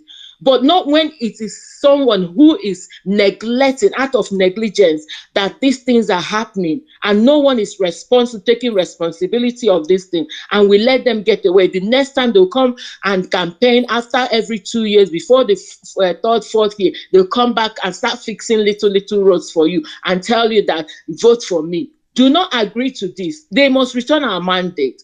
We must all start, I'm saying it, all eyes on the judiciary. We are protesting online. Please, please, please, don't let us miss this man, this Peter Obi. He is the hope of Nigeria as he stands. And he is the only man we trust that can take us and move the country from consumption to production. The man that will return Nigeria to its former glory, if not even better glory than we have before.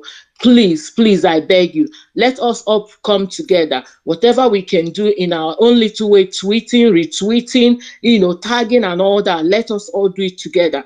Collectively, in unity we stand, and we shall we shall and we must truncate this evil 1% cabal that is holding Nigeria hostage. Thank you very much and good evening, everyone. Thank you very much, Emily. Points very well made. Who is going next? Oh, Nello, you were supposed to go. So. Well, hi everyone. Hi, Uncle Akaji. Hi, well-meaning. Stephen, David, Oikina, and everyone, that's been here. I've been listening for a very long time, and yeah, very, very interesting conversations. You guys, the way I feel about Nigeria, I swear if I talk, I don't want to demoralize anybody. But literally, I think when Stephen was speaking, Stephen spoke, my mind to a great extent. I don't know, but the wrath in this country called Nigeria is deep. It's so deep that to cause a change, honestly, I don't know if it's something that is just going to happen on spaces. It's something that has to happen on ground, because these guys that we're dealing with, the way I see them, they are daredevils. They will dare you to the last. So as Nigerians, as a people, we have to. I don't. Maybe we will get to that point. Maybe we will never. Maybe tribalism would always come and knock us. Divide us. While these guys, remain united in their looting and in the way they deal with us. Because I promise you guys, they are all the same. Every single one of them. And the thing is that they have so much co-opted the system in such a way that the good ones will never rise to the top. The ones with good intentions, they will never ever see that space to come out. I mean, look at even our small LP party, they've all invaded it. Now, even the good people can't even see ticket in LP. They will come and somehow do what they want to do. And this is the same problem that we've been having with the old parties, the PDP and the APC. These criminals, they have a way of, just coming and making sure that those people that have good intentions to work will just never stay to the top. So, like I'm saying, the problem is deep. I saw a video yesterday, where somebody quoted that video and said maybe somebody making his money. So it's a community, and there were bike people trying to cross, and then one guy will come and put a plank for one person to go. Then he will take the plank, put for another person to go, and they were giving him money. And so as to think that someone tweeted it and said, that the person who is putting the plank is making his own money. And there were different takes on that video. And I'm just like, there's a local government in that community. There's a local government that's supposed to take care of these things. They collect taxes, they collect everything, but they won't do anything. And it's like the people in the community don't even know that the local government chairman is supposed to take care of things like this. They are supposed to go and camp in that local government chairman's place and say, no, enough is enough with all this rubbish. We cannot be paying tax. You charge us, you levy us for all of this. And at the end of the day, you cannot even repair this road. These people are coming, they will collect money from you. So as an Okada rider, you will pay the man maybe 10 naira or whatever to cross. And if, from what they say, if you dare repair that road, they will come and destroy it. But this is something that the local government chairman can sort out. If the people go and park in his house and say, you know what, you must repair that road or we will not live here.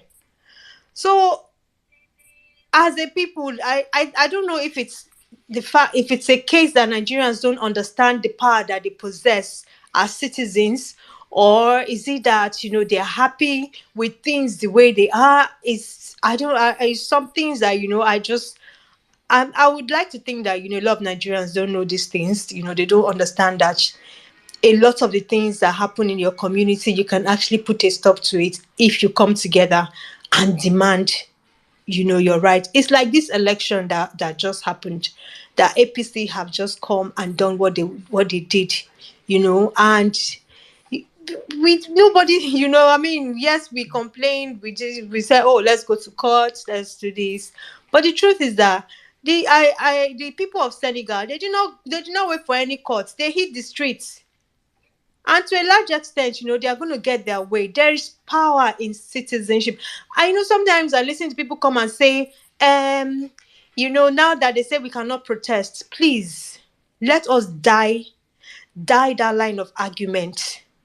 Nobody is saying that you cannot protest. You, as a citizen, you have the right to demand, to pack, to come out in the street and insist that your government must do whatever it is that you want them to do. In your small community, begin to hold your local government chairman accountable for the little things. This is because when I think about Nigeria, I see a lot of helplessness. Jimmy will call it learned helplessness. And it's so annoying because you are not helpless as a citizen. You are not. You have so much power, and these guys are scared. They are terrified because they know that when citizens rise, it's over for them. How many people can they kill? Ask yourself, how many? I saw something that is going around. They say, oh, APC has told the judges to go ahead and declare whatever for them, that they will deal with the citizens. That by the time they shoot 2 or 3 people, are they crazy? What do they mean? And that thing is just psychological. They're trying to put fear. And that's why when people come out and they say, we cannot protest because they will kill us. Who will kill you? How many people can they kill? Ask yourself. Do you think it's easy for a government to just come out and start killing its citizens? How many? Forget, and because people will like to quote NSAS and say NSAS, blah, blah, blah. Even NSAS, they had to do it in the middle of the night. You saw all the steps they took. They made sure that they took out the camera. They did everything. They were hiding the bodies because they didn't want to leave evidence. But even at that, the government still paid. The people that took the government to court over NSAS, they still got the government to pay. Government settled these people. So I just want us to never underestimate the power that we have as citizens. You saw what happened during that election. I know that during the gubernatorial elections, a lot of people didn't come out because maybe they didn't even have faith in the person that was coming out anyway. So why should they even bother? But the presidential one that you came out and you fought these guys with their guns and everything, you fought them. With their thugs, you fought them at that polling unit. You made sure that your votes counted. You followed them to the world level, everywhere they were going to. You followed them. You saw how the kind of shabby rigging that they did. Why?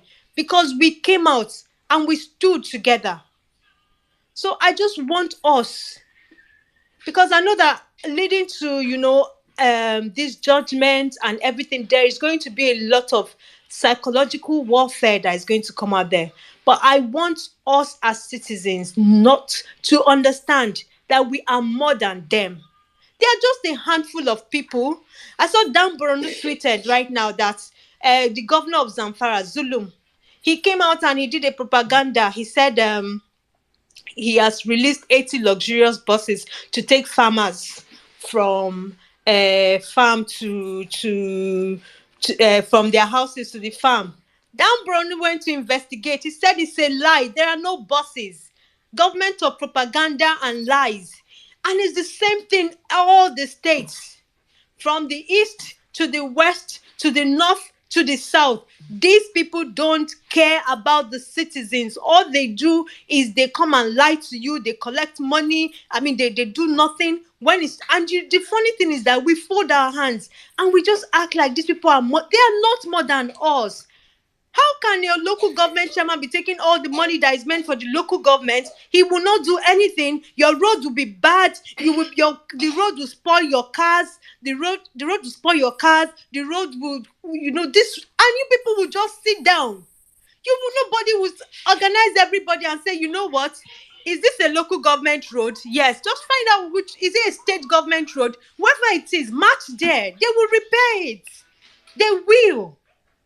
But anyway, so this is just me, I just want us to understand the power that we have as citizens. And as we go on, and we are waiting for the courts, we need to pass messages that make the government understand that they must judge right. If they do not, you see all these things that they've always gotten away with, they will not get away with it anymore, because there's an awakening in the citizenry. There's an awakening, and we are enough is enough. Thank you. I yield my mic here. I'm a co-host now, so I'm going to be moving the mic over. Okay, well, Uncle Akaji, I don't know who's supposed to go next, so I think I'll just hand it back to you. But thanks for allowing me rant, you guys, because sometimes you just have to let these things off your chest. Thanks.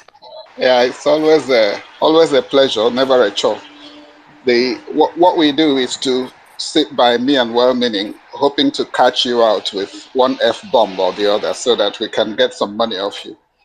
But somehow sorry, sorry, Uncle Akaji. Zulum is the governor of Borno State. Apologies for that. Yes. So, you always manage to make the point without dropping an F-bomb. But hey ho, there you go. New Dawn, let's hear from you. Okay. Yeah, good evening. Good evening, Uncle Akachi. Good evening, well-meaning. Sir Steve, well done, Sir David, and everyone. I heard Ohakenan when he was speaking, and he said quite a lot, right? And I agree with him, but I want to come from a kind of a different perspective, right? Now, Nigeria actually worked at a point, and in the 80s, maybe 70s, 80s, when we were in a regional system, there were, no, everybody was doing their thing and then contributing to the national. Now, there was religion at that point. Okay, I want us to see this thing from a different perspective. But religion was not as it is today. Why? Because when the system starts failing, okay, people resorted to where they can find hope. Religion was not the fundamental problem ab initio. It was in the desire for hope, because people were defeated. The political system that we are running today collapsed everything, and the economy, the GDP fell, and people became unemployed. And so people were looking for how to get hope, because everywhere was becoming cloudy. People will finish school and everybody is just there. So people were seeking for hope. It was in that quest that people started resorting to religion. Churches started growing like mad. If people were actually employed gainfully, I don't think that religion will be the way it is today. If people were gainfully employed and they were doing something with their life, you see somebody, he's a worker in the church, he doesn't leave the church, he doesn't do anything, he's just a worker, he's just doing it for the service of. I'm not saying this is bad, okay? It's nothing wrong in volunteering. But when people don't add value to their lives, okay, in terms of, being gainfully employed, they resort to something where they can find hope. And that is why we got to where we are today. So let's see these things from the perspective we should see them. Religion why is it that people that travel from this place to a system that is working, they become less religious? So it means that when we start fixing here, things will come back to shape. People will start becoming, less religious and start being useful, more useful to themselves. Okay? it's a problem today because we have this leadership problem. We have a major leadership problem, and we have to fix it. It is a good thing that obedient movements came, and obedient movements, gave a lot of hope. It built a lot of hope, and it's because of the person we saw in Peter Obi. Because before now, our parents were defeated completely, and they passed that to our generation. We were defeated politically. We didn't want to engage in politics. We were told never to engage it because it destroyed. This is how they were defeated psychologically. It was a psychological game. The reason obedient movement is sustaining this psychological game is because of information we are getting with the internet.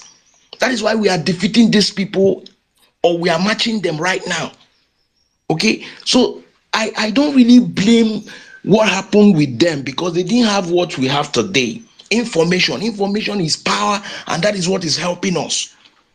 And that is why we need to defeat them. We must, because it has gotten to the point where if we don't win this battle right now, this means that this country will not grow again. We are going nowhere again because we are already captured, and we must resist this evil, this particular evil that they just, because this is just a test running. They want to test run. If this thing works, people will no longer be fighting to be anything. Just fix their next chairman and then do your thing. Anybody you want, anybody the next chairman says will be anything, will become it. And that is why we must fight with every drop in us to defeat this particular one, because it's the end game. Now, I wanted to say something about the EU report. I think obedient movement actually helped the EU report. Okay, the robustness of the report, I think it's emanated because of the movement. The movement actually made EU to become more serious about their rapportage. Because if you look at it, everything they reported, it has a link to what we are doing or what we were doing before the campaign started. When the campaign started, during the campaigns and during the election, everything we did was captured in that report. And it has to show you that nobody can help you unless you help you. The Europeans even became helpless because of the docility of the Nigerian people. So if you're not showing any sign of help, nobody comes to help you. It's until you stand up and show some resilience, that's when yes, they are benefiting from us, but they cannot help until we have shown them enough, strength that, okay, we are not comfortable with this. That's when they can do their own part, and they can only do their part. They cannot do anything beyond what they can do. So it is us, it is in our hands to change whatever it is that is wrong in the system. And that is why we must fight with everything in us. Okay, finally, I just wanted to appreciate what we are doing. This fire is, at a point it became as though we were going to, be defeated, because after that election, they threw us a sucker punch with that election. It was a heavy punch, and people were demoralized. I thank God that we had something like, Twitter Spaces, because that was what we needed at that point, to refuel ourselves. We vent our angers, we encourage one another, we motivate one another, and then we stand up again. It was a sucker punch that we really needed something to hold on to. Thank God for Steve Space, thank God for Violence Space, thank God for 1 Million March. Every of the spaces that held, it was a tool that helped us renew our hope and our belief, because we needed it at that point, and today we are still standing. I want to encourage every one of us. This fight is a fight to finish. It is a fight that we must fight. It is not just for us, it is for our generation unborn. It is a fight that we must fight. It is a responsibility on us. Our parents are gone. They are not going to come and fight it. If we don't fight it, we are going to hand it down just the same way our parents handed it down to us. And so we cannot afford to do that. This is not a country. This is not a live. We are not living here. We're not living. It's a death trap, and so we cannot handle our children this kind of nation. So please, I want to encourage us. Let's keep doing what we are doing. Our eyes must continually be on the judiciary. If you see the disposition of APC and Tinubu, you will know that they have something up their sleeve. But we have something else in our own sleeve, and we must deploy it. And that is to put more fire on the judiciary. If they fail to do the right thing, it is not going to be business. We are not threatening them. We don't need to threaten them. But they need to know that it is not going to be as it has been with our parents. Because we have gotten to the point that we are choked on the wall, and so we cannot penetrate the wall. So it's either we fight back what is choking us, or everybody will collapse. Okay, so it's not going to be easy if they fail to do the right thing. We are not saying give us the mandate just like that. Just do what is right.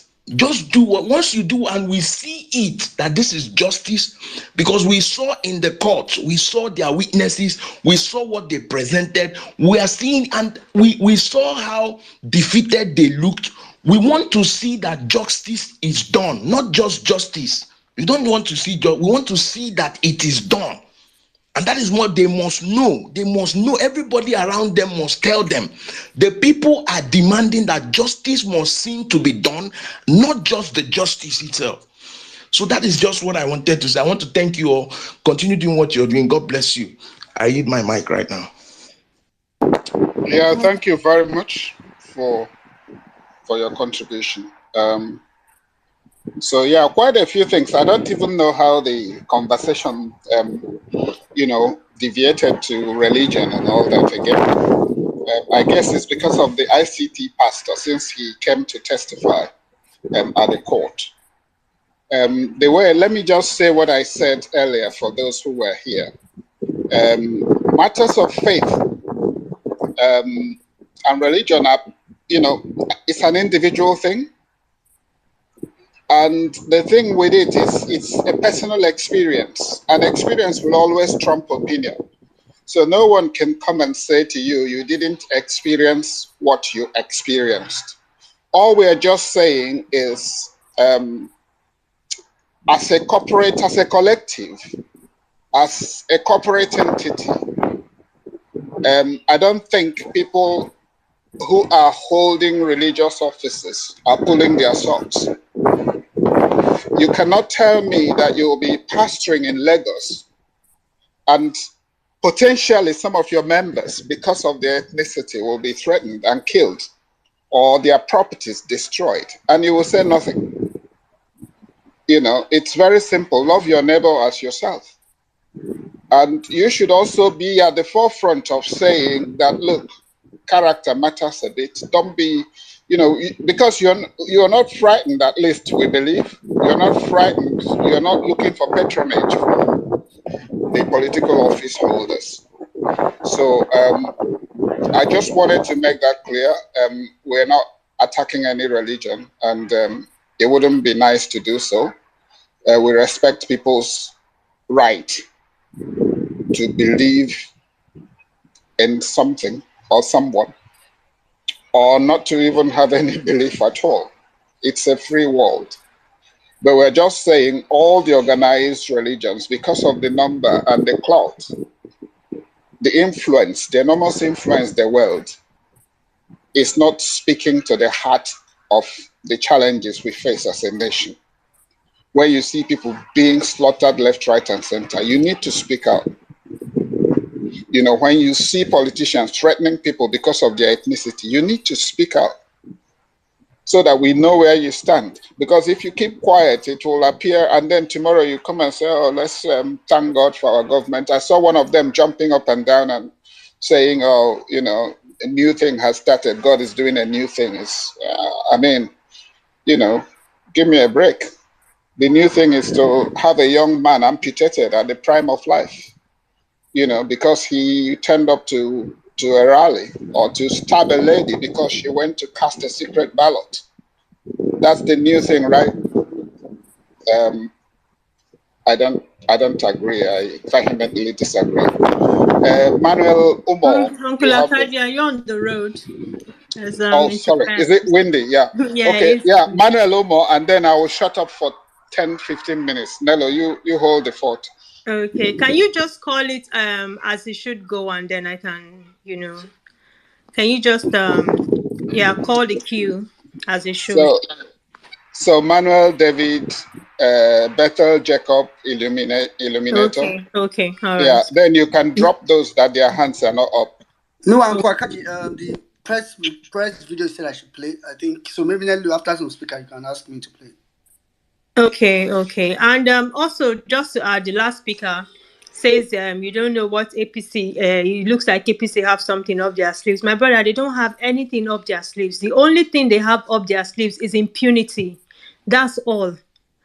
And again, it begs the question: how much can they push Nigerians, and get away with it? That's all they will keep doing. But anyways, back to you, Manuel. The mic is yours. All right, thank you so much. The 1MMC crew, 1 Million Man March crew, and all the big uncles, the big brothers, the sisters in the house. Thank you so much for wonderful monologues and perspectives that we have brought. I will keep it brief because to a good extent, many of my thoughts have already been brought forth. Let me mention this. Start from where Nello left about the APC not having anything up their sleeves. It is really true.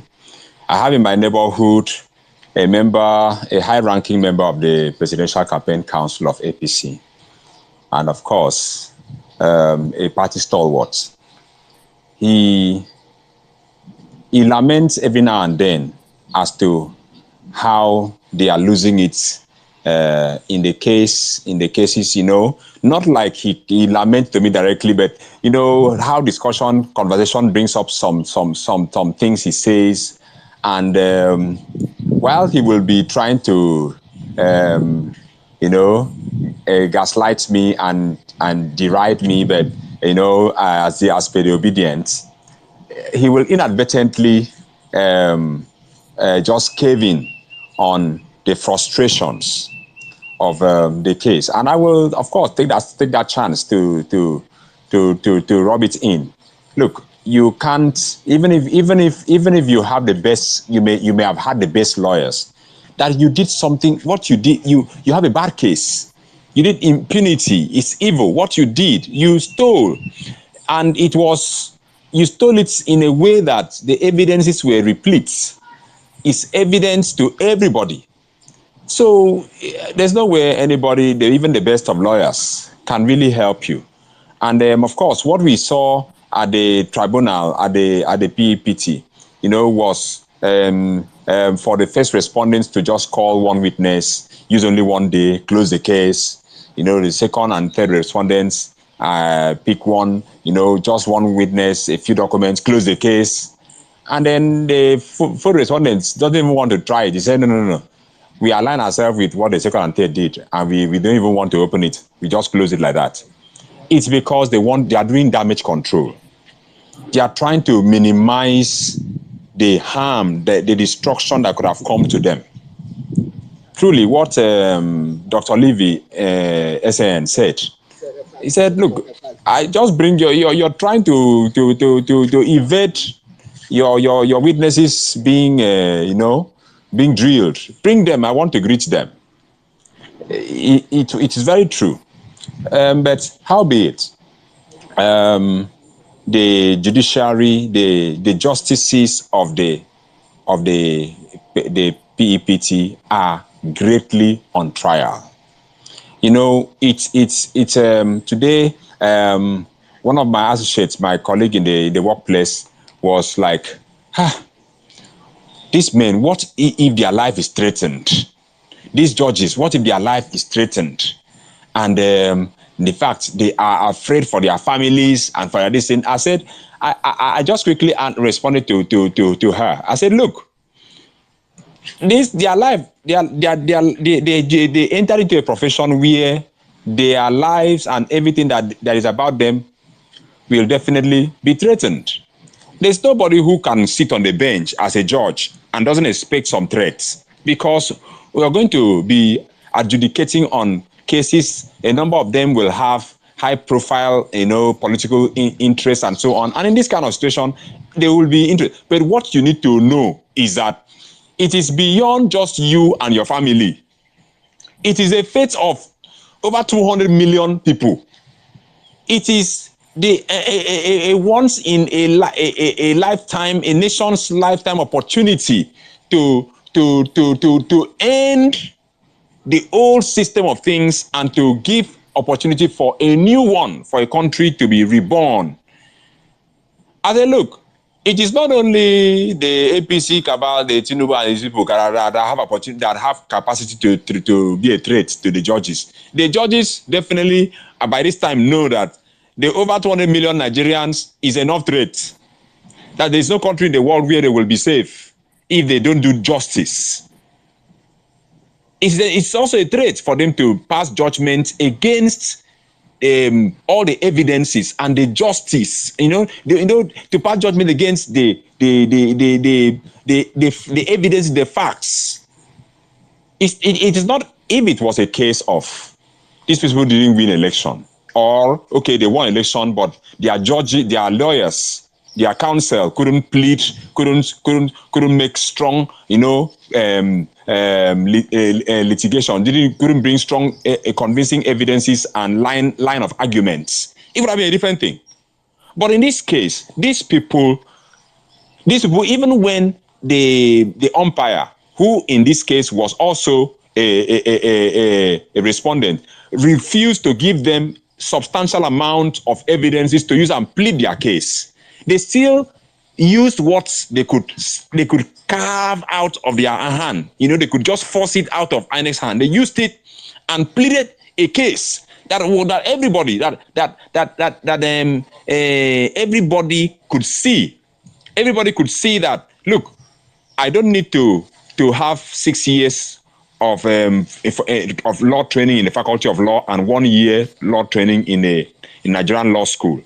There are some line of defense and arguments. There are the way the person lays up facts with facts that is clear to what they call laymen.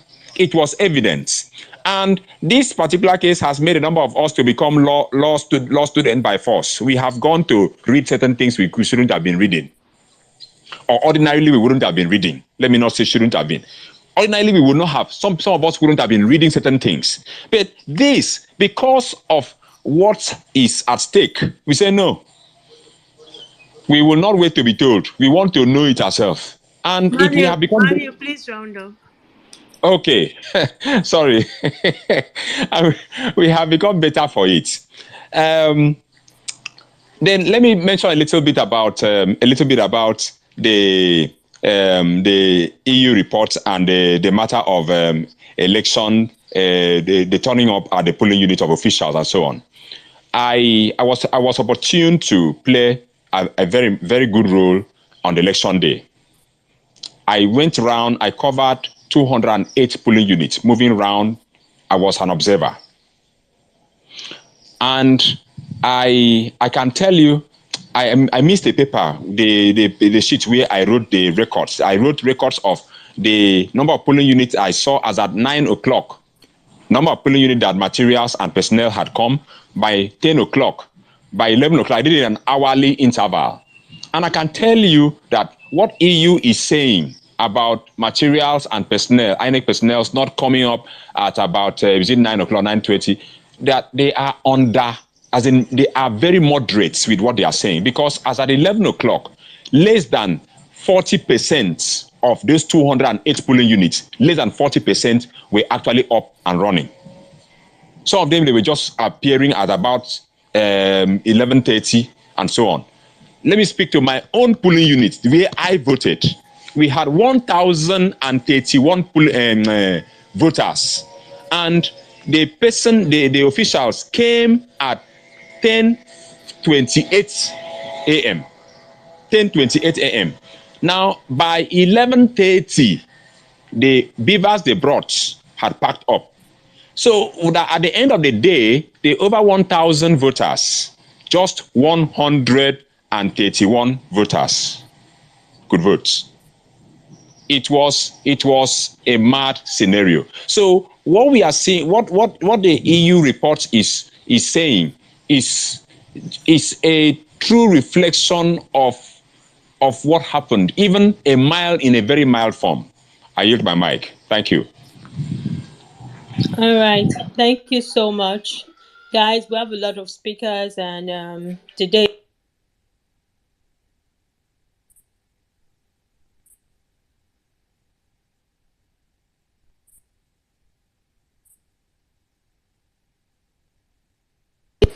David. Oh, what happened to David? Sorry, can you guys hear me? Yes, Okay, all right. So it looks like David. Yes, I can hear you. Looks like David dropped. So we would go to Jacob. Mr. Jacob, good evening.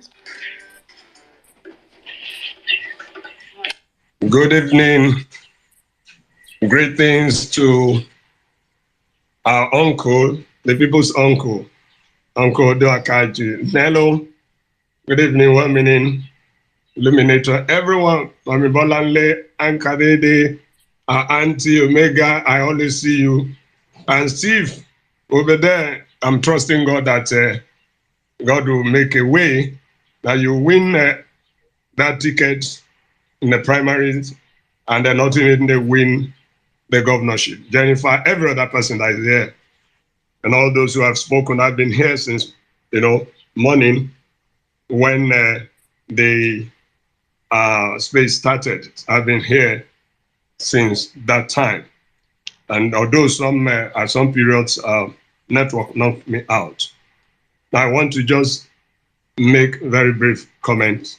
One about the EU report. I thank God that it came at the right time to add some favor to our case. And of course, even yesterday, the witness that came, for Bola Ahmed Tinubu, of course, somehow got disgraced. So I'm grateful that it came in due time, the EU report. Then also for PEPT, thank God that the case is ended that way.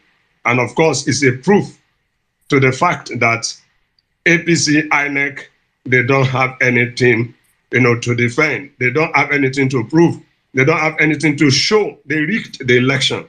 If actually Tinubu won, they would have brought documents, witnesses who will be able to testify.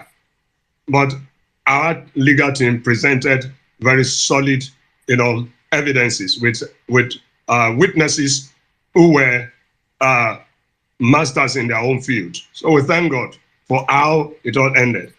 And I also want to submit, like some others have submitted, that we must not rest on our oars, and why we rejoice, which is very necessary, because when you are having endeavors, making attempts and you are not succeeding, it will discourage you. It takes only the strong-hearted and the one that believes in his cause and his vision to continue to do what he's doing in order to succeed ultimately.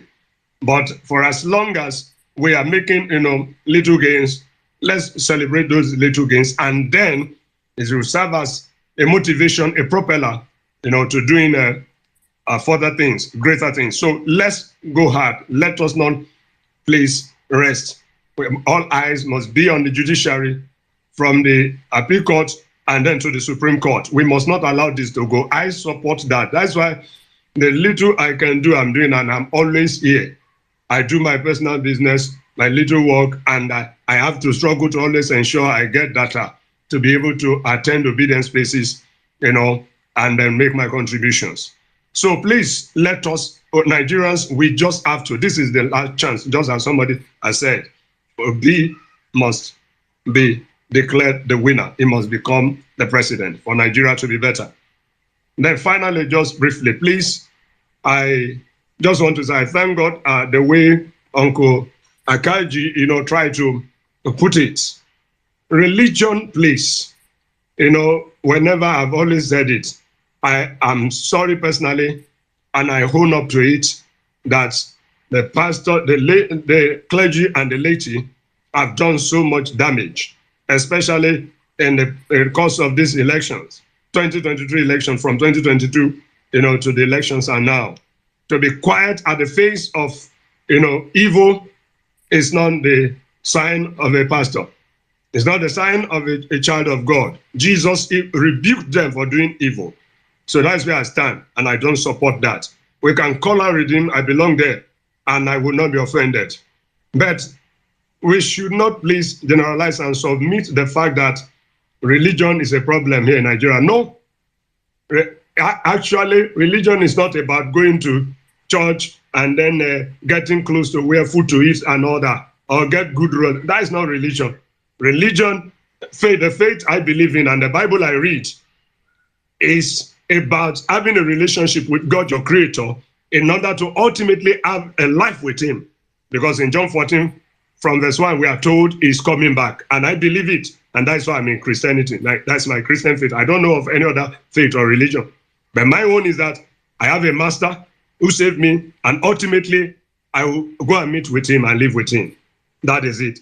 And then, please note, people must read the word of God. Those, whether it's pastor or is a Christian reading Bible, if you don't practice it, then that is your problem.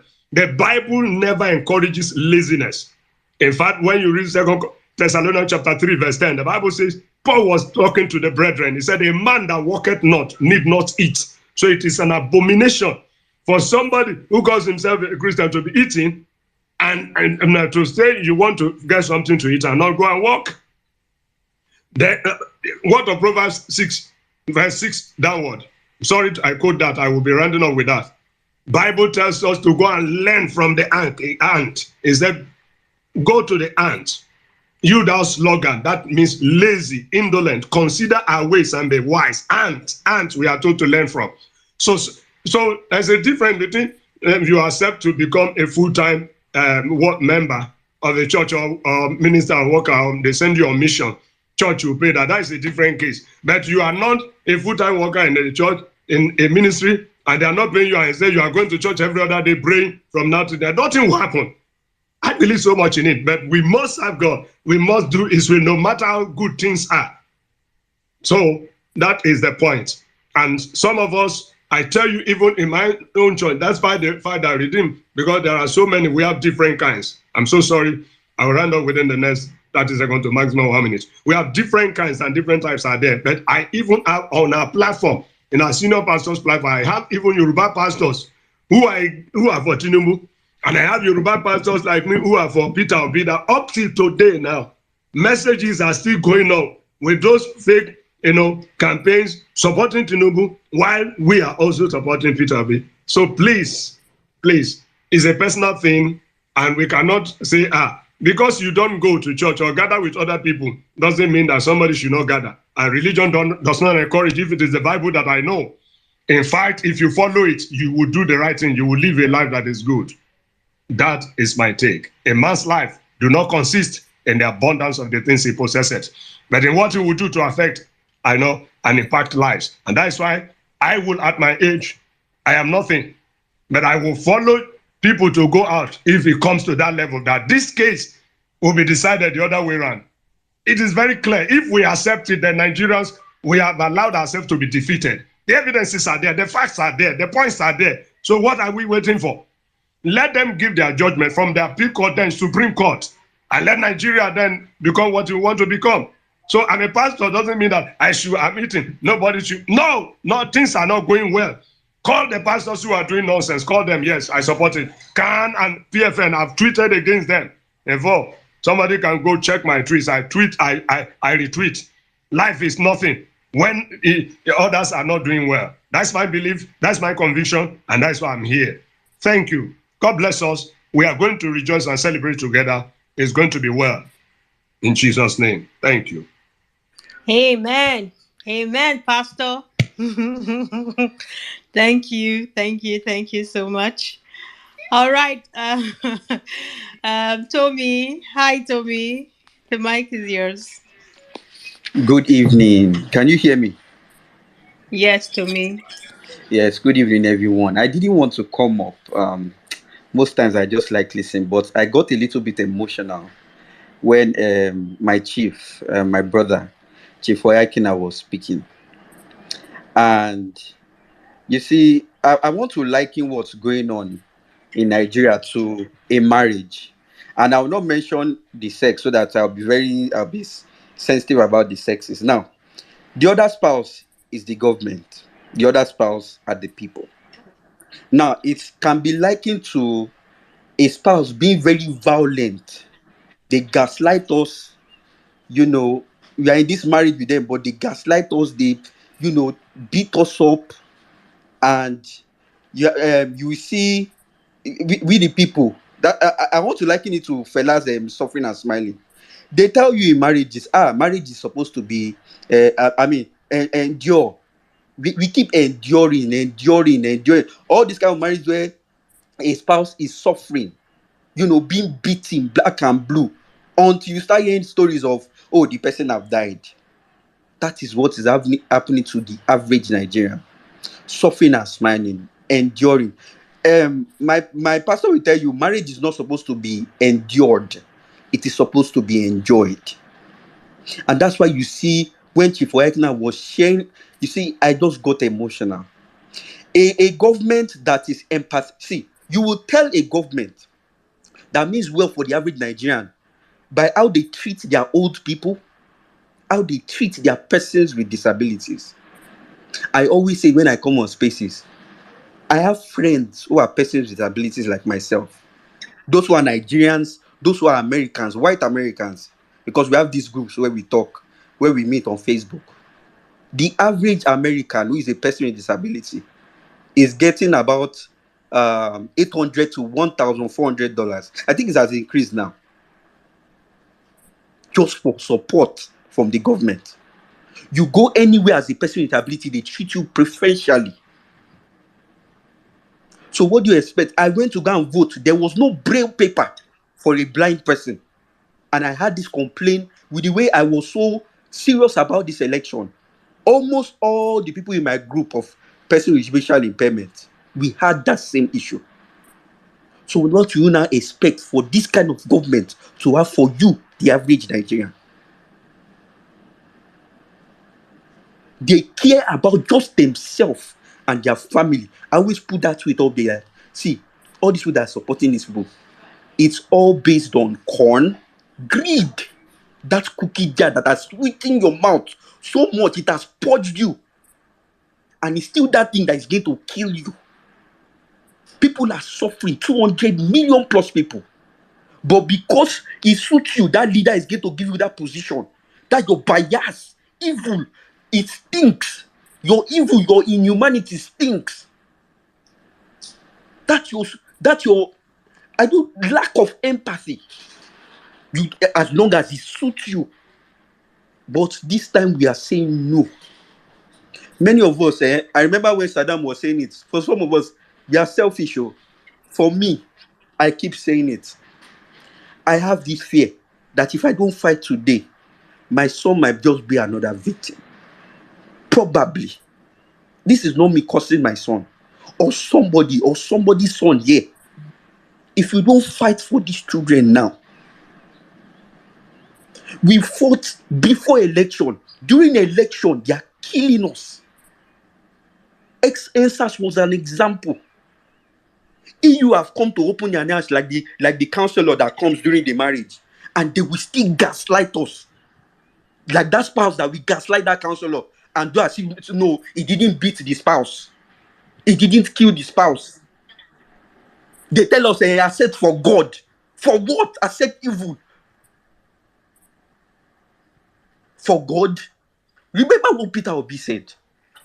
See, we should take it for God. We should take. Let's all come together. How about people that died? Somebody became blind as a result of this election. was blinded in one eye. I was traumatized when I heard that news because of what happened to me. I was like, my God, before election, people are getting blind. During election, when people are trying to choose a leader, people are still getting blind. Some people have become persons with disability as a result of this. A man cannot walk. One of his hands is disabled. It's not like the hand cut away or the leg cut away. And you people just expect us to move on. Now, EU has come and open your hands. But because of that, your lack of conscience and humanity, you will not do the right thing. In a saner climate, some people should start resigning. Look at that son of a gun, Festus Kiamu. I'm not scared of any of these people because I know what they did to me and my family. I'm not scared. My name is out there. You guys are bloody rogues. You care about nobody but yourself. As long as your family is okay, you care about the average. I listen to radio almost every bloody day. Come and hear the way people are crying out. We that we are on Twitter, we are enjoying now. Come and listen to radio. Come and hear the way people are crying.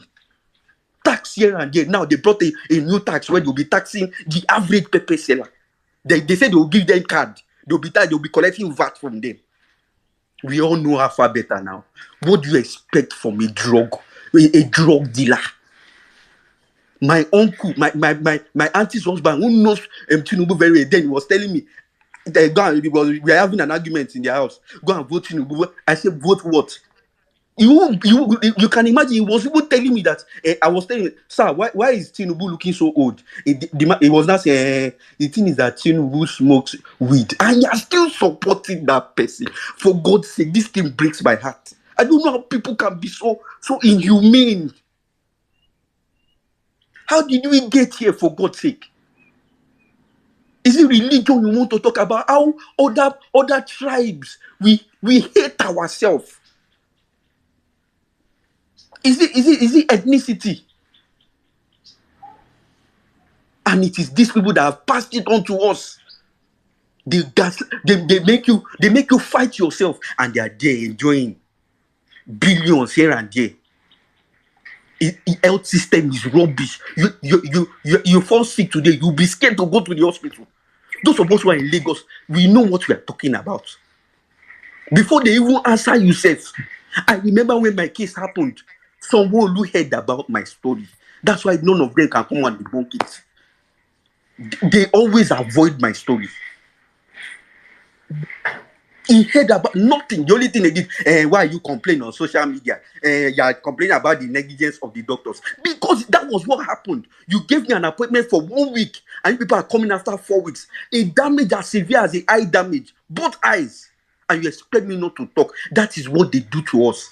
They want to silence you. They don't want you to talk. I want to say this as I wrap up. See, if you don't get this mandate back, Nigerians, and you, God forbid, if the court doesn't do the right thing, Nigerians, and if you sit down, we have our own problem. That is just the bitter truth. If you don't come out, like my sister said, see, the only reason why they attacked us during NSAS is because they were smart. But we are smarter than them. We have realized our mistake. They attacked at night. Will they come and try that during the daytime? By the time we strategize, we say everybody go home at night.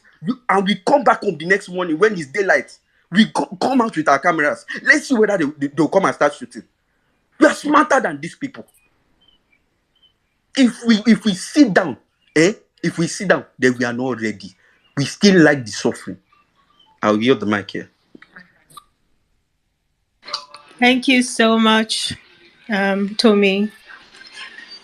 Yes, we are definitely smarter than them. We showed them this electoral period. We showed them. They never expected what we did. But we did it. We didn't have any big backer. We didn't have any political anything.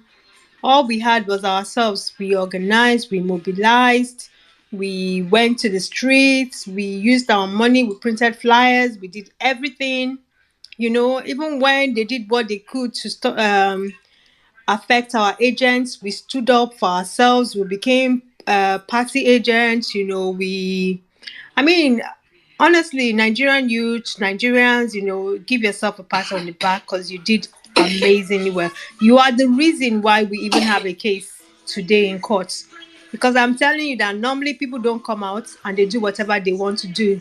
But because of the awareness that we created, people came out, and it was difficult for them to rig, at the polling units like they usually do. This is why they had to go and do it, at the local government ward. I mean, you heard that in some local, in that EU report, results were not collated at ward levels.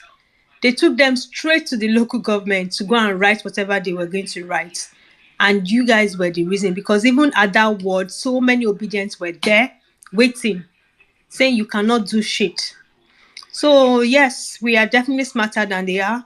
And usually when they do things, thank God for social media and smartphones. We are there to record and share with the world. So you cannot deny and say, oh, this never happened, even though you still see them doing it, because of course we are dealing with very, very callous minded people, people with no shame, people with no sense of what's the word now, sense of self or awareness. These people don't care.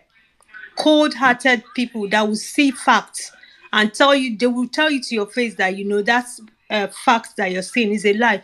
They will even almost make you begin to doubt your sanity, like, please, oh, did this thing not really happen? But please don't doubt your sanity. What you saw was real. What happened was real. And I Uncle Akaji, I didn't use any curse word. Please, guys, did I use any curse word now? These people you're always looking for. I'm not known for using curse words. It's not in my lingua franca, okay? It's not in my vocabulary. all, all right. Please let me not get carried away. Oh, please, Uncle Akaji. That's not a curse word. Lauren. I think Lauren. Lauren, is it a lady? Is Lauren a lady? No, it's a man. All right, let's have Lauren then. Greetings from here to everyone. At the time I was like, what was happening here?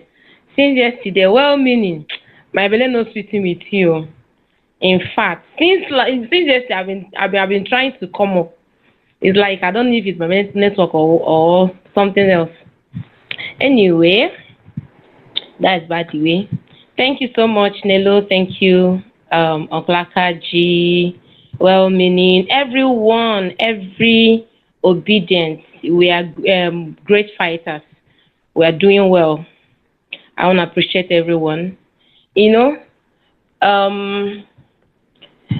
I think the last time I wanted to speak, I wanted to speak based on, I wanted to react to people's emotions. So I was like, what was happening here? Needless to, okay, let's say we did well at the court. That is certain. We did very well. But then my joy, I'm just like, I'm like the Bible now, two-edged sword. I'm happy and I'm angry. My happiness is on one hand, and I'm very angry. I'm staying angry because for the fact that we can think or imagine that somebody seeing what has transpired at the court, all the evidences out there, knowing that there are no foreigners handling this case, we were all here on the 25th of February, and everything that happened, even for the governorship election, we were all here. For someone to say, or for the fact that we obedient or we well-meaning Nigerians can still say that somebody will use any word, be it technicality or anything, to say that they are ruling otherwise, it breaks my heart and it makes me angry.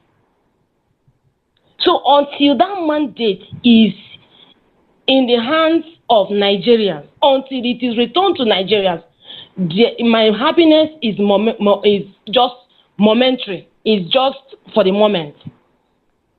I'm happy and I'm angry. Two emotions so I can swing into anyone. It depends. And my eyes are on the judiciary for action. And I want Nigerians to understand it from that standpoint. Our eyes are on the judiciary, not just to be looking at their faces, not just to say, okay, we witnessed it. It's for action. If they do anyhow, they'll collect anyhow. If they do something that is not in tandem with what we expect, given the evidences and what has transpired, we will not accept, and we will do the needful. That is the action. So I want to thank everyone that has stayed on course, watching and giving their voices, all our warriors, holding spaces and all. This 1 million man march, you guys are trying. 1 million, I wonder where you get your energy from. It is like I look at our leader, who is in the person of Mr. Peter Obi. Leadership is investing your personality in others, and that's what we see. Everyone who is following Peter Obi has emulated or imbibed one culture from him or the other. That same energy, we will see Obi doing a lot of things at the same time. That's what I'm seeing in obedience, every one of us. So I appreciate you, well-meaning Nigeria, and every other person. We are all doing well. I said something. We are angry. INEC, oh dear Lord, INEC and all the parties involved, brazenly, they stole and raped our democracy and the sovereign right of Nigerians without any explanation. Up till now, they have not come out to explain. Up till now, they have not come out in humility to tell us, okay, you have catch us, you have caught us red-handed. We apologize. Even if it's garnished, they have not done so. Mahmoud is still keeping straight face, still, leading us on, trying to tell us, okay, so there is possibility that after anything that maybe the ruling in line with the evidences in court now, that they are still moving on. There is no explanation. They did what they did on the 25th without any explanation. Shut down the server, gave people fake passwords without any explanation to that. For them to come and defend what we noticed, in contrast with what they set as rules, they don't have any explanation, and somebody is still working without being arrested, without surrendering himself, without resigning, without an apology. It breaks my heart. In fact, my heart is broken as a Nigerian. And all I can tell our judiciary is that they should do the right thing. Let them do the right thing. The fear of Nigerians is the beginning of wisdom. Let them do the right thing. Those in power is not greater than the people. The people. We are more powerful than they are.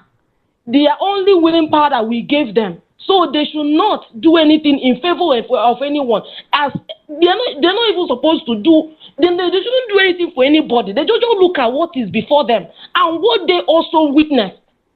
They read it, they are on social media, they saw the result, they saw the mutilated result, they saw it in their polling unit, they saw the molestations.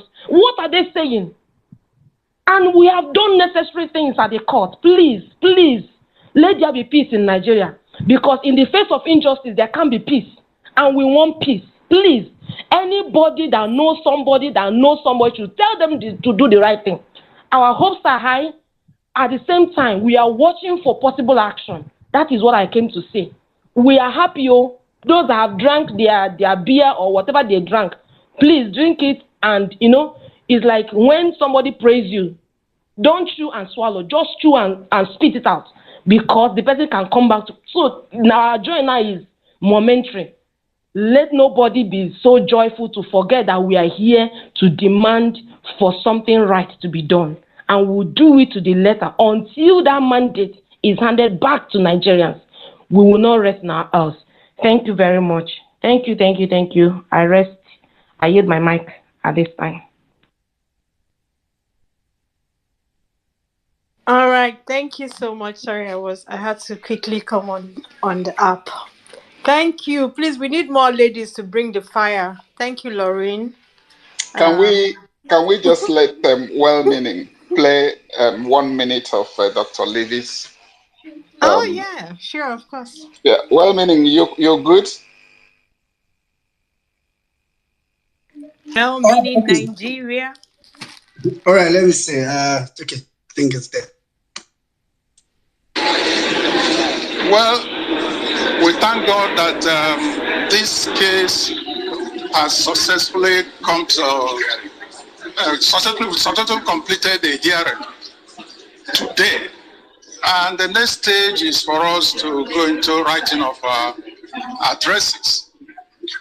Well, you must have, I'm sure that you know that INEC called one witness, closed their case. Second and third respondents called one, closed their case.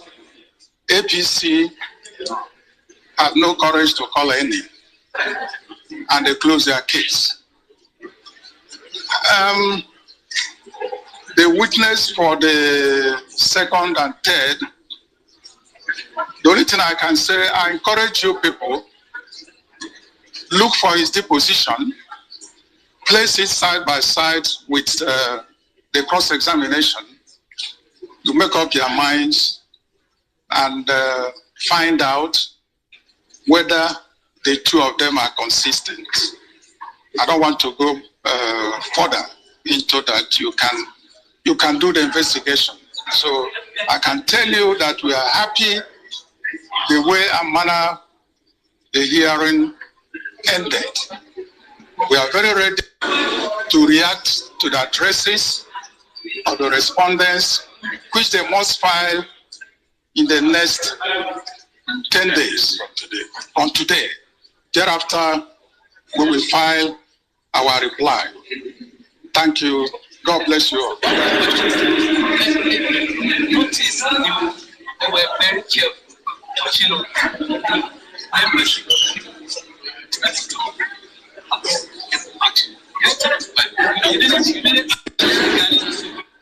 Now, it's very simple.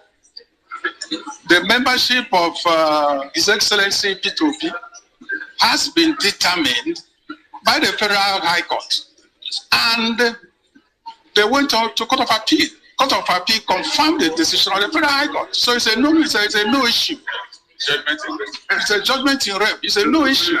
So we don't want to edify anybody by joining issues with something that does not exist.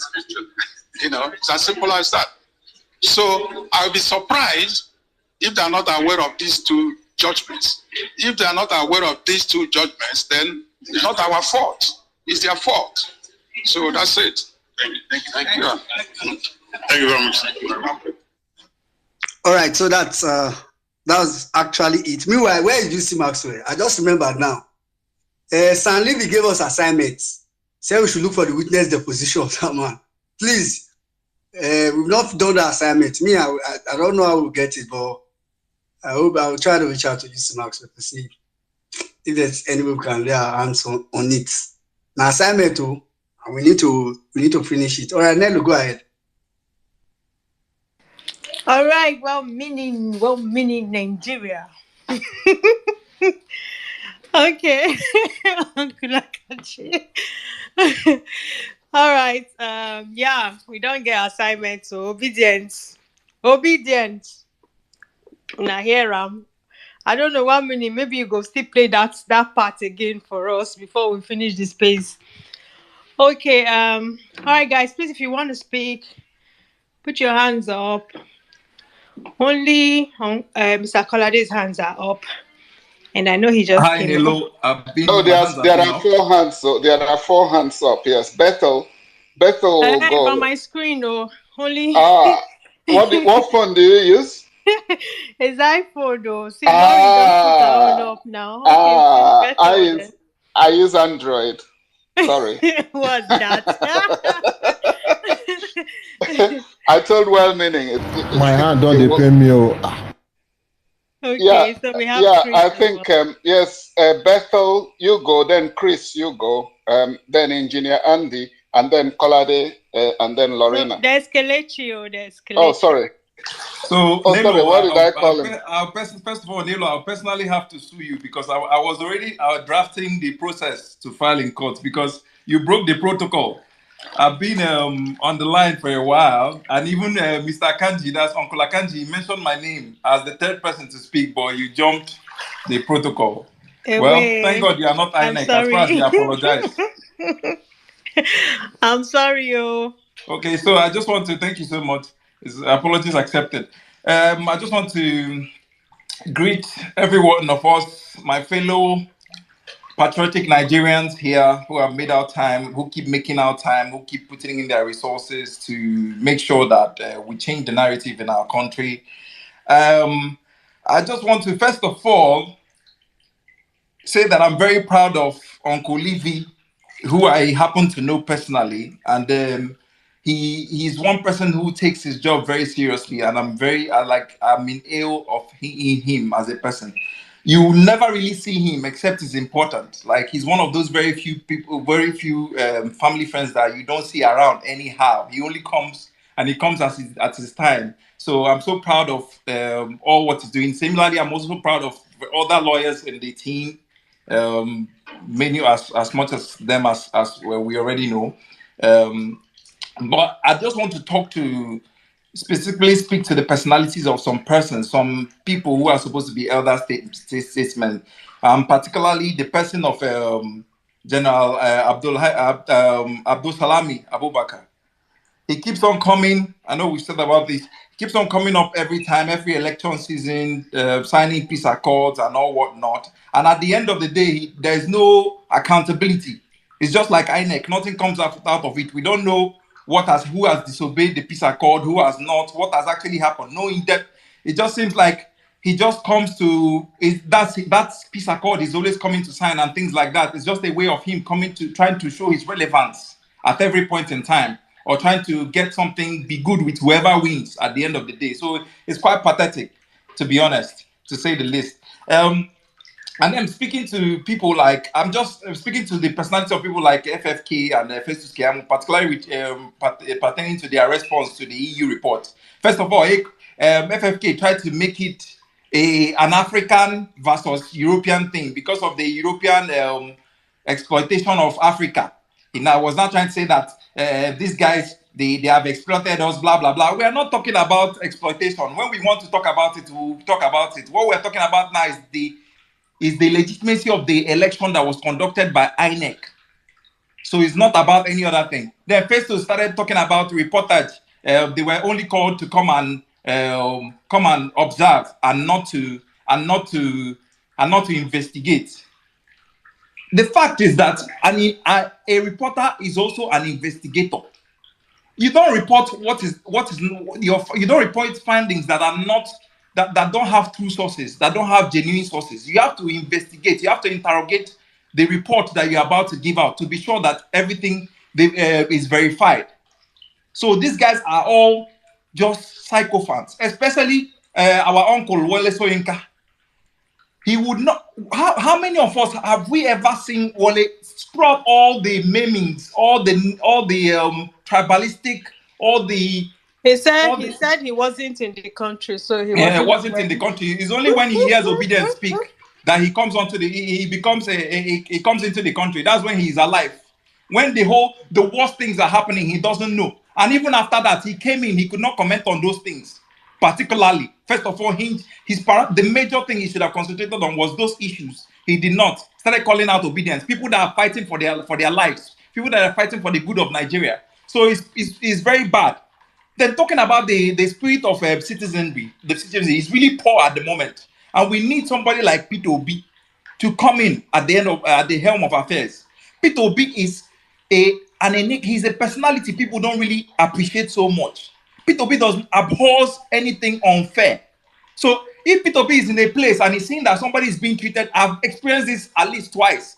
He's seeing that somebody is being treated unfairly. You will see his disposition. He will show it. So he's not afraid. He will find a way to make sure that he appeases such person.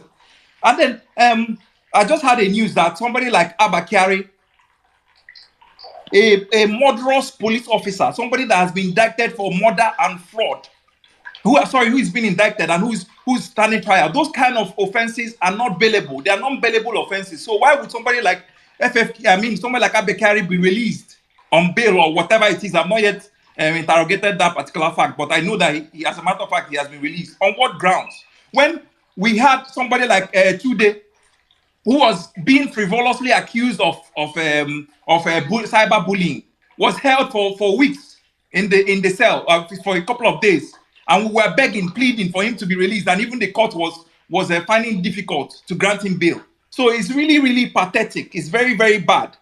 It's really bad. And then it goes down to talking about we've talked about different aspects of patriotism and spirit of citizenry, talking about religion and all whatnot, bringing a different type of interest that unnecessary bias into the polity. I want to go back to what happened to me sometime in 2016. I was somewhere in Gwarimpa at just before Diamond Bank, and I was about to park my car. I saw some spaces parked. I saw some spaces, like 2 spaces. Then the third space, there was a car there, and that was like I didn't know he was a military man at first. But the way he parked, all the cars that were parked there were parked diagonally. But they were parked vertically, and he parked his own horizontally. The way he parked he was not supposed to park like that, and I did not know that he had any intention to move his car. He just put his car somehow, and then I just parked my car, and then I was heading into the bank with my sister-in-law. Next thing this man did was come out from his car. He was on Mufti and tell me that I have to move my car. He had already slotted his car, not like he was struggling or anything. His car was parked stationary in one place, and I parked my car. This man said I should come and move my car. I should take my car out of there, that he wants to park there. That's where he intended to park. And I told him, why would I park? Well, I've just come to do a transaction and get out. Do you know that this man immediately made some calls and called some boys, I think who are his junior officers, to come and pick me up? And I was struggling with them. This man brought out a handcuff, and they was about to handcuff me. I was sure that they were going to take me, beat me up, and probably even kill me. He brought out his gun and pointed it at me and said he was going to shoot me. I had to start raising an alarm before all the people around started asking, what did this boy do? What did he do? And that was how we even had to alert the bank manager. Everybody came down from the bank. They were monitoring what was the situation. This man literally brought out a gun, and they wanted to bundle me into a car and then ferry me out of that place. And that was how people just now intervene. And then before we could say Jack, the bank manager said all of us should come into the bank so that he can discuss and try to dialogue and settle the matter. Before we could say Jack, this man immediately bolted with his car. He ran away, and everybody thought all hope was lost. I came out, we could not see the same person that was eager. He said he was also eager to go into the bank to discuss. And by the time we were entering the bank, we did not see him, even with his boys. All of them disappeared. He thought that was the end, that he had gone away. I had to track him. I and my family had to track him with his car number, and then got to know that he was a general in the army, or the position below that. He was a general. He was serving. He was a senior military officer, and then he was even living very close to where I was staying. And then he ran away. So we had to write petition, even call AIT to come and cover the whole thing. And by the time we wrote the petition to the military and everything, he immediately saw it, and he got to know about it. He started begging. He had to kneel down in front of me with his uniform and all of that. And then they all started bringing up, oh, because he's from your tribe, you have to forgive him, blah, blah, blah, all those kind of things. I'm just saying that, and I had to let go at some point. The reason why I let go was because obviously the security of my family and other things. It wasn't really because of anything, because I knew I had a lot. I could have gained a lot from the man, as a matter of fact. But from his downfall, and then he started telling me about how his child has cirrhosis and all whatnot, blah blah blah. And I'm like, okay, you know, your family had you have issues in your family, and then you want to maim another person or possibly kill another person over what? Parking space. Why? So it goes a long way to show, and then this goes a long way to tell you how bad we see ourselves, especially when we're in a position of power. When people have issues that are ordinarily civil, they will start involving police officers, start involving military officers to go and intimidate and kill other citizens. It's really, really bad. Then I just want to go down to INEC and just point out one thing. Festus Okoye, I didn't even know there was an interview that Festus Okoye had with that he had to bring in that ICT staff, ICT director, the assistant director. He and that happened before the election. So why didn't he bring the same person after the election to come and explain? Because that guy must have a know-how of the IT system. So why didn't he bring him, since all the time Nigerians have been demanding both on Twitter and every other medium to ask for them to clarify on what went wrong with the IREF? He never brought that man again after that this thing, and they all came to assure us that Bibas was going to work, this one, that one, and then at the end of the day they renegade or they on their promise. So it's really, really pathetic. It goes to underline the fraud, it goes to underline the sinister, the mischief that they already hatched from time ab initio before the election. And then they go to hinge on the fact that saying that P2B was not a member of Labour Party before the 30 days limit, wherein the parties were expected to submit the list of members. The fact is that this matter has already been settled quite recently by the Court of Appeal. And then also looking at it, it will be a clear contravention of Section 40 of our Constitution for them to bar anyone from joining any political party at any point in time. And the laws specifically does not, it only requires the list. It does not preclude any more members from joining, or anybody who joined from not contesting any election that is imminent. It does not. So I don't know why these guys, this APC, with their daftness, I don't want to comment on some personalities of the lawyers, because some of them I know them. So with their daftness, they want to attack some type of issue. If the law intends that P2B should not contest, it will specifically write down that whoever joins a party after such period, there will be an addendum to such type of provisions, and it is clearly not there. So we don't expect these justices of the Court of Appeal or the Supreme Court to try to rule otherwise, try to infer what is not in the law. Their duty, their responsibility, their power is to adjudicate on the law. When there are only peculiar circumstances where they are expected to make some input, but this is not an example. So I don't expect anything to give as far as that is concerned. Then I just want to say something. I'm about to round up.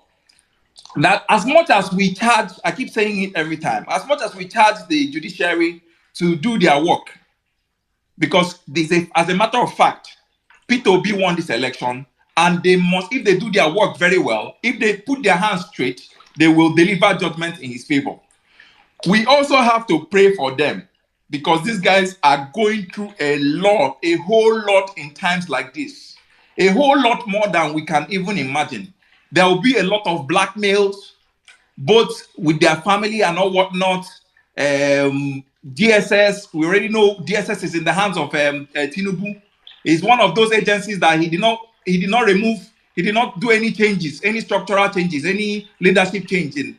And that's because that's one of the major, that's where he held on to. That's the security apparatus. He first of all cornered before anything. That's why they can't do it. So we need to pray for these guys. But the fact still remains that they need to be as radical as us who are fighting for our lives. These justices, I mean. Because the fact is that they also need freedom themselves. We talk about integrity we talk about independence of the judiciary. Independence of the judiciary is not just tied to finances and all whatnot. It's also tied to those hidden, those unspoken influences that these guys in the executive keep trying to have.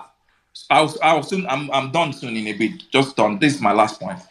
So basically, it's tied down to all those issues. So they also need to be very radical and make sure that they can come off it, because if not, they will keep putting themselves in more controversies, in more controversial situations, under more blackmails and all of that. So this is the time, because if we don't get it right now, for our generation, Nigeria will not hold anything good for us. And then I just want to implore all of us to start mobilizing, start saving money, start developing strategies on how to, because this is more like the last battle. we're heading on to that battle. So as much as we know that things are hard, people don't really have money, just start putting, even if it's one kobo aside for what is ahead, because we will need all the help that we can get to help drive us out of this problem. Thank you so much. I yield the mic. I'm so sorry for speaking so long. I appreciate everyone, well-meaning, Nello, Uncle Akaji. Thank you so much, Mr. Stephen, His Excellency. I speak faith. I speak with faith. Everybody, basically, Kolade, Kelechi, everyone. Thank you so much for having me. I appreciate it. All right, thank you so much. That was a very brilliant submission. The thing is, power, especially in Nigeria, power, people tend to misuse and abuse power, and it just, I don't know, it's something that we see all the time. Everybody who find themselves in small position of power, they want to abuse it. The receptionist will abuse her power. The military person will abuse his power. Even me, I don't collect slap from military guy for doing nothing. You know, but just speaking up on for someone else, and it was bah. How dare you open your mouth? But it's the thing that we see in a lawless country. It's just it's unfortunate, but thank God that you were able to get out of that alive, because honestly, it could have gone south if the person was crazy. Okay, Uncle Akaji, I don't know, because from my end here, I see Engineer Andy. Is he next? I think Kelechi came ahead. Kelechi, then Engineer Andy, and then Escolade, and then we come back to Lorena. Chris dropped. Chris was supposed to go next, yeah. All right, Kelechi, go ahead then. Good evening, everyone. Good evening. Good evening, Uncle Akaji. Good evening, hello, everyone here. I greet you all. It's a great pleasure being here again. My name is Barrister Kelechi from Abuja, and I'm glad to be here. Yes, I have listened to very many of you, and I am encouraged. am I am much more motivated than I was when I entered this space. It is good that we obedience every day. These spaces are provided. We come and draw courage, and then we'll go back, and after the whole thing that happened, it is very nice, and somehow it is a therapy for most people. Listening to well-meaning Nigerians and people who have high hopes for the country, and people who want the country to go through the right way. I appreciate that. Now, the tribunal has just gone the one part of its duty, that is closing the cases, and we are earnestly hoping for the parties to file in their written arrest within time, and then we have our judgments. Now, with that in mind, the Labour Party has done extremely well with their cases in court. Like the other day, I was speaking in a space and I said that is it that this APC people had no plans at all, or that nobody in the entire 200 million Nigeria was willing to come and help them prove their case? Because the truth is like God has blinded their entire eyes. They do not even, they weren't even prepared from the onset. They do not have a good case, and they do not even make any attempt to put up a defense. It goes to show that yes, as much as we fight the physical battle, the Lord is also fighting the spiritual one for us. Now, a lot of things has gone on with our politicians and people in power, even at the rate at which even local government councillors, ward chairmen are moving rapidly with recklessness and everything. You begin to wonder. Most of them go on check. Nobody asks questions. A previous speaker once had said These things happen because most of us are not. I think it's Nelo that said that because we are not engaging them, and probably because we've not had time to look at these smaller sheets. They are small in a way, and they are growing beyond hand. These are ones within our own constituency and our immediate constituency. Now, I would like to draw our mind to one particular law that has been underutilized in Nigeria. And that aspect of the law is the Freedom of Information Act. It is one law that every obedient should be aware of and be armed with. Maybe after this space, you can go online, download the Freedom of Information Act. It's a very small law but it's very heavy. It has been underutilized. That law was basically designed for the public, the people with public interest like me and you.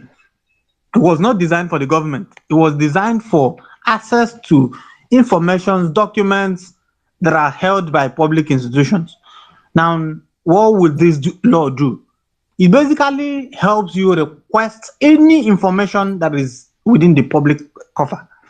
You have access to any information as long as that information is not marked secret information.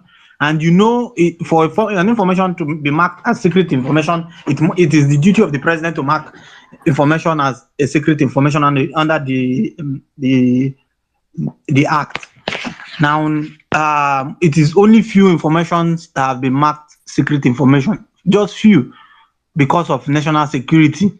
But this one held by our local government chairman, our ward councillors, our commissioners, and people within our reach are not nowhere near the secret information covered by the Secret Information Act.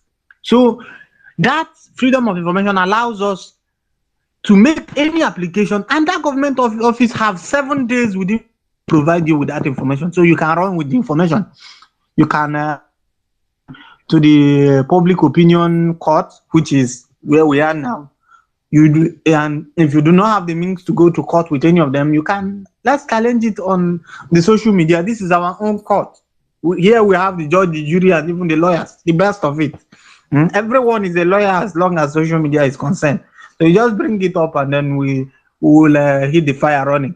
So with that, it will help, put these persons into their place and in the perspective of where we are heading to. Because even when we get the mandate of Mr. Peter Obi, we will need more than just the Peter Obi himself. We will need every single sector, every person's to be looked into. We will need everyone to be torchlight. We need to flash the torchlight on every single public office holders. We will need to bring up things that are hidden. That way, people will not act with so much impunity, even when they are wrong. We will be helping not just Mr. Peter Obi, but the society with which we want a better governance. It is our duty to contribute, and our contributions, we do not need to be in government to make that contribution. We can start by holding these persons accountable. Let everyone be accountable to their deeds. The little 1 million that you've been assigned to do, that is a public fund. You will need to tell us how many of us know the budget of their local government. How many of us have seen the expenditure of their local government? In this space now, this space that is more than 500. It is one part that we have looked away from, and most of them are going beyond overboard to do a lot of things. Now, in the next couple of days, I think I should suggest that we keep the street running. Like we need to make an input, some kind of. We need to make that noise. Then we need to make our voice heard, even while these things are ongoing. It will take a lot for these things to change, and it will require our voices. I appreciate the very fact that this 1 million march is coming at this critical point in time. It's most needed. It is most needed. I will be on ground. I will, even if I have matters that day, I will attend to my matters and then come out for the 1 million march. And I think every other person should be directly involved, directly or indirectly involved in it. It is not just for the judiciary. Yes, the judiciary will do their part, but even the kingdom of God suffers violence, and only the violence shall take it by force. So we need to take our destinies into our hands by forcing their hands. You remember that biblical story where a widow, was crying to the king every day, oh, give me justice, give me justice. If that woman was not crying, if that woman was not demanding for the justice, if her mouth was just shut, aiming for when justice will be done, I'm sure will definitely do it as he has been doing it. But let these persons feel the fire of the public opinion. Let them feel the fire of the citizens. Let them feel the presence of the citizens. Let them feel the powers that we have. While our lawyers are doing their part, and while we lawyers are doing their part, most of us who have dedicated our life to public interest cases and litigations, we are here. I am here. If you ever need anything done by any means of public interest, I am here to assist in any which way I can, as much as it is for the public interest. So let us all key in, and then that way we'll get things working better. At this point, I will yield my mic. Thank you so much for the opportunity to speak. Thank you very much, Kelechi. That was a good submission. Sometimes we don't know, the people we have who are doing stuff all over the place. Thank you, everyone. If you've just joined us, this is the Million Man Match crew. We're now streaming on YouTube and Facebook. So do share. If you just look above me, it was the links, the link tree. I've shared by way. You can just share that with people in your sphere of influence. The aim is just to make sure that everybody knows what we are doing, that we are still in court, and that the case is still ongoing. I just want to play something for 3 minutes. And I want an emoji if you know the name of the artist. So well-meaning, if you're good, give me a thumbs up and take it away. Spirit mix.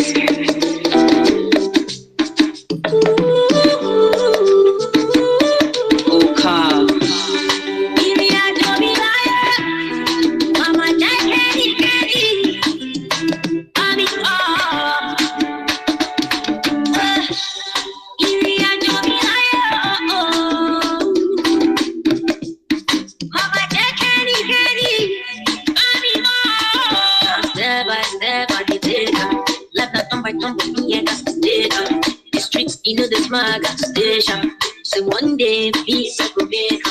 The hot stuff I swear no be joke. The story where I think the end no be low.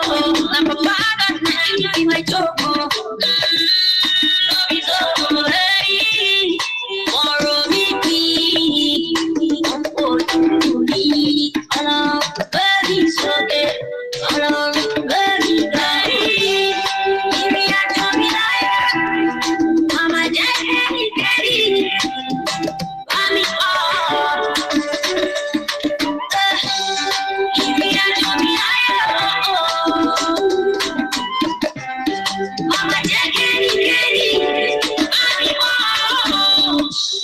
some people talk say I be dreamer. So when I walk up past them, go they whisper. Fake friends them funny, but I know saint. That's why have you saying this prayer.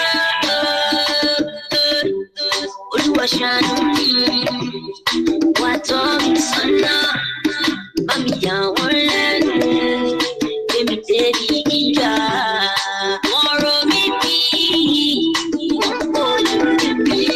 hello, baby so.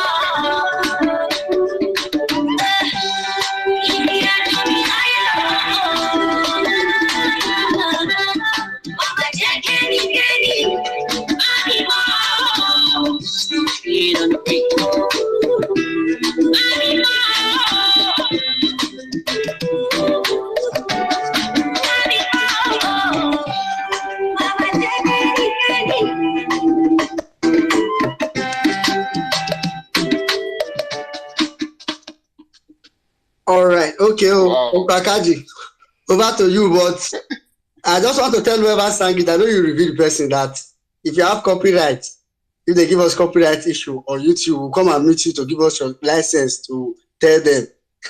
All right, go ahead. Yeah, you'll probably be the one to sort it out. So if you know the artist, give me an emoji. Give me a love emoji. Okay, here's a clue. The person is in this room now.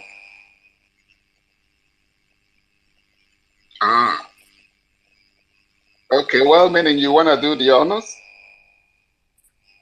Ah, somebody has Omega. Let me get him. Let me get him.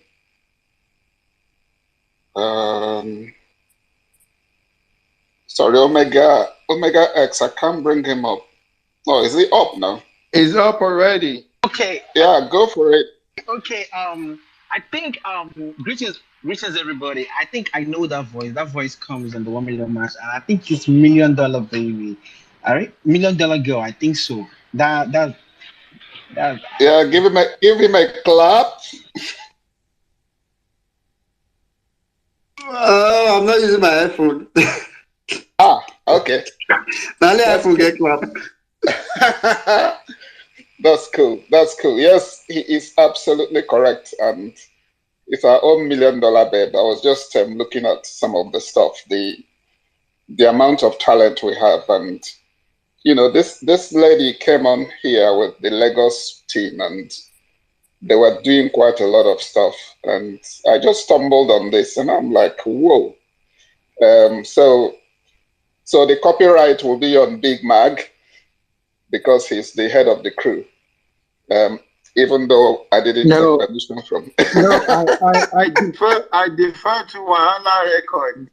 Wahala Record already has artists there. So let them do it. I'm told if you have an event in Lagos, she can come and perform for you as well. I didn't tell her this, but I just thought it was fun. It's like folklorish sort of music. I don't even understand most of it, believe it or not, except the little bit she said in English or Pidgin. Uncle Akaji, people can go and play. As if you go to our bio, the link to like where she has all her songs is there. So it's not just this song. I think she has, like I was saying, she has about 13 tracks up there. Some of them are covers, but they're all cool songs. Yeah, she did her version of "If" by Davido and mostly in vernacular as well. Kaji, you have been. I have. Yeah, I listened to. Uncle John, go ahead. You forget I have daughters, right? And they give me a lift in the car.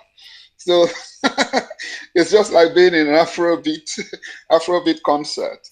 So so quite a lot of stuff for you to listen to. And if you have events, just make sure you tell her you're coming from the Million Man crew so I can get my commission.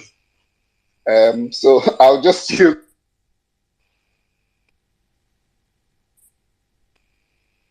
Yeah, who was going next?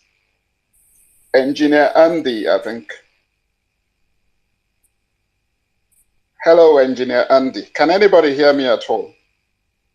Loud and clear. Yes, we can. Yeah. Okay. Hello. Yeah. Can I come up next, please? I just have something doing now. Okay, that's good. Kelechi has spoken. Omega X has spoken. I think it was Lorena, then Benedict. Lorena, you've spoken before, so just take 2 minutes. Yeah, I'll just keep it short. I wanted to just react to a few I can't things. hear you. Is it just me? Can you hear me? Am I being heard now? Is it just me that's not hearing then? Maybe I need to drop. Can you hear me now? Mark, can you hear her? I can hear her. I can hear her. You can? Okay. Yes. It's me then. It's me that have issues. I'll drop off and come back. Can I continue now? Yeah, I think you should go ahead. Okay, thank you. I just want to react to some few things. The EU report, I've taken my time and I've read that document. It's so precise. Oyibo, they know how to really manage their words and keep it cool. So I think it's a mild version of what actually happened during the election, period. It was timely, it was accurate and precise. So to anyone kicking against it, that person, I put it to the person that he's a wicked soul, It's very, very wicked to say anything contrary to what they have penned down in that document.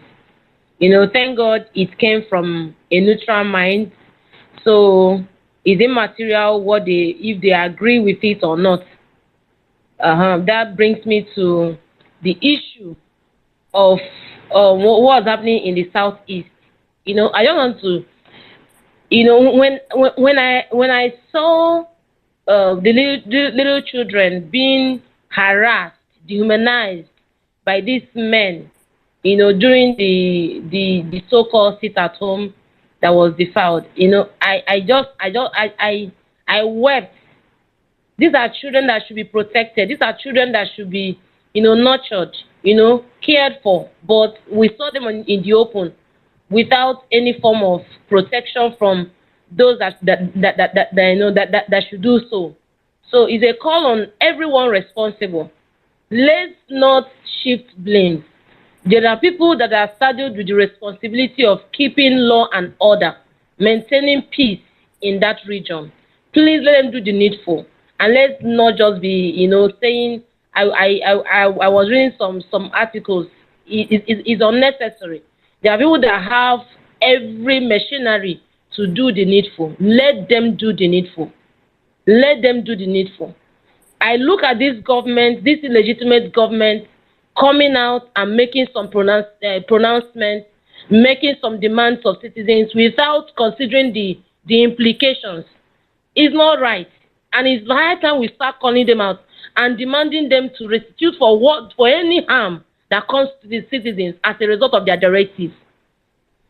This Peter Mba, is he not I think he's the one now. He's the one that was instructing people, pushing people out, that they should go out. Nothing is happening. But we never knew that he didn't provide any security for the citizens, only for these children to be harassed in that manner. So it's a no-no. If you don't do the right thing, don't give instructions.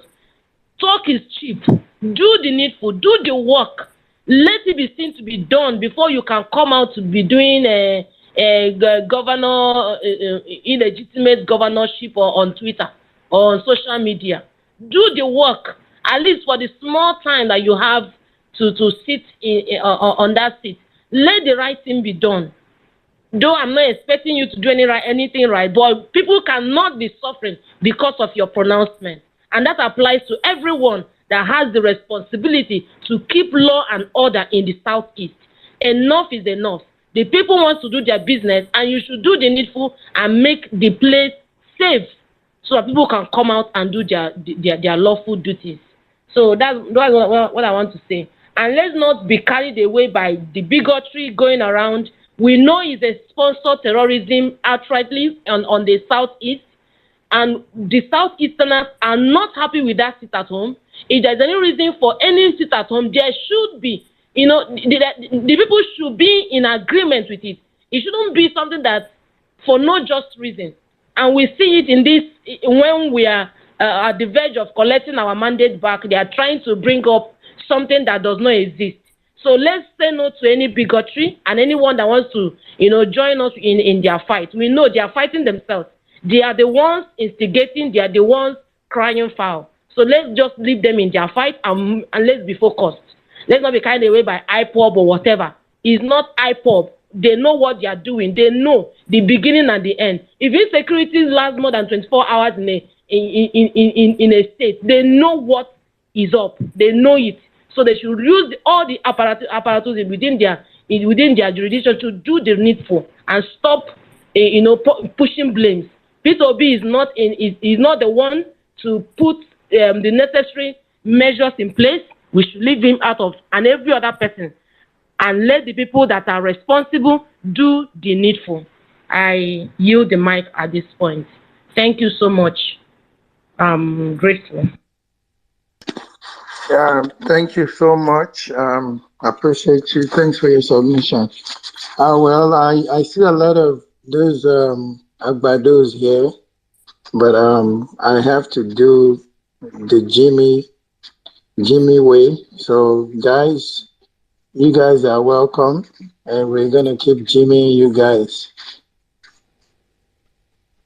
Anyways, guys, we have to wrap it up as soon as possible because I know our sister space is gonna be starting anytime soon.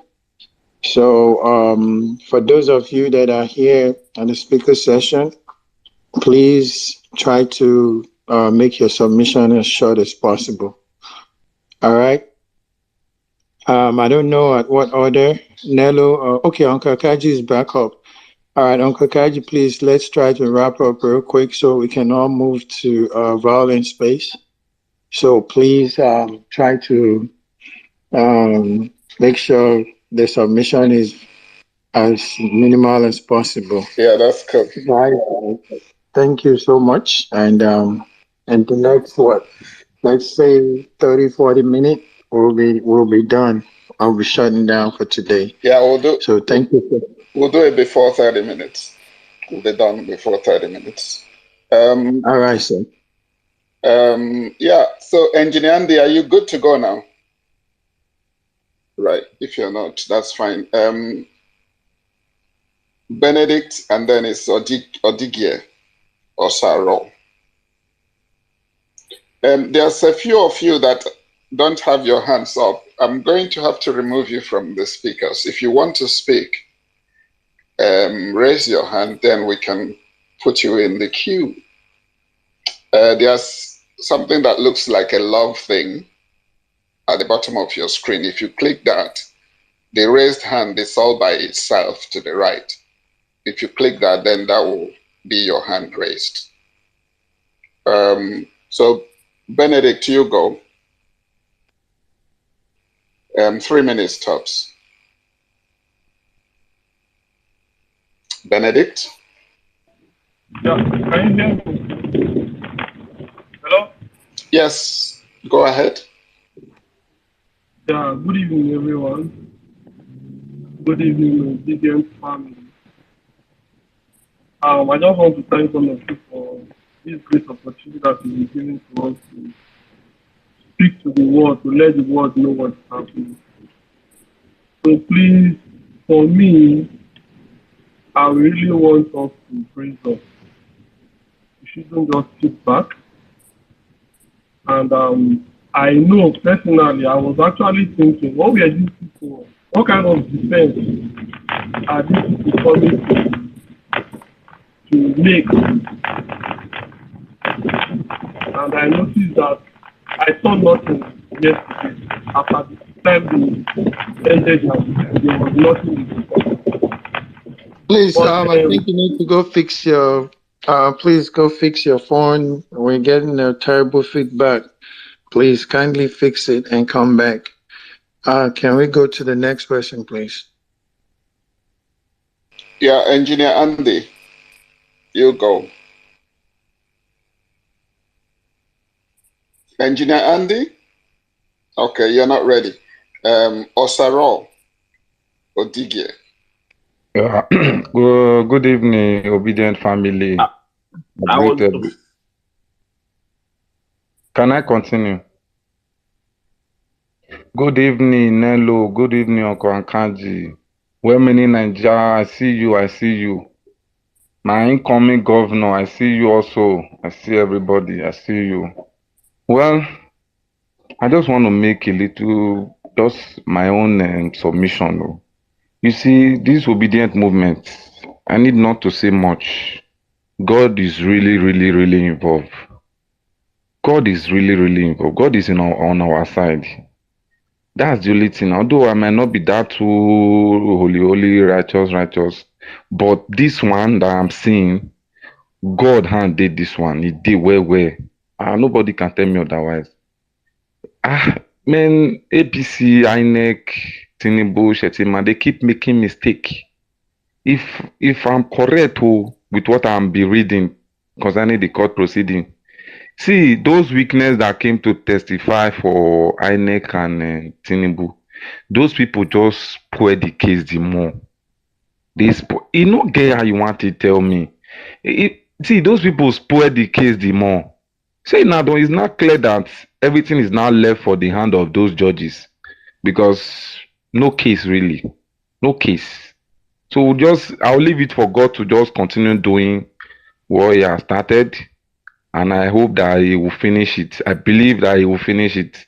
So obedient, stay angry. Just stay angry. Keep doing what you are doing. Keep applying pressure. They feel am. This EU report, it came at the nick of time. It just came at the right time. You see, all those irats for Agbado camp, they don't enter social media, they cry, baby. They Alake, Ephesus, Kiamo, FFK, all of them don't they cry.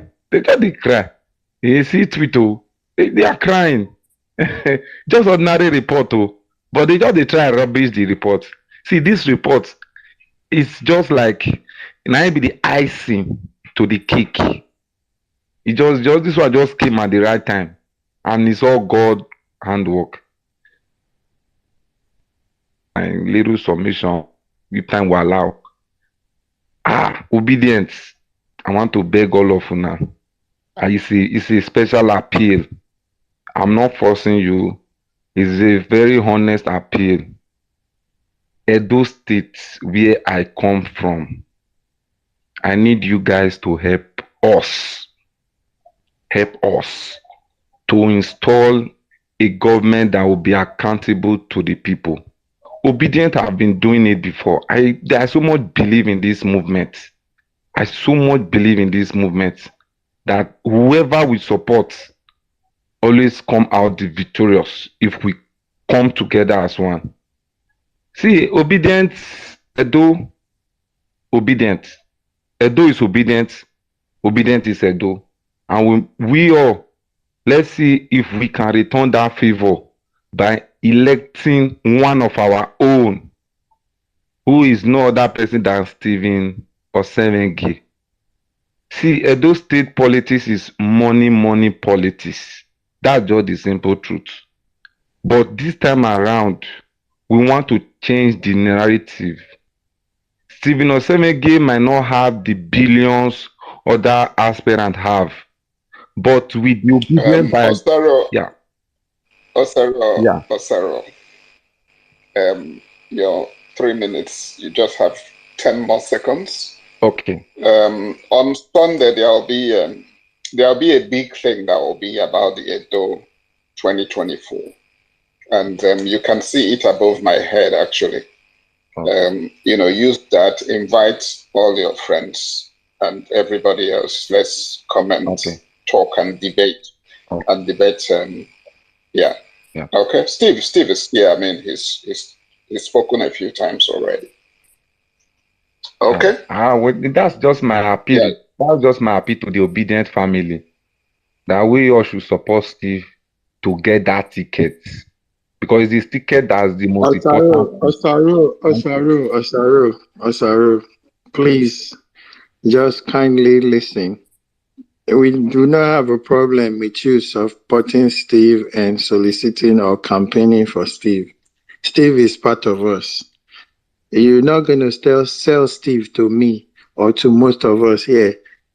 Let's do it on Sunday. All right? You see this poster or flyer up there? It's specifically for this. So please just listen to the co-host and let's do this on Sunday. All right? I'll be there.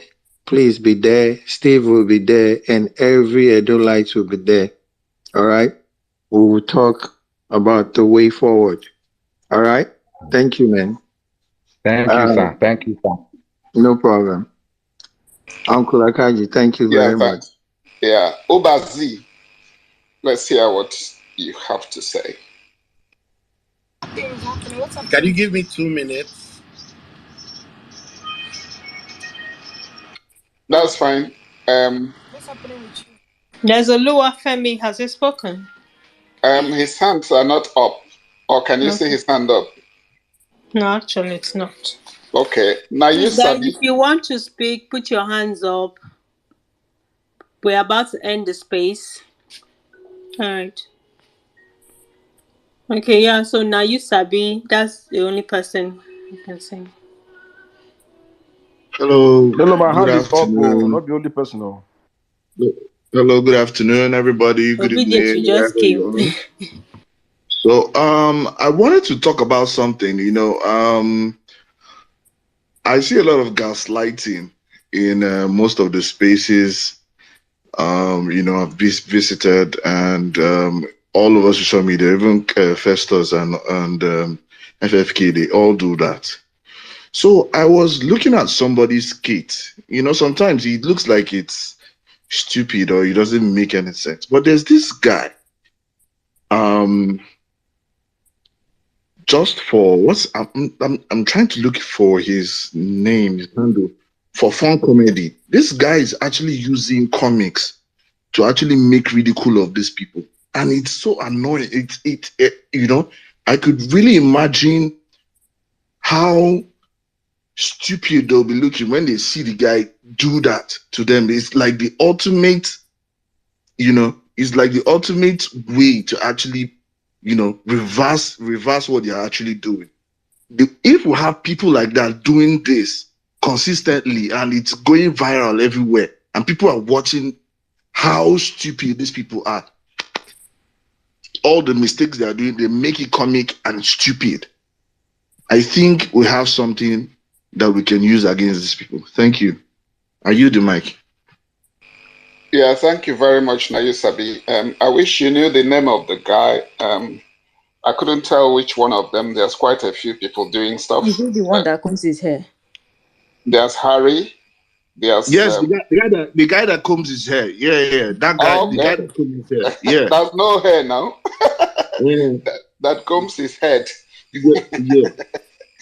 Right. Okay. Yeah. It's quite hilarious. Yeah. I see exactly what you mean. Obedient and useful. Good evening from this side of the world. I greet you all. My one MMC is wonderful. Being in this group. I've been here since morning, but I've been off and on because of one or two things. Because of technical glitches, though. I greet you all. Uncle Mark, I thank you. Uncle Odo, I salute you. You have heard us today. Women, please, I want to hear women especially. This guy is too strong. I want to know the juju for this thing way they do. You go talk from Monday to Monday. Baba, they hear you. Please, you give me that juju. I want to learn them. You're a strong guy. Moving forward, please. I've listened to everybody. Everyone have contributed so well. But on my own contribution, I will say that, please, we need to hit the street with all eyes on judiciary. We have done so much on social media. We have contributed so much. We have created so much awareness, and we keep doing that. But please, one MMC, we need to hit the streets. Let us start raising funds. Okay, like the billboard, we have the printout for billboard now. But if you can tell me that you can mount 1 or 2 billboard in Abuja, we can print it and send to Abuja, because I don't know any of our crew over there that can mount the billboard. I can print it out, uh, send it by any means of transportation, so that the person can receive it and mount it. So we need to start raising fund. If you can do it 3 times a week to raise fund for street awareness, let's start it, please. We have done so much. We have seen what happened in the court yesterday. Is this what that is what I've been talking about? You know, APC and INEC, and they just come to court yesterday to disgrace themselves, and they believe, they believe that they have power. They believe that their man is their present select is there, so they will just come to court and do anything. At the end of the day, the court will pass judgment in their favor. But they didn't know that yesterday they really disgraced themselves and give court every reason to sack their selected president. So please, we have to give that hit to judiciary, both the Supreme Court, both the appeal court. This is the time for these 10 days that are doing all these things. We should not relent. We should push. Let's go to the streets 100% now. Let's go to the street, to the market, to everywhere. Let's keep this awareness. And by doing this, we need money. We can't be coming every day and be talking and giving ideas and suggestions. Without money, all those things cannot be pushed. During the campaign, there are people that are here. I joined this group from Dubai. I made my first and second contribution outside there. There are people that they are giving directions. Okay, today is this local government. They need this, they need this. You will see people coming up. And we all know how we Nigerians do. If you don't push us, we can't do. So any person that comes up here to give us a suggestion, if it's the apron, if it's the sticker, after that let the organizer say, okay, we have this contribution. Let's put money for that, so that the people on the ground can do their job. Because without the money, they cannot do anything. So please, if people in Abuja can mount the billboard, I'm ready to call the printer. The one that we did in Edo, the write-up is still there. We can ask him to print it and send it down, so that people can mount it. Let's go any state, please. But we need money to hit the street. Thank you. I eat for now. Thank you very Uncle much. Kaji, 1 second. Uncle Kaji, sorry, 1 second. Yeah, obedient and useful. I know we had this conversation at back channel before now. Thank you for printing that banner. And yes, we see that it's been mounted in Edo State. The billboard, sorry. You literally just took those words out of my mouth, but I'm just going to hang tight to the very last, minute of this space. Then I would say what we should be looking forward to from next week. But I know we've come a long way. Thank you for all that you've been doing, your contributions towards this movement. For a lot of people don't know you, but I definitely know you, and I know how much you've invested to this movement. So just thank you very much, and I appreciate you. And God bless you, my brother. Uncle Do. Yeah, thank you very much. Yeah. Well done, obedient and useful. That's actually all our minds are working in the same direction. So we'll make it happen. Obazi. Hello, good evening, everybody. I just wanted to add to the conversation. I appreciate the whole Obi Dati campaign and the legal team that they brought together, who have done a very good job. And I guess Liviu Zuku being the lawyer or the lead counsel for Atiku Obi last year, last 4 years, also is also helping us now. But I want to appreciate what they have done and every one of us who have been, doing our own little bit, But far from that, I just want to say that Ayola was made Supreme Court chief for this reason. Bola Tinubu is a master of the long game, and I can tell you that this was why he was made Supreme Court judge. So we shouldn't be so excited because of the show of shame. They've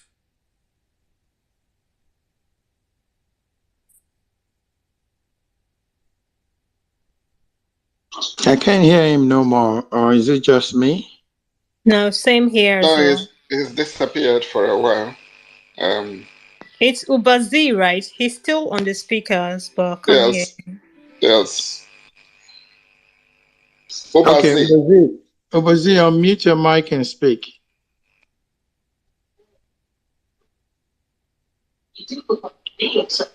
Unmute your mic.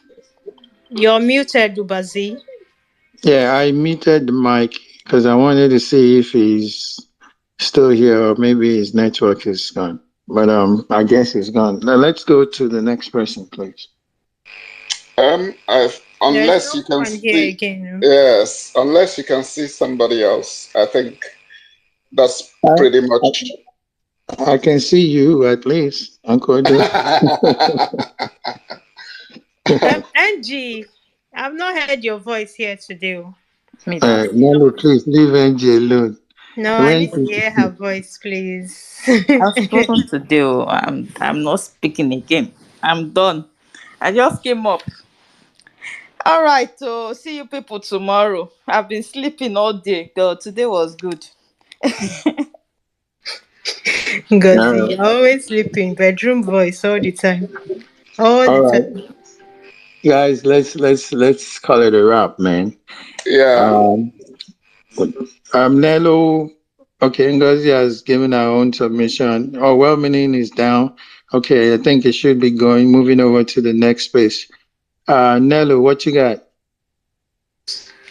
All right. Yeah, thanks everyone. Thank you guys for always tuning in. You know that without each and every single one of y'all, there will be no 1 million man match space. So thank you so much for tuning in every day, for subscribing. Everyone that subscribed to our YouTube channel, thank you so much. Please let me tell you guys, our YouTube channel is not just going to be a space where we just stream live spaces live. We also intend to create content specifically for that channel as well, so please subscribe and share. And we're definitely going to do something. It's about time that we as Nigerian citizens we wake up to our responsibilities and our duties as citizens, and understand that the citizenry, we wield the power. Basically, trust me, the power belongs to the citizens in a democracy. If Nigeria is serious about practicing democracy, then the people have to be involved, and people have to demand, their rights. So that if these guys know that, they don't want to give us democracy, let's just call it what it is. If it's a democracy, then let's have a true representation, of the people. Let the people, be represented. All right, make a note to talk. Please follow the Twitter handle, follow. We're also on Facebook, so that you can also share the space there. And please, wherever you go to, keep talking about our court case in your church. I don't know. I told you guys one time that I went for a wedding, and the MC, was talking about the court case, and it made me so happy. So anywhere you find yourself, please tell people that we're in court. Tell them what's going on, and just keep spreading the message, because at the end of the day, nothing beats word of mouth, and just sharing this message with everyone around you.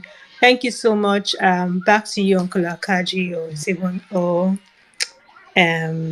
Thank you, Mark, Nelu. I was going to say 1 million man crew. Mark. Thank you, Nelu. Thank you so much. Today, Nelu is not on the other side of the bed, but we still love you regardless.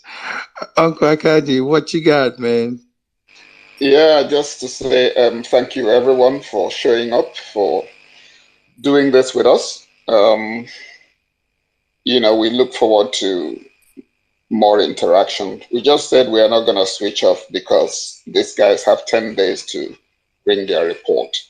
And just like Obedient and Useful has said, we want to take the sensitization to the next level. So stick around and make your contribution as well. Have a very good evening and a great weekend if your own have started like me. God bless you. Thank you, sir. Thank you so much, everybody. Edo Lights in the house. We're going to be having a space on Sunday, 7 p.m. Nigerian time. Please share this flyer. It's up there. It's out there in most of those obedient spaces now. So please invite all Edo Lights and well wishers to be there. We're going to discuss the importance of obedience in Edo State and why we should all unite and make sure we produce a consensus candidate. It's important for us to start building. We have too much time. Like I would always say, I do like let the work start now. So we're ready to work and we're ready to come out with something palatable for the whole nation to see. Don't miss it. I'm just going to plead. Please do not miss it. I have a very important gist for you guys. Intel information reaching me not too long ago. The Agbados are not happy with their legal team. They're so not happy with their legal team. This is 100% gist. They are so not happy with their legal team. I don't know what the outcome is. I don't know, but that man is furious. He is so I'm furious. happy. I am happy with their legal team. Oh, well, I am Wait, super excited. Mark, I I just think, saw OIK. OIK, wow. yeah, so OIK is back in the house. OIK without a picture. We see you. Welcome, OIK.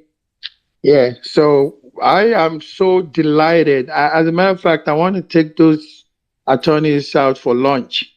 That's the honest truth. I would love to take them out for lunch. I would Which love of them? to. The Agbado one. Yeah, the Agbado You guys. know what, but Mark, I'm angry with them because I was looking forward to a robust cross No, examination. I you But was you can't know, able give to what you bring their don't have. witnesses. Nello, please exactly. just let it. I'm quite happy the way it has gone. A robust, Lalo, I was you looking can't give what forward you to. don't have.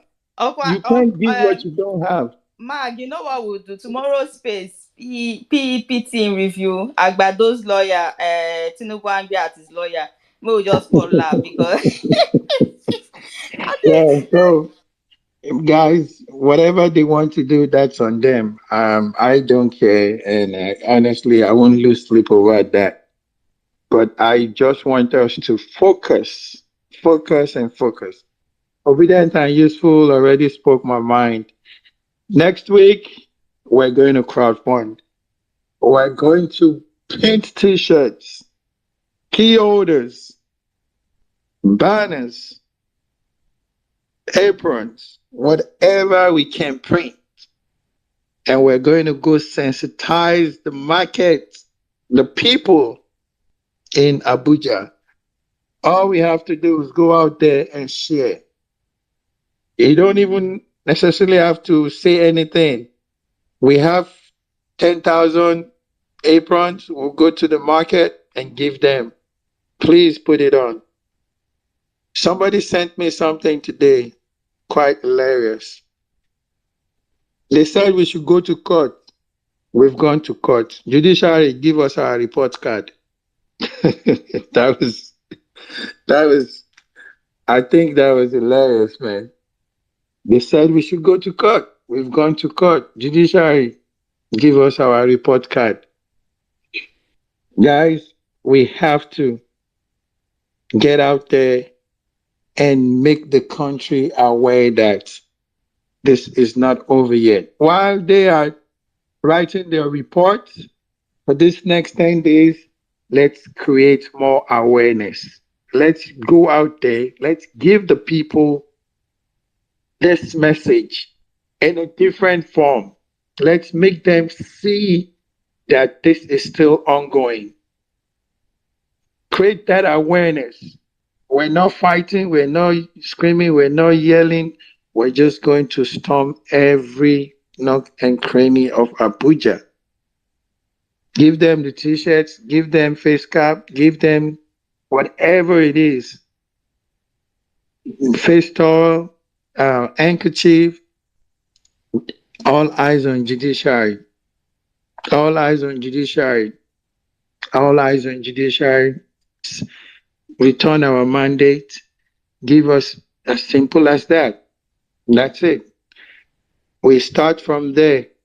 We'll see how well we're being received, and then we can proceed to the next and the next. And eventually, we will be out there.